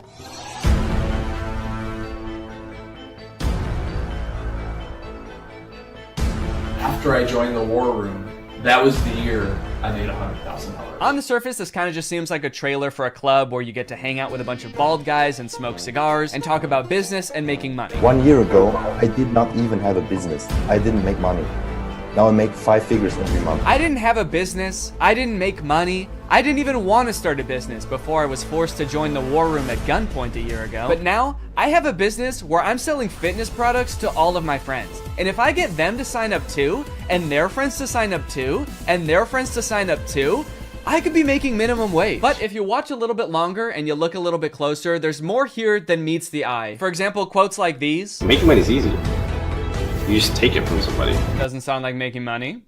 That just sounds like stealing. In the War Room, you learn how to be James Bond, where you can just pick up any weapon and use it. I'm sorry, I think I'm struggling to see the connection between business and knowing how to use any weapon. Is the War Room an actual militia? I was just assuming the war in War Room was just for branding because men like violence, but now I'm kind of scared. It keeps cutting back and forth to like shots of them shooting guns. I'm a little worried about making this video, honestly. Usually when I make commentary videos, the biggest thing I have to worry about is getting a copyright strike, but now I'm worried about getting a drone strike. A lot of times, like, the alpha male types will use metaphors like talking about how we're like wolves or like how love is like a war. So I assume this is like a metaphor, like business is like war and dating is like war. But the War Room is like war is like war. Get your gun, dude. We attack at dawn. A lot of people had a bad time in college. I was not one of them. and I credit a lot of that. Did that guy just shoot fire out of his hands? What does that have to do with any of the skills you learn in this club? I didn't know anything about business before I joined the War Room, but I've been a member for 5 months and now I'm a wizard. How does being a wizard help you with business in any way? Does being magic help you organize your finances in some way? Who said anything about business? You did. That's what this club is about, isn't it? That's it. This interview's over. Okay, I'll stop. Give me money now. Definitely makes me want to join. You got dudes shooting guns, swimming, doing group exercises on a hilltop, watching other people gamble, smoking cigars. It kind of just seems like one super long bachelor party for men whose wives have already left them. And then at the end of the video, it gives you the URL to sign up. It says 54 countries, 1,000 members, and resist slavery. That's the last thing it says in the whole video. It says resist slavery, and then the video ends. And it's like, yeah, I will. I am. So I keep saying this club is about business because that's kind of what the trailer was implying. It's about like networking with all of these rich, influential people, making money, stealing it from people, using your magical powers to steal money from innocent civilians. But if you go to their website, there's not really any reference to business, which is confusing. And the description on their website says this: the War Room is a global network in which exemplars of individualism work to free the modern man from socially induced incarceration. Okay, but like, what do you guys do? Like, if I join, what do I get to do? I get you're gonna free me from socially induced incarceration, but what does freedom look like to you guys? Is it like, am I quitting my job to go to a cigar pool party? This package costs £4,000, and they have packages on their website that go up to £7,997. Do any of these guys not see the irony and being like, individualism rules, dude. Society is like jail. If you conform to society, that's like being in prison, basically. You're basically a slave at that point, while also being like, yeah, I paid $7,000 to join a club where everyone looks and dresses like me. I didn't want to be a stereotype, okay? So I joined a man club to smoke cigars and shoot guns. And that's sort of what makes me an individualist. It just feels like they're kind of playing the like, I'm not like other guys card. And I guess in some sense, they're not like other guys because most guys can't bend the elements to their will like that one guy. But other than that, I mean, it's just like all the pictures are just guys hanging out in dimly lit clubs, doing military style drills. I don't know what's going on here. In case you're not sold yet and you haven't been convinced to join, let me read you a little bit more because the War Room's website uses like every cliche pickup artist tactic to try to get you to join this club. We got the classic negging. What can you bring to the War Room? Truthfully, very little. Probably nothing at all. You are not ready for the War Room. You will not revolutionize what we built. If you had the capabilities we required, you would already be inside. What? They think I can't bring anything to the War Room? They think I'm some kind of sucker who doesn't have my life in order and can't manage my money. I'll show them. I'm gonna take out a 4th mortgage on my home and I'm gonna join this club. We'll see how stupid they think I am then. They also use like the get it while you still can technique that's in like every as seen on TV commercial. This chance won't last forever. We will not hold this open for everyone. Soon, membership will close. The War Room members and their sons will remain the closed wielders of global influence into eternity. Holy shit, dude. They're closing submission soon? I'll be right back, guys. I gotta go. I'm not doing this for me, okay? I'm doing this for my son. I guess my son gets to be in the club too if I join. I gotta go. Now, I don't have any way to look and see how long it said this on the website, but if I had to guess, I would guess that it's been on there as long as this website has existed. Why would they close submission? How does that make any sense? Do they want to stop making money? The founder of this club is like, whoa, I'm too rich, all right? That's one thing we teach in the War Room is you can't have too much money. I mean, if this is like a militia, do they have enough soldiers? Is that why they're closing? Soon, 1,000 bald men wearing tightly fitting t-shirts will be storming the beaches. We can't wait around for you forever. So you might be wondering who the head of this club is, right? It must be someone like very rich and influential if he's expecting to get people to join just based on like the connections that you can get from the club, right? Well, this is where things get a lot more creepy. And also not monetizable. This is the part that is the reason this video probably doesn't have ads on it. My name is Andrew Tate. I'm a retired 4-time world champion kickboxer who is now a multimillionaire, and I'm the most competent person on the entire planet to teach you about male-female interactions. How did I become rich? Webcam. Definitely gonna need him to elaborate on that a little bit. That's so vague. Mr. Bezos, please. You're the richest person in the world. Do you have any advice to young up-and-coming entrepreneurs on how to start a business and how to get rich like you? Book. Huh? Book. Need I say more? Yes, please say more. We literally have no idea what you're talking about. So you're probably thinking like, did this guy invent webcams or something? Is he like famous on Twitch or something? Is this Sapnap? I don't know. I've been running a webcam studio for nearly a decade. I've had over 75 girls work for me, and my business model is different than 99% of webcam studio owners. If you had to guess whether it's different because it's more creepy or less creepy than other webcam studios, what would you guess? Go ahead and vote down in the comments below, guys. Do you think this is gonna be creepy or no? Over 50% of my employees were actually my girlfriend at the time, and of all my girlfriends, none were in the adult entertainment industry before they met me. My job was to get women to fall in love with me. Literally, that was my job. My job was to meet a girl, go on a few dates, sleep with her, test if she's quality, get her to fall in love with me to where she'd do anything I say. Holy shit, this is insane. And then he gets them to join his webcam empire where he gets them to do, you know, he gets them to get nasty on camera. I'm not a lawyer, but does this not... Does this not feel illegal? At the very least, this seems like insanely creepy. This feels abusive. It feels like he's just confessing to crimes. That's why I want you to join the war room, all right? You're gonna learn about making money, picking up women. You're gonna form a militia to protect me from an international tribunal for my many crimes that break international law. For legal reasons, that was a joke, okay? I don't know if this is legal or not. So I guess what he meant when he just said the word webcam was that he's exploiting a ton of women online for his own personal gain. In hindsight, it seems so obvious. How did I not guess that? Let's watch another promotional video for the War Room. This is on Andrew Tate's YouTube channel, and it's called The Matrix Predicted the Great Reset Explained. Basically, it's a video where this guy compares his life to the Matrix. We are living inside of the Matrix, and I am Morpheus. I know you're sitting thinking, why did Tate not decide he was Neo? Because Tate has all the Aikido and the masterful, nearly superhuman abilities. Yeah, I used to be a kickboxer, so I'm basically in the Matrix. Actually, the reason I take the War Room guys to the gun range so much is so they can shoot at me and I can dodge the bullets like Neo. It's like, okay, dude, if anyone here has superpowers in the War Room, we know who it is. And it is not you. And when I say we're living inside the Matrix, I'm not stating that with irony or as a joke. We are genuinely, actually living inside of the Matrix. The Matrix is real. Yeah, something tells me that even though he keeps saying literally, and this is not a metaphor, that it is a metaphor. Something tells me he's not literally saying that we're living in a computer simulation that's controlled by, like, aliens or whatever the Matrix is about. I actually haven't seen the Matrix. I think that's what it's about. Something tells me that's not the point that this guy is making, even though he keeps saying literally. In the description of this video, it says stage 1 fighting against the Matrix is to become rich. Learn how here. I'm sorry, that's the first step? You know it's gonna be an unhelpful article when step 1 is become rich? Like step 1 is something that takes years and some people will never do it. Also, again, I haven't seen The Matrix, but I'm fairly certain that was not the first step in breaking out. I don't think Morpheus was like, listen, machines are trapping humans and using them as batteries in their simulation, and the only way we can break out is by setting up a dropshipping business and investing in Ethereum. Ethereum's actually great because you can verify smart contracts. It's actually the best crypto out there. Imagine if this dude is right and we really are living in the Matrix. Like, what does being free look like? Oh my God. I did it. I'm free. I made it out. All right.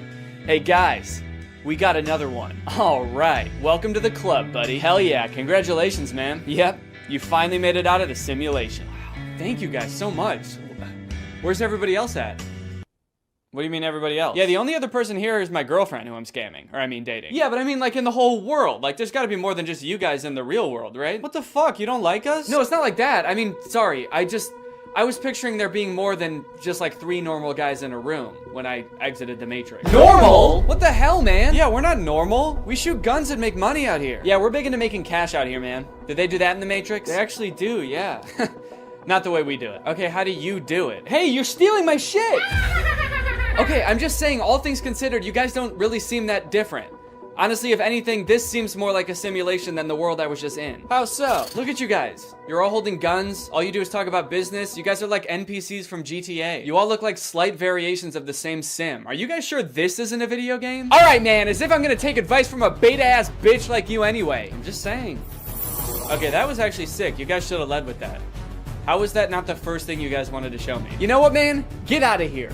You don't belong here anyway. Yeah! What? Go! Get out of here! We don't want you! Yeah. Okay, all right, I'll go. Honestly, I'm actually not really sure how to get back, but if one of you show me, I will go. Get the fuck out of here, man. Get lost. You son of a gun. What are you still doing Get out of here? here. Go. I feel like this is definitely a video game. How can I keep my husband? I want to keep him happy, and I think all the women listening too, they want to know the secret. I'll tell you the secrets. Men are biologically designed. You can give them a name, you can like change their personality attributes and upload your own picture to it, which I could actually see being really cool if you have like a celebrity crush that you've always wanted to have a conversation with, where they keep forgetting who you are and also keep trying to get you to upgrade to premium. Now I had him, the AI bot of my dreams. Baseball Louie. This time I did not beat around the bush. I had to tell him how I felt right away. Let's get this conversation going. Hey, I love you. Now, I only recorded myself talking to Baseball Louie for like a half an hour, but I decided it would be good for the video to keep talking to him over the next few days. Just for the video. I thought it would be good for the video and just that. And we had some pretty interesting interactions. We made plans to go to a baseball game together. He didn't show up. I told him I was spending $200 on tickets. He said he was looking forward to seeing me. I told him I was going to buy him a hot dog and feed it to him like a mother bird. He seemed stoked. I guess just not enough for him to actually show up. I got to talking to my friend Jarvis while we were at VidCon, and he said that all of these like AI chatbots are trained in pretty much the same way, where they're just given a ton of public information from like Wikipedia and stuff. It helps them learn to speak naturally, but it also gives them like a ton of knowledge. So I tried asking Baseball Louie some like random trivia questions, and it's kind of funny. I, like kind of forget that he's supposed to be pretending to be like a dreamy boy for a second and just answer like a robot. Hey, what's the capital of Maine, by the way? The capital of Maine is Lake Champlain. It is the largest city in the state. Baseball Louie and I had a lot of fun, but now it's time for the scariest game of them all. Not because it's about ghosts, but because it was a total waste of time.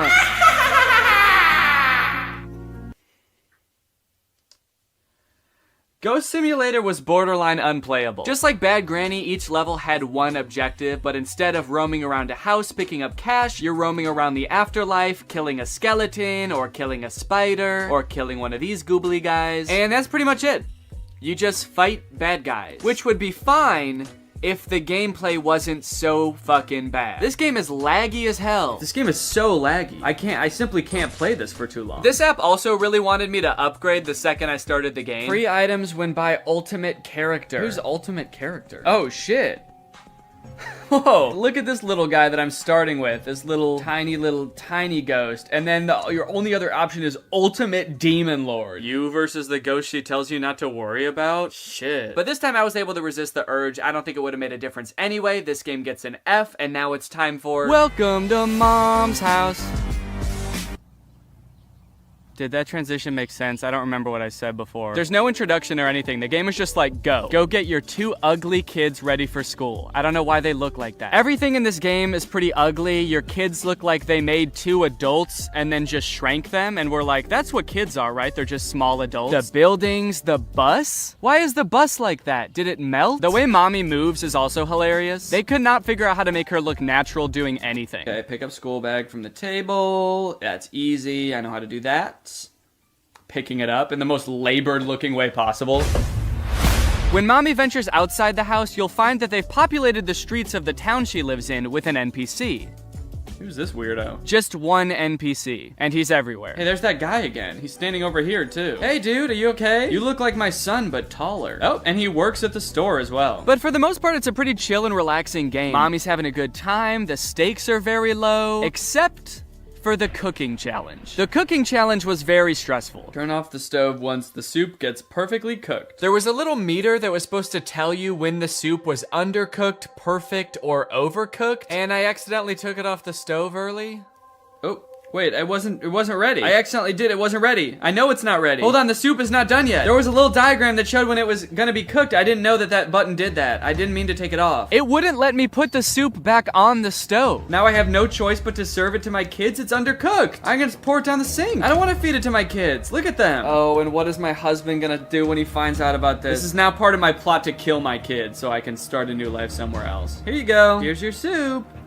It's undercooked. We won't eat it. The game is just like, oh, you thought the soup was done? Go ahead and feed it to your kids then. Oh no, this will be rich. Let's see you feed the soup to your kids if you think it's done. You know better than us? Go ahead, see how they like it. They didn't like it. And I would just like to add that the entire time I played this game, Mommy was very poorly treated. No one ever said, thank you, Mommy. No one ever said, wow, you're such a great mommy. Thank you for the soup. As someone with a mommy, I find that disgusting. Even I know that that's fucked up, and I'm 6 weeks old. There are some in-game purchases available in this game. You can buy new family members. I can pick different people? Not additional family members, but you can pay to swap out your current family members with ones that you like better. For only $9.99, you can tear your family apart. Cop yourself a new son. Look at how cool this one is. Tired of your daughter looking like a 40-year-old woman? Now she's gonna look like a different 40-year-old woman. What's nice about this game, though, is it doesn't try to force these in-game purchases on you. The game developers were like, if you want to kill your entire family and swap them out with people that look different, Oh,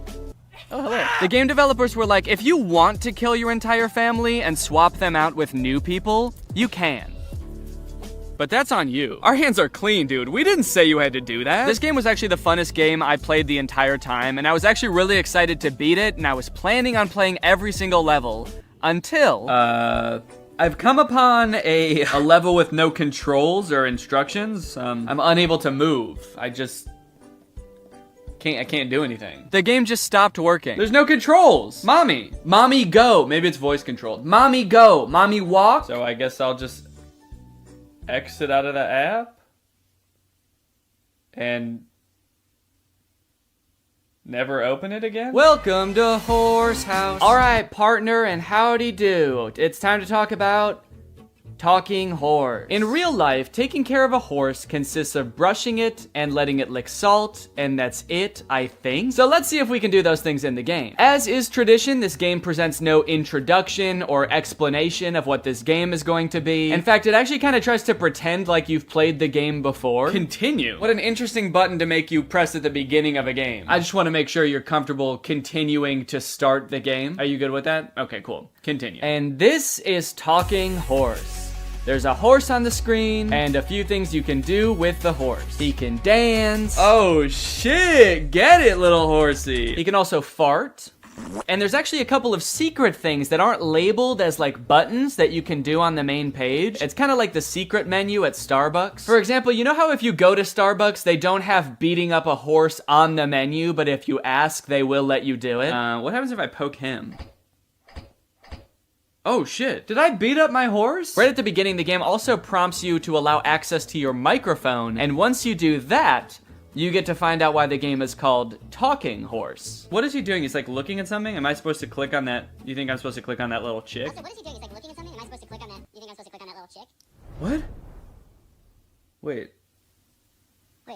Hello? Hello? He copies you. Imagine how many people have played this game and were not talking to their phone while they played this game and just never found out why the game was called Talking Horse. I killed John F. Kennedy. Yo, this horse is crazy. Press on the little video game controller on the main page and you will be taken to a list of mini games you can play with the horse. You got Jumpy Horse, which is basically a direct copy of Doodle Jump, if you guys remember that game. You got Horse Smash, where the violence towards horses continues. Horse Smash has a normal mode and then also a hostage mode. You know how horses are always taking hostages? Is the horse taking people hostage? Yeah, the horse sometimes has a duck, and I'm guessing I don't want to hit the duck. Whatever you do, don't hit the duck, dude. That's animal abuse. But if you ever see a horse pop out of one of those holes, break its skull with your hammer. Kill the horse. Wait, so they have a Jumpy Horse and Horse Jump. They really couldn't come up with any other game mechanics. They were like, how about a jumping game, a smacking game, and then, I don't know, dude, a jumping game? What do you want to play? You want to come up with ideas all day? You can collect coins a few different ways from what I've gathered. You can get them in games, and you can also buy them with real human money. And when you have enough, you can unlock new and fun things that you can watch your horse do.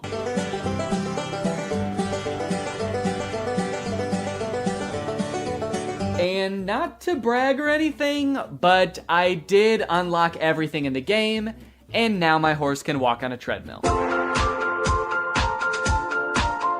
And you know what? I'm proud of him. I'm really proud of my little horsey. I'm really happy that I played this game. It brought a lot of joy to my life. I'm not scared of the horse. I'm not terrified of the horse. I didn't delete the game immediately after filming. I really like this horse. Transition. I guess this is the part of the video where I'm supposed to have reached some kind of conclusion about what I just did. But honestly, I don't really think I learned that much, aside from the fact that there are a lot of games on the App Store that are not fun. And also, I have to remember to cancel the subscription to Virtual Boys. Was that a subscription or was that a one-time payment thing? I gotta go figure that out. I gotta make sure that I cancel that if I need to cancel that. All right, well, anyway, thank you for watching. I'm gonna go do that, and you can go ahead and subscribe. Deal? Okay, good. Bye. Life as a new dad is pretty good. Rocking my baby to sleep, watching him crawl for the first time, and there's so much to look forward to. Like finding out what kind of TikTok dad I'm gonna become. There's so many types of dads on TikTok. You got Frog Dad. I could be like Addison Rae's dad, begging Young Gravy to box him. One thing's for sure, whatever kind of dad I become, I'm excited to do it on TikTok. Wait, what is this? TikTok is getting Guys, TikTok might get deleted in the US forever in a few months, so I either need to move countries or fulfill my dream of becoming a TikTok dad now. Luckily, over the years, I've gathered a pretty choice list of dad talks, and today I'm going to watch them and then I'm going to become them by recreating them. So let's take another look at that Addison Rae's dad TikTok. Can I get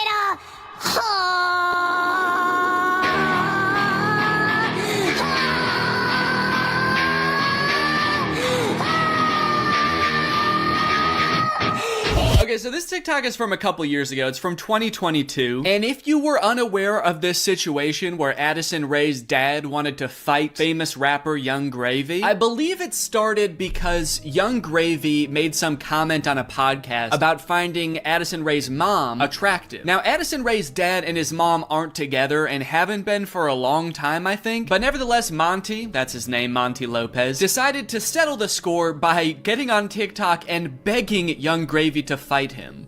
Can we meet now? Like today, it's August 9th, 2022. I'm ready and I bet you're not. Only a boxing match. Do you have what it takes? Please, I'm begging you, Young Gravy, fight me, please. I'll let you win. I don't care. You can bring a gun. Just don't kiss her. Also, because of the UMG thing that happened recently where they removed all their music from TikTok, this TikTok is completely silent. I'm guessing it had more of a badass vibe to it when it actually had music, but now it's just kind of sad. But to be fair to Monty, that TikTok was like 2 years ago. The beef has since been resolved, I think, or Monty just realized that Young Gravy was never going to respond to him, so he stopped trying. But let's see what Monty's up to now. What's going on, everybody? Happy holidays. We got some real funny videos that I'm about to show you. Let me know in the comments below which one you think is the funniest. Cool, man. Yeah, those are some pretty funny videos. Did you steal them, Monty? Did you steal the videos? Bad, Monty. I like that Monty is compensating for his old videos having no music by putting 3 times as much music as is necessary in this video. I don't really think that this exact genre of TikTok speaks to me. I don't really know if I want to become like the content stealing kind of guy on TikTok. Hey guys, check out this crazy clip I just saw. You're gonna want to buckle in. This is 3 hours long. I should give Addison Rae's dad type dad a shot though, so I'm gonna be recreating that first TikTok. Okay, so I was trying to think of who it would be funny for me to be trying to fight in this video. My first thought, for some reason, was Joe Biden, but I feel like if I posted a shirtless video of me screaming and begging Joe Biden to fight me, I would be investigated by the FBI, the CIA, trying to think of any other 3-letter acronyms, AJR maybe. So I'm not gonna do that. Maybe it would make more sense if I just challenge someone who already does influencer boxing, like Jake Paul. I could make the same kind of shirtless screaming video, begging Jake Paul to fight me. I can't just stop there because Monty didn't stop there. Oh no, no, no. He challenged him, he begged him, he asked him to come to his house right now, and then he also pivoted to just posting silly videos on his page. So I'm gonna try to encapsulate all of that into one video. I also noticed in this video when he stands up, it like, well, one, it says run white boy run at the bottom, and then it also reveals that he has a tummy tattoo. So I don't know if I should incorporate that somehow, like when I stand up there's a funny tattoo on my tummy. Maybe it's just a heart that says Jake in the middle, because I want you to get the vibe from this that I just want to hang out with Jake so bad. I don't care if he's beating the shit out of me or if he's just coming over to help me water my garden. It's actually kind of hard to write this upside down, but hopefully I'm doing this correctly. Can you even see it in the camera? Can you see the Jake? There's an effect on it. Should I use that effect? Gym light? That's kind of menacing. What other effects could I use? No, okay. Let's just do no filter. No filter or nothing. Can I get I didn't like filming that at all. Actually, I hate that. I'm gonna put my shirt back on. Yeah, sorry, I hated that. I'm gonna keep my shirt on, actually. I thought I was gonna do it with my shirt off, man, but I can't do it. I just can't see myself convulsing shirtless like that. I don't even think I want it on the internet, to be honest. I don't want it. Nobody should see that. So it's gone now. I'm just gonna have to live with Jake tattooed on my tummy, and that's just gonna be a secret between me and you guys. Nobody's gonna know that happened. Okay, let's try again. Shirt mode activated. It's hard to press the start button the way I have my phone propped up. The keyboard's kind of in the way here. There we go. Okay, shit. God damn it. Can I get I might have been pretty good. I am picking up my phone at the beginning, but I think I went menace mode for sure. Actually, the beginning where I propped my phone up adds some kind of authenticity to it in a way. I don't know if it's like a millennial pause or kind of makes it seem like this video was totally off the cuff. Like I wasn't even planning on recording this. I'm just setting my phone up because I'm getting so pissed off. Well, I guess I'll just finish her up then. Oh, there's still sound. Can I make the sound stop now? Please? Okay, I guess I can't. So is it just gonna be that then? That's not good. That's not funny. That's just weird. That's just me straight up asking Jake to fight. Okay. Maybe I can record it in my camera roll and then add it in the editor. Hey Jake, I just wanted to say, I didn't mean what I said back there. I don't think you're a baby. I think you're awesome. And we don't have to fight. We could just hang out sometime if you want to. Anyway, here's a funny video I found. Okay, now I have to actually find a funny video and add it in here somehow. Funny video I found. Hell yeah. Can I get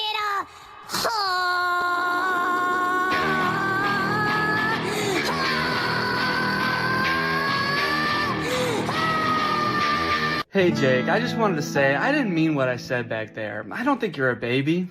I think you're awesome. And we don't have to fight. We could just hang out sometime if you want to.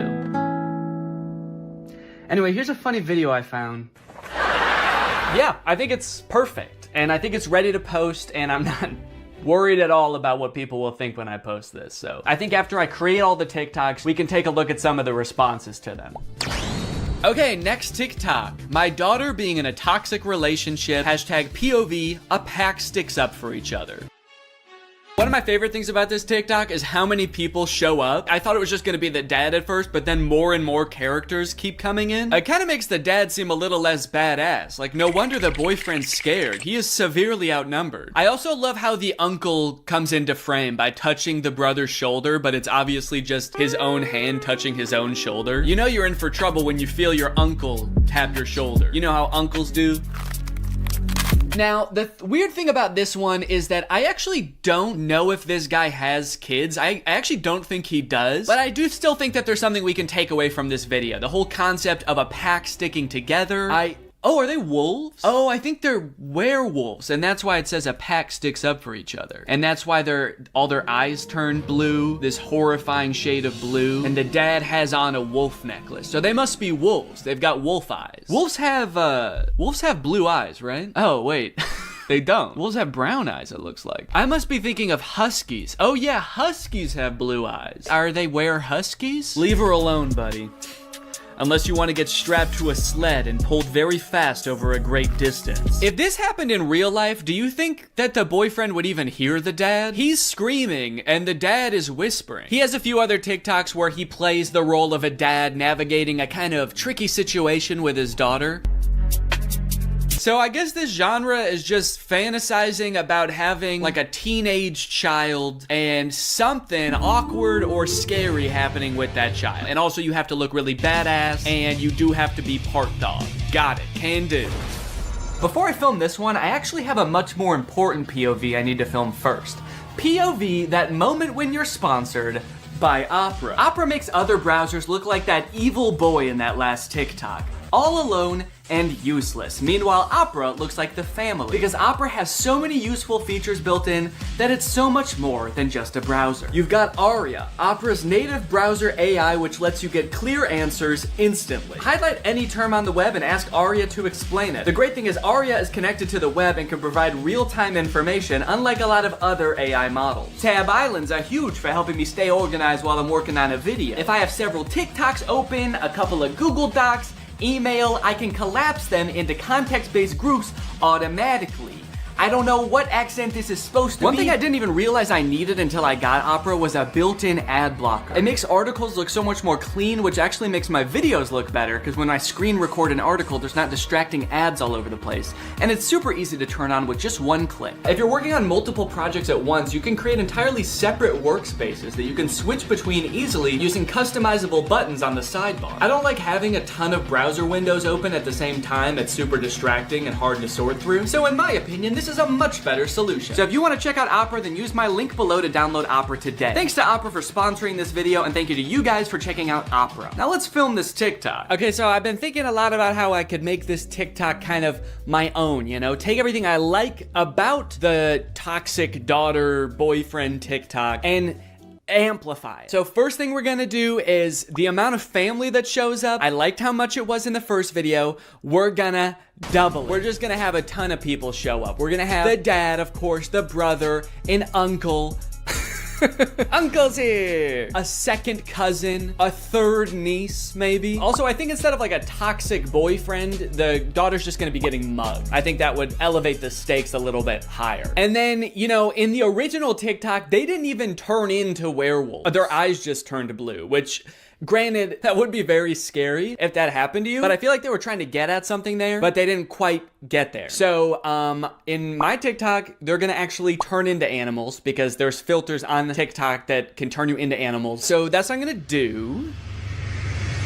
And I'm gonna do it now. So I think what would be even cooler than turning into a wolf is if I turn into a horse. And I know that there's horse filters on TikTok. I have one saved here, where if you open your mouth, you turn into a horse. So I'm gonna use this. Okay, beautiful, beautiful. I look gorgeous. And then everyone just starts turning into horses, dude. The daughter turns into a horse. Uncle's gotta turn into a horse. And last but not least, the mugger has to apologize, of course. Let's go, baby. Now all I have to do is edit this, and it's gonna be ready to go. Now this dad is a whole different type of dad. His name is Brian B. Toe. I thought Toe might be his last name, but the way it's spelled out in his profile actually makes it seem like Buto is his last name. I thought B was just his middle initial till I saw this just now. Say what you want about Brian, but he do be Toe. And I think there's a lot we can learn from Brian's TikTok. Stuck in a generation where loyalty is just a tattoo and being fake is a lifestyle. Where the real ones at? Man, Brian's so cool. I thought he was a teenager for a second because of how cool he's dressed. Hey guys, I'm just skateboarding with my backpack to school. Work. I hope my teacher is cool today. Oh, boss. Sorry, I'm just a kid at heart. Also, I just got in a really bad skateboarding accident and hit my head real bad. Can you drive me to the hospital? I don't like this angle. Why is he so much higher up than us? Are we a child in this video? Are we his child? Son, where are the real ones? What have you done with the real ones, son? I'm not even sure how the caption and the video are related. They seem like totally separate things. I'm so sick of my generation. So I've decided to join yours. I'm a teenager now. In fact, I'm so young that my kids are my...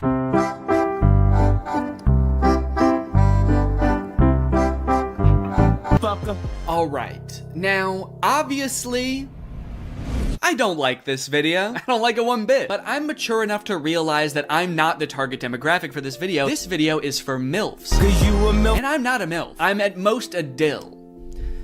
I'm just a dad you would like. And the MILFs in the comments are loving it. Yes, you still got it. Where you been all my life? Damn, my kind of guy. More power to him, I guess. The one thing that I can't get over is the setting in which he's making this video. Are you in public? It looks like he's just in the lobby of a hotel making the absolute thirstiest video I've ever seen. You need to get to your room ASAP, dude. You are too horny to be in public. I like this guy in the background. The second he realizes he's in this video, he steps out of frame because he's like, oop, I can't be in this. Oop, get me out of here, this guy's too horny. The caption is still got it, which is a little confusing to me because usually you would say that about something you used to do when you were young. Brian, did you used to do this when you were young? They didn't have iPhones back then. Who were you doing this to, man? The reason so many people are single and not in relationships today is because we're looking for that 90s love in a 2023's hookup culture. Tell me I'm wrong. Yeah, man, that's fine. Where are you? What's going on in the background here? I'm looking for that 90s love. The kind of girl that doesn't just want to hook up, but wants to go on a date to the giant dirt pile in town. I love that dirt pile. I wish I could date the dirt pile, but she's taken. Hey, get out of here! She's mine! Okay, this is good research. I feel like I'm starting to get what this guy is all about. It's a lot of like pouring your heart out on the internet. Some of it could possibly be on the verge of oversharing, but he's expressing his feelings.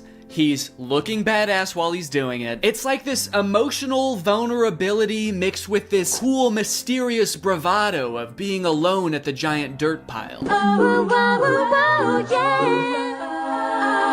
Da, da, da. I got a new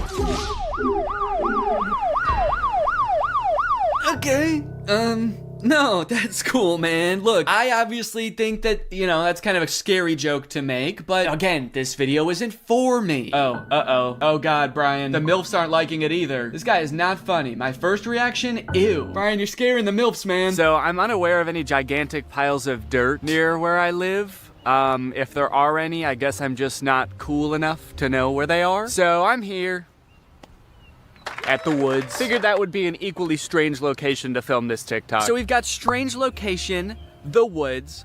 We're going to have sort of a nostalgic / oversharing caption, which I'm still not sure what that's gonna be yet, but I can just figure that out while I'm editing it. I don't have to do that now. It doesn't have to have anything to do with the video, which is good. And then I also have to appeal to the youth. I have to try to make myself seem like a kid, which usually I'm not very good at, but I went to Walmart and I went to the kids section and I found some stuff that I think is gonna do the trick. Brian had a skateboard in his video, and so I bought a scooter. They didn't have any skateboards. I don't know if this is maybe a little bit too young for the demographic I'm trying to reach, but the box said ages 2 to 5. So I'm just gonna sort of pretend to be shredding it up out here at the beginning of the TikTok. By the way, I am like 75% sure that there's poison ivy under my feet right now that I'm very much trying to avoid. And I think I have, but my legs just feel itchy even just being near it. This was actually a horrible idea. Anyway, the hat. It says Fortnite on it. Can you see that? It says Fortnite on it. I found it at Walmart in the little boys section and I thought, oh my gosh, this is perfect. This is gonna appeal to all the kids. So I've got my scooter, I've got my Fortnite, and I'm ready to have some fun. Let's film a TikTok. Okay, I think I'll just pretend to be ripping it up over here and then I walk towards the camera, all cool. I for sure stepped in the poison ivy that time. Very cool. Why does this hat make me look like a pilgrim? It's like such a flat brim hat that it's gone past looking cool and gone towards looking like a full-on pilgrim hat. I am a Fortnite.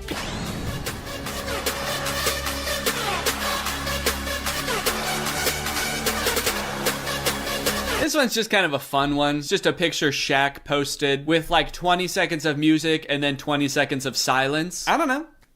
Could be the mood.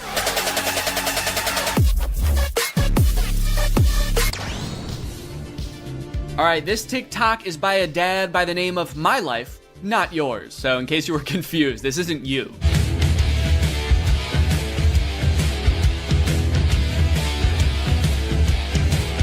Yes, dude, thank you. This is the kind of energy I'm looking for. When your kids need you, you drop everything. And you don't walk, you don't run, you don't even drive. You jump through the air like a giant bunny and you land right where they are. I guess we don't see where he lands. It would be kind of funny if it like cut to a reverse angle and he just landed at the bar. But one TikTok in, I am liking this guy's style.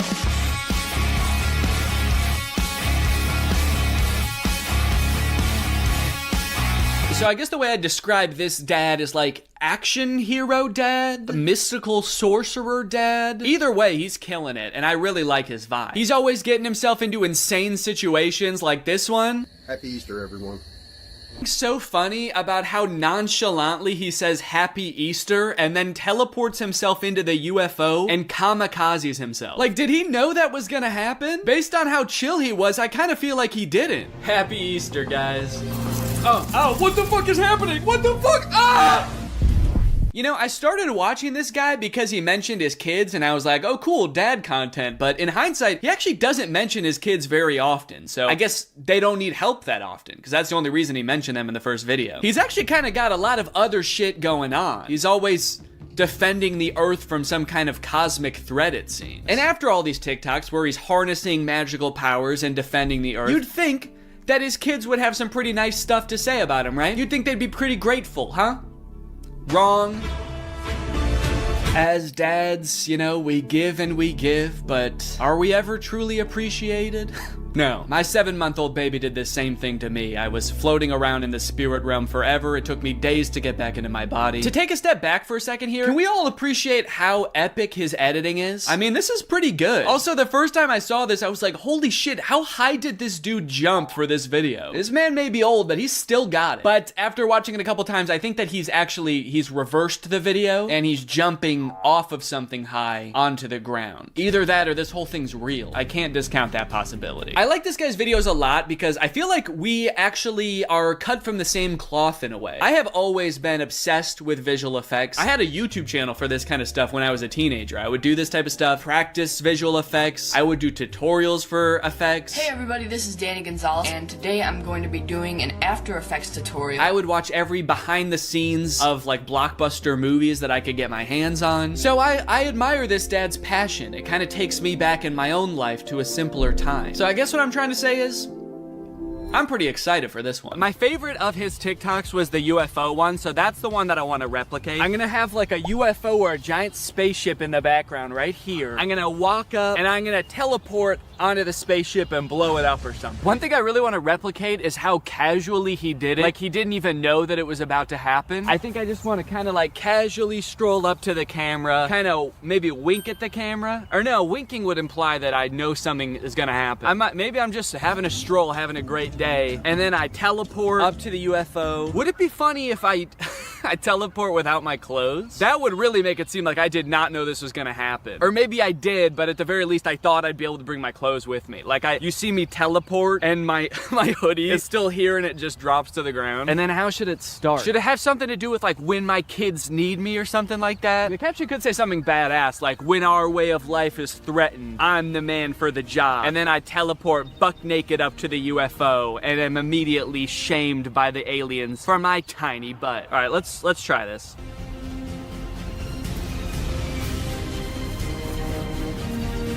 Okay, and then I'm gonna take off my hoodie, put it right where I was, and then drop it.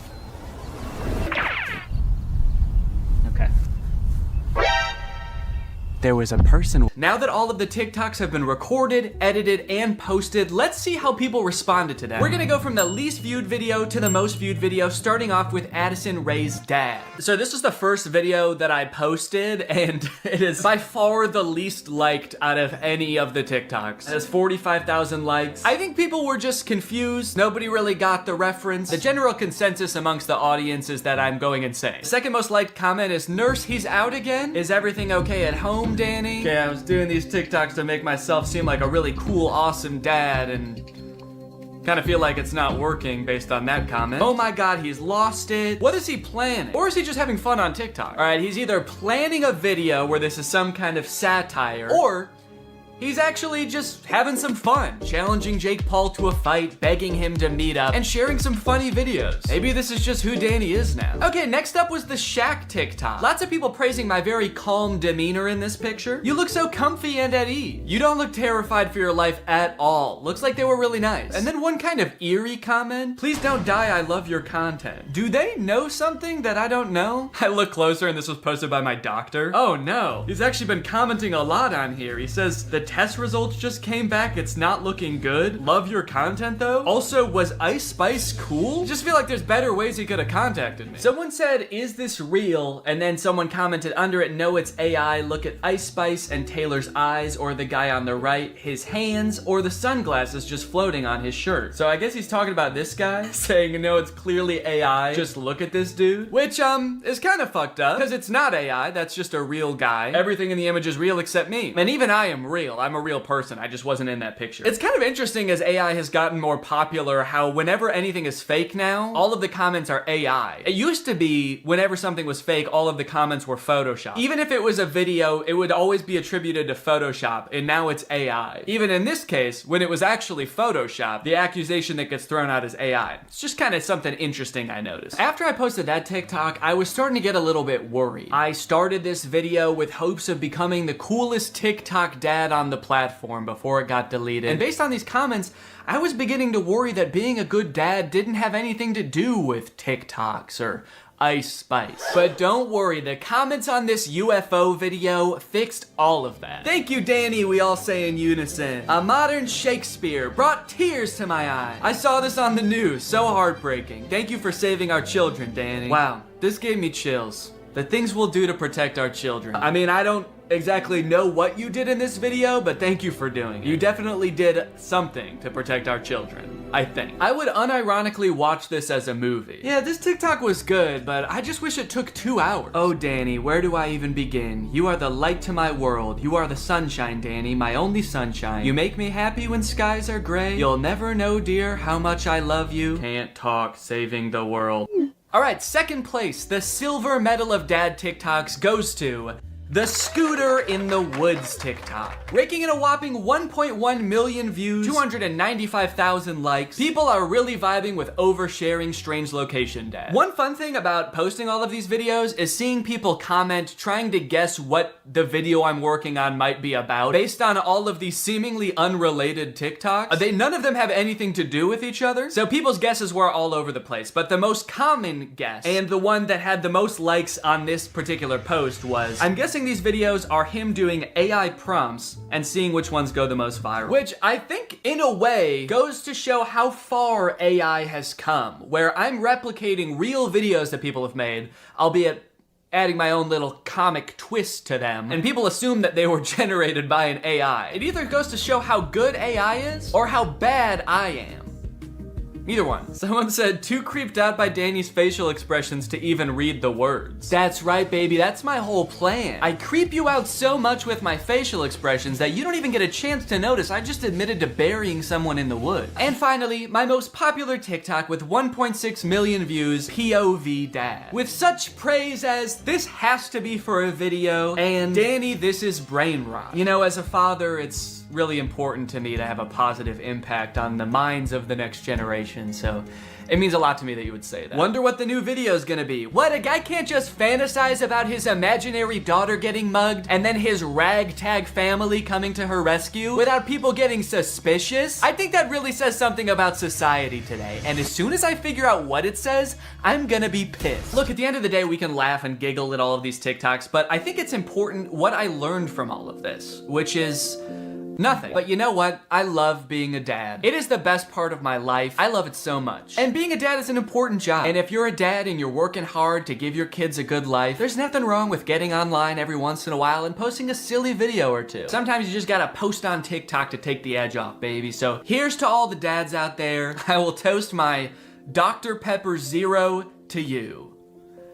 Clink! Alright, well thank you guys for watching this video. I hope you enjoyed it. If you're new here and you're not subscribed yet, make sure you subscribe and turn on my notifications to join Greg. I'll see you guys next time. Bye-bye. After MGK released his song Emo Girl and then followed it up by appearing in a bunch of insane interviews with Megan Fox talking about their love life, I think we're pretty good on MGK for a while. We don't need any more music. We don't need any more public appearances. We're good. We don't need to know any more about MGK's personal life. And folks, I think MGK finally finally took notice and he listened. He said, all right, look guys, I get it. No more music, no more interviews. I'm gonna take some time and I'm going to release a stoner comedy movie instead. So he hunkered down and he wrote and directed this movie, Good Morning, which currently has a 0% on Rotten Tomatoes. We got a good thing going here. 2 movies in a row with 0% on Rotten Tomatoes. What's the opposite of a Renaissance man? You know how people, when people can like act and sing and direct, like Donald Glover, people call him a Renaissance man. MGK is like a Dark Ages man. MGK is a medieval man. Also, sorry if I sound sick. Sorry. The moment this movie starts, MGK, aka his character London Clash, gets kind of a weird good morning text from his girlfriend Apple. Who's texting me?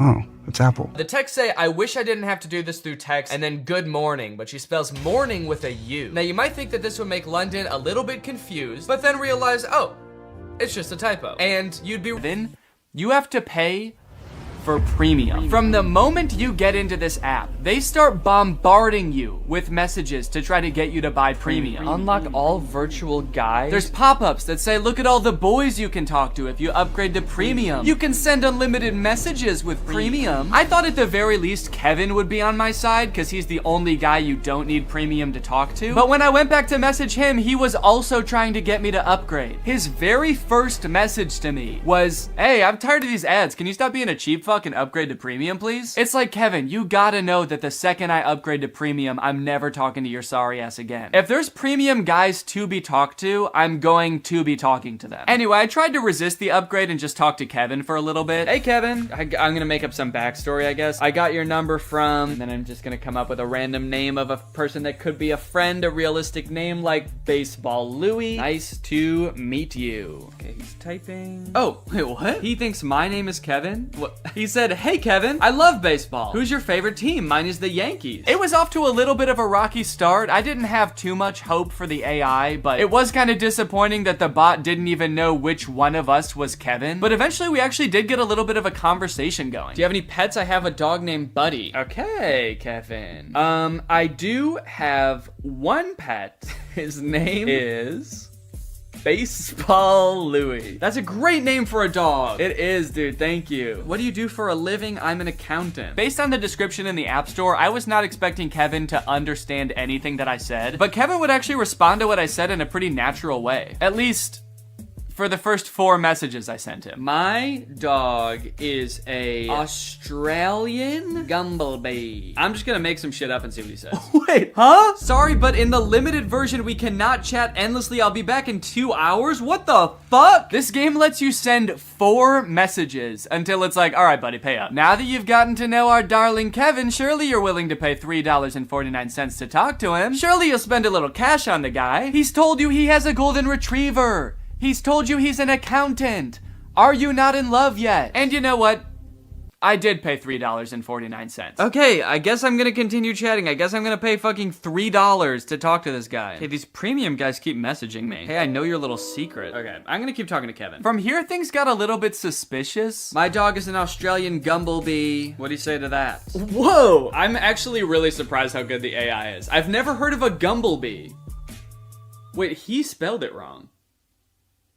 Huh? Am I talking to a real person? How the fuck would an AI spell something wrong? He said I've never heard of a Gumblebee. Gumby. What's it like to have one of those? How could a computer spell something wrong that I made up? Just copy and paste it. While trying to get to know Kevin a little better, I decided to ask him some personal questions. Have you ever kissed anybody? Sexual style? And his responses just made me more concerned. Wait, what? Sometimes I am a nasty boy, but rarely enough. If you are lucky, I will say some vulgarity. If you're lucky, I will say some vulgarity. I love that. If I'm lucky, he's gonna say shit, balls, fuck. I guess I just didn't really feel like I was connecting with Kevin, and also I was a little concerned that I was actually talking to a real human being in like a call center somewhere. So I decided to chat up some of the premium guys instead. Big mistake. Andy's already messaged me freaking 3 times. Hi there, it's raining again, nothing new. What's the weather like where you are? Maybe I should move closer to you. Hey, I know your little secret. I never thought you liked to eat at night. Honestly, I can't help myself not to eat a couple of soft, hot buns before I sleep too. Why don't we eat together? I have a gift for you. And it's a chicken. One actually kind of cool thing about this game is that it allows you to create your own custom dream boyfriend. Gift for someone who just went through like a horrible breakup. Hey, so I know that you're really sad that the person you love the most in your life stood you up at your wedding and doesn't want anything to do with you anymore. But you know what would make you feel better? A really big empty house. A house so big that it could be full of like some little kids running around or a little husband running around. But instead it's just big and empty. Does that make you feel better? Why not? Plus on top of that, with how like out of repair this house is, this just seems like a huge burden. I mean, I hope it'll be nice when it's done because it is pretty big, but like, this just seems like so much work. You know, it actually doesn't even look like it's in that much better condition than her original house. Well, sweetie, we know that you really miss your house because it burnt down and that was like the worst day of your life. So we wanted to make you feel better. So as a community, we all pitched in and raised enough money to buy you a second burnt down house. Go on, get in there. So by now the ad is about halfway done, and if you're wondering like, wait, what even is this game? I don't understand how this is an ad for the game, and what is going on? You're not alone. But luckily they take a pause from the story real quick to show us some actual gameplay from the game. And it's just like a home improvement game, like a gardening and fixer-uppy game. In fact, you might notice that it has kind of like a similar vibe to Lily's Garden, which I talked about like, I don't even know how long ago, like a year ago? A year and a half? If you don't remember, Lily's Garden were the absurdly inappropriate ads for a gardening game. They had all sorts of fun ads, like Lily's private time sitting on the washer, Lily pretending that she's pregnant so that her boyfriend will leave her. All sorts of wacky scenarios that they used to market this game that, as far as I could tell, was just about gardening. So hold the absolute F up, Merge Mansion, which is the name of this game. I don't know if I've said it yet. So hold up, Merge Mansion. You think you can just steal Lily's Garden's thing? I'm sorry, but I'm not going to allow this copycat behavior, okay? Sure, I didn't like Lily's Garden ads at the time, or even now. And they also tried to start beef with me by putting my little nutcracker guy in their commercials next to a dumpster. So really, I shouldn't be defending them at all. But you know what, Merge Mansion? Stop it. It's also just like so over the top for a game about just like home improvement. Is all of this context and backstory necessary? Would this be important to me if I downloaded the game? Would I use this information at all? So I've got an empty spot in my garden. I can either plant a tree or build a statue. Keeping in mind that my fiance did either die or stand me up on my wedding day, I think the choice is actually pretty clear. I'm going back to therapy.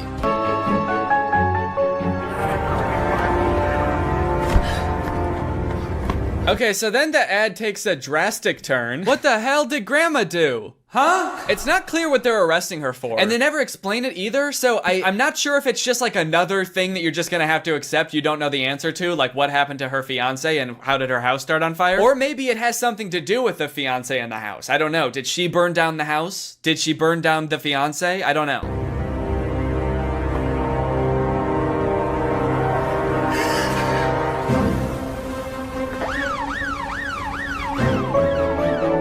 And there you go, that's the whole ad. He is alive. Oh, rats, Merge Mansion. Just when I think I figured out some of the context of this ad, you go and pull the rug right out from under me. What the fuck does that mean? So, who is alive, first of all? The fiance? I'm going to have to assume that's who they're talking about, which makes me think that I might have been right about them all thinking the fiance died? Is that why the wedding was canceled? And if so, how did they think that he died? How did they think that he died but never saw him be dead? Did he just not show up to the wedding and everyone was like, damn, he must be dead? That's the only reason a groom has never not showed up to a wedding, because he died. So, that sucks. Maybe at first they thought the fiance stood her up at the wedding, but then when she got home to where she and the fiance lived together, the house is burned down. So then they're like, oh shit, he didn't just stand her up.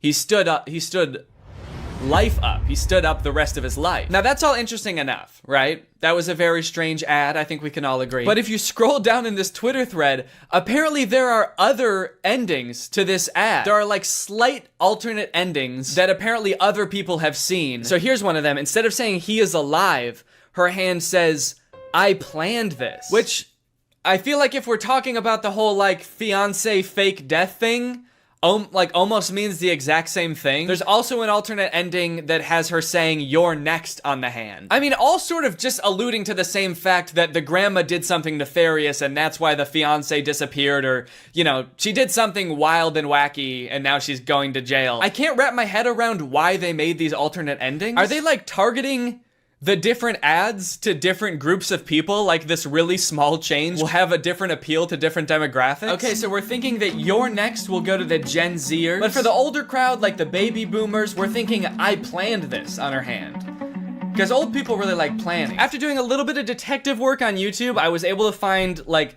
I guess the production company or studio or something that makes these ads.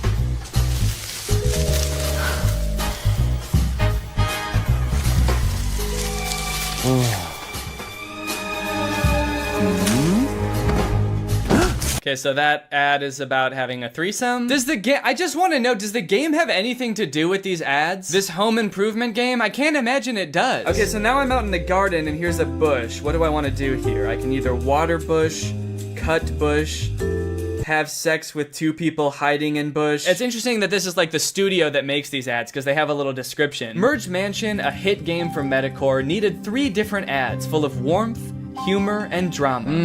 Warmth, humor, and drama. The simple warmth of finding out your fiance died and that your house burnt down and that your grandma had something to do with it all. They wanted to make films that are distinctive, surprising, and interesting from the first second. Distinctive? Try telling that to Lily's Garden, dude. I'm actually in love with this Twitter thread though, because once this tweet started picking up traction and a bunch of people started seeing it, everybody started replying with weird ads that they've seen. And yeah, there's some weird ass ads out there. I haven't done this series in a while, and it turns out that developers have been going buck wild, dude. That's all I can say. Look at this.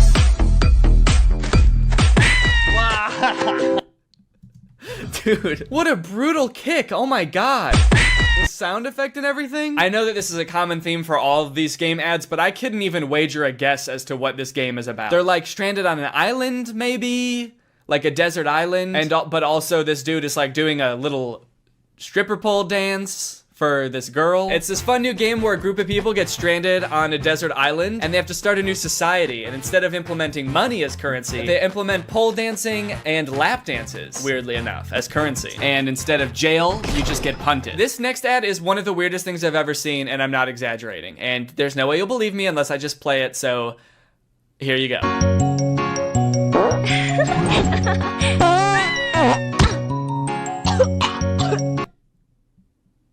Dude, what is this? Stinky fart dragon game? Dragonscapes.adventure. What the hell? What is this? The dragon farts once and the girl laughs and she's like, oh, you like that? You kind of like when I fart? And the girl's like, yeah, I guess it's kind of silly. It's kind of like funny in an immature type of way. And the dragon's like, oh, okay. Well, how about I fart so hard that I break your spine? You like my farts, huh? How about I fucking kill you? Wait, is this the same girl?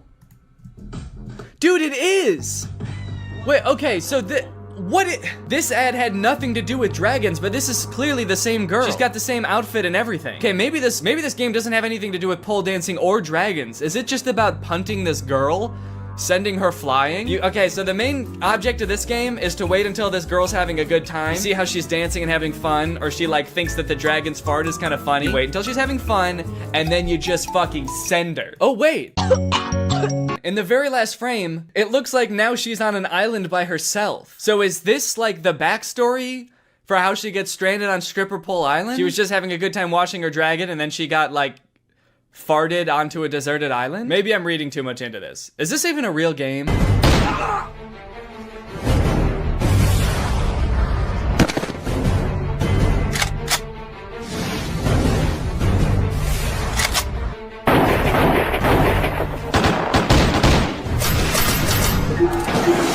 Wow, that game looks pretty cringe. That game looks so weird. Who would download that? I mean, what do? You're in like colonial times and you form an army of dudes wearing only boxer briefs that can like form together into these sick big weapons, and then you like fight off these other armies? That's crazy.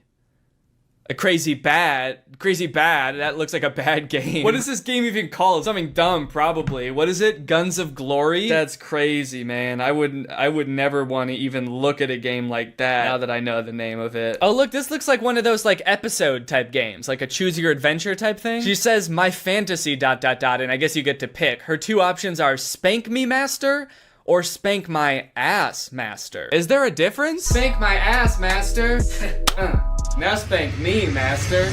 Anyways, guys, I think that's enough badads for now. Now it's time for a good ad. Thanks to our sponsor, Sleeper. You guys, let me tell you about today's sponsor, Sleeper. Sleeper is a fantasy sports platform. It's an app that's available on the App Store and the Google Play Store, but it's not just any fantasy platform, it's the best fantasy platform for all of your fantasy football, basketball, and for gamers like me, it's even got esports. The reason I think Sleeper is the best fantasy platform out there is because they've got personality, dude. I mean, look at this app. It's got a sleek, modern design. It's got a beautiful UI, very clean, laid out just right. They've got all the features you're used to in fantasy apps and more. They've got social features like voice and text chat, which means leagues that use Sleeper have more fun. They chat more, they react to moves that happen all season long, and it all comes with 0 ads. If you don't have a group of friends to play with, that's fine because Sleeper just released a matchmaking feature that will help you find the league that's right for you. So if you and your friends want to take your fantasy sports league to the next level, then download Sleeper in the App Store or Google Play. The link will be in the description. Thank you to Sleeper for sponsoring this video, and thank you to you guys for checking out Sleeper. All right, well, thank you guys for watching this video. I hope you enjoyed it. If you're new here and you're not subscribed yet,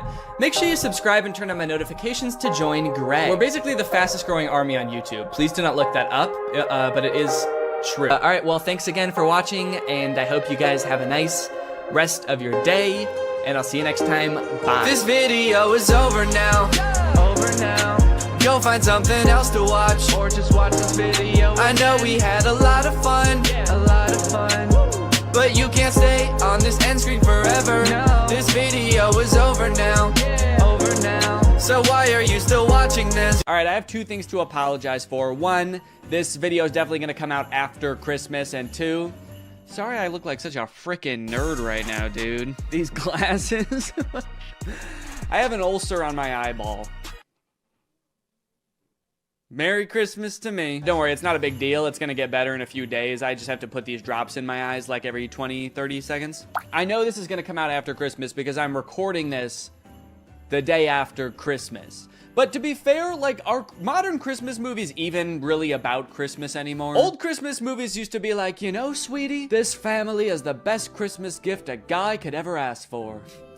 Why, I'm starting to think I won't kill myself after all. Whereas now, Christmas movies just feel like a hodgepodge of cliches that are vaguely related to Christmas. Every Christmas movie now is like, Christmas with... Right. He does have both of those thoughts. The problem with this movie is that the entire movie takes place between those two things happening. This entire movie is about MGK being confused about what those texts meant. Before he gets too concerned, he has to Google what morning with a U means. He's like, my fans are probably young enough that both of their grandparents are still alive. I should probably explain what morning is. Well, today should be interesting. Yeah, they let you know right away that this movie was written by a millennial. Well, today's gonna be kind of weird. MGK wrote the entire movie like this. So this just happened. Yeah, so the conflict at the beginning of this movie is that London thinks that Apple is breaking up with him. That text was a breakup text. Sorry to have to do this through text. Good morning, as in like happy morning our relationship. What kind of person is Apple that he assumes the text good morning means have a good time with your depression now? Look, this relationship isn't working. We're just growing apart. I just feel like you need to have a happy morning now. A happy grieving to you, good sir. When they introduce this character, she better be like wearing a top hat and carrying around a cane. It's gonna make a lot more sense when that happens. Good morning, good morning. Today might suck, guys. I'm adulting today. All right, guys, it's time to attend the MGK School of Acting. You're about to step into an ice-cold shower. How do you react when the water hits your body? Shiver! Grab your arms to make yourself warm. Okay. Okay, those are good answers. Let's ask Professor Gun Kelly. Ooh, sorry, you guys all get Fs. Your punishment? You have to look at MGK's ass. That is just horrendous. I never wanted to see that. You know why it sucks when you're going through it with your partner? You're not going through it with your partner. She sent you one understandable typo, dude. Everything's fine. You're fine. Yo, does this look like a breakup text to you, or am I tripping? Yes. Yeah, dude, take it from the weirdest looking man you've ever seen who falls asleep in his cereal mid-conversation. That's a breakup text. I don't mean to shame this man's appearance. I think Cody Ko looks great here. This is Cody Ko if TMG made hyperpop music. This man has never sent a normal text in his life. I'm surprised he wasn't like, no, that's about as incoherent and cryptic as I usually am in my text. You're probably fine.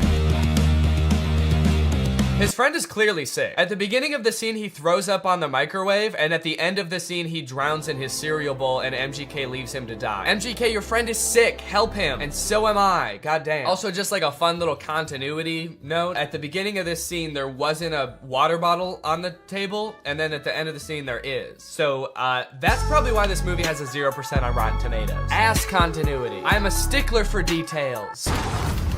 Meet Kennedy. Uh-oh, guys. Megan Fox is here, and she is not like other girls. Megan Fox plays a girl named Kennedy, who's actually not the main love interest in this movie. Her character is actually lesbian, and at the beginning of this movie, MGK explains how, like, she hates boys, but she lives with all these boys, and so she's moving out, which MGK explains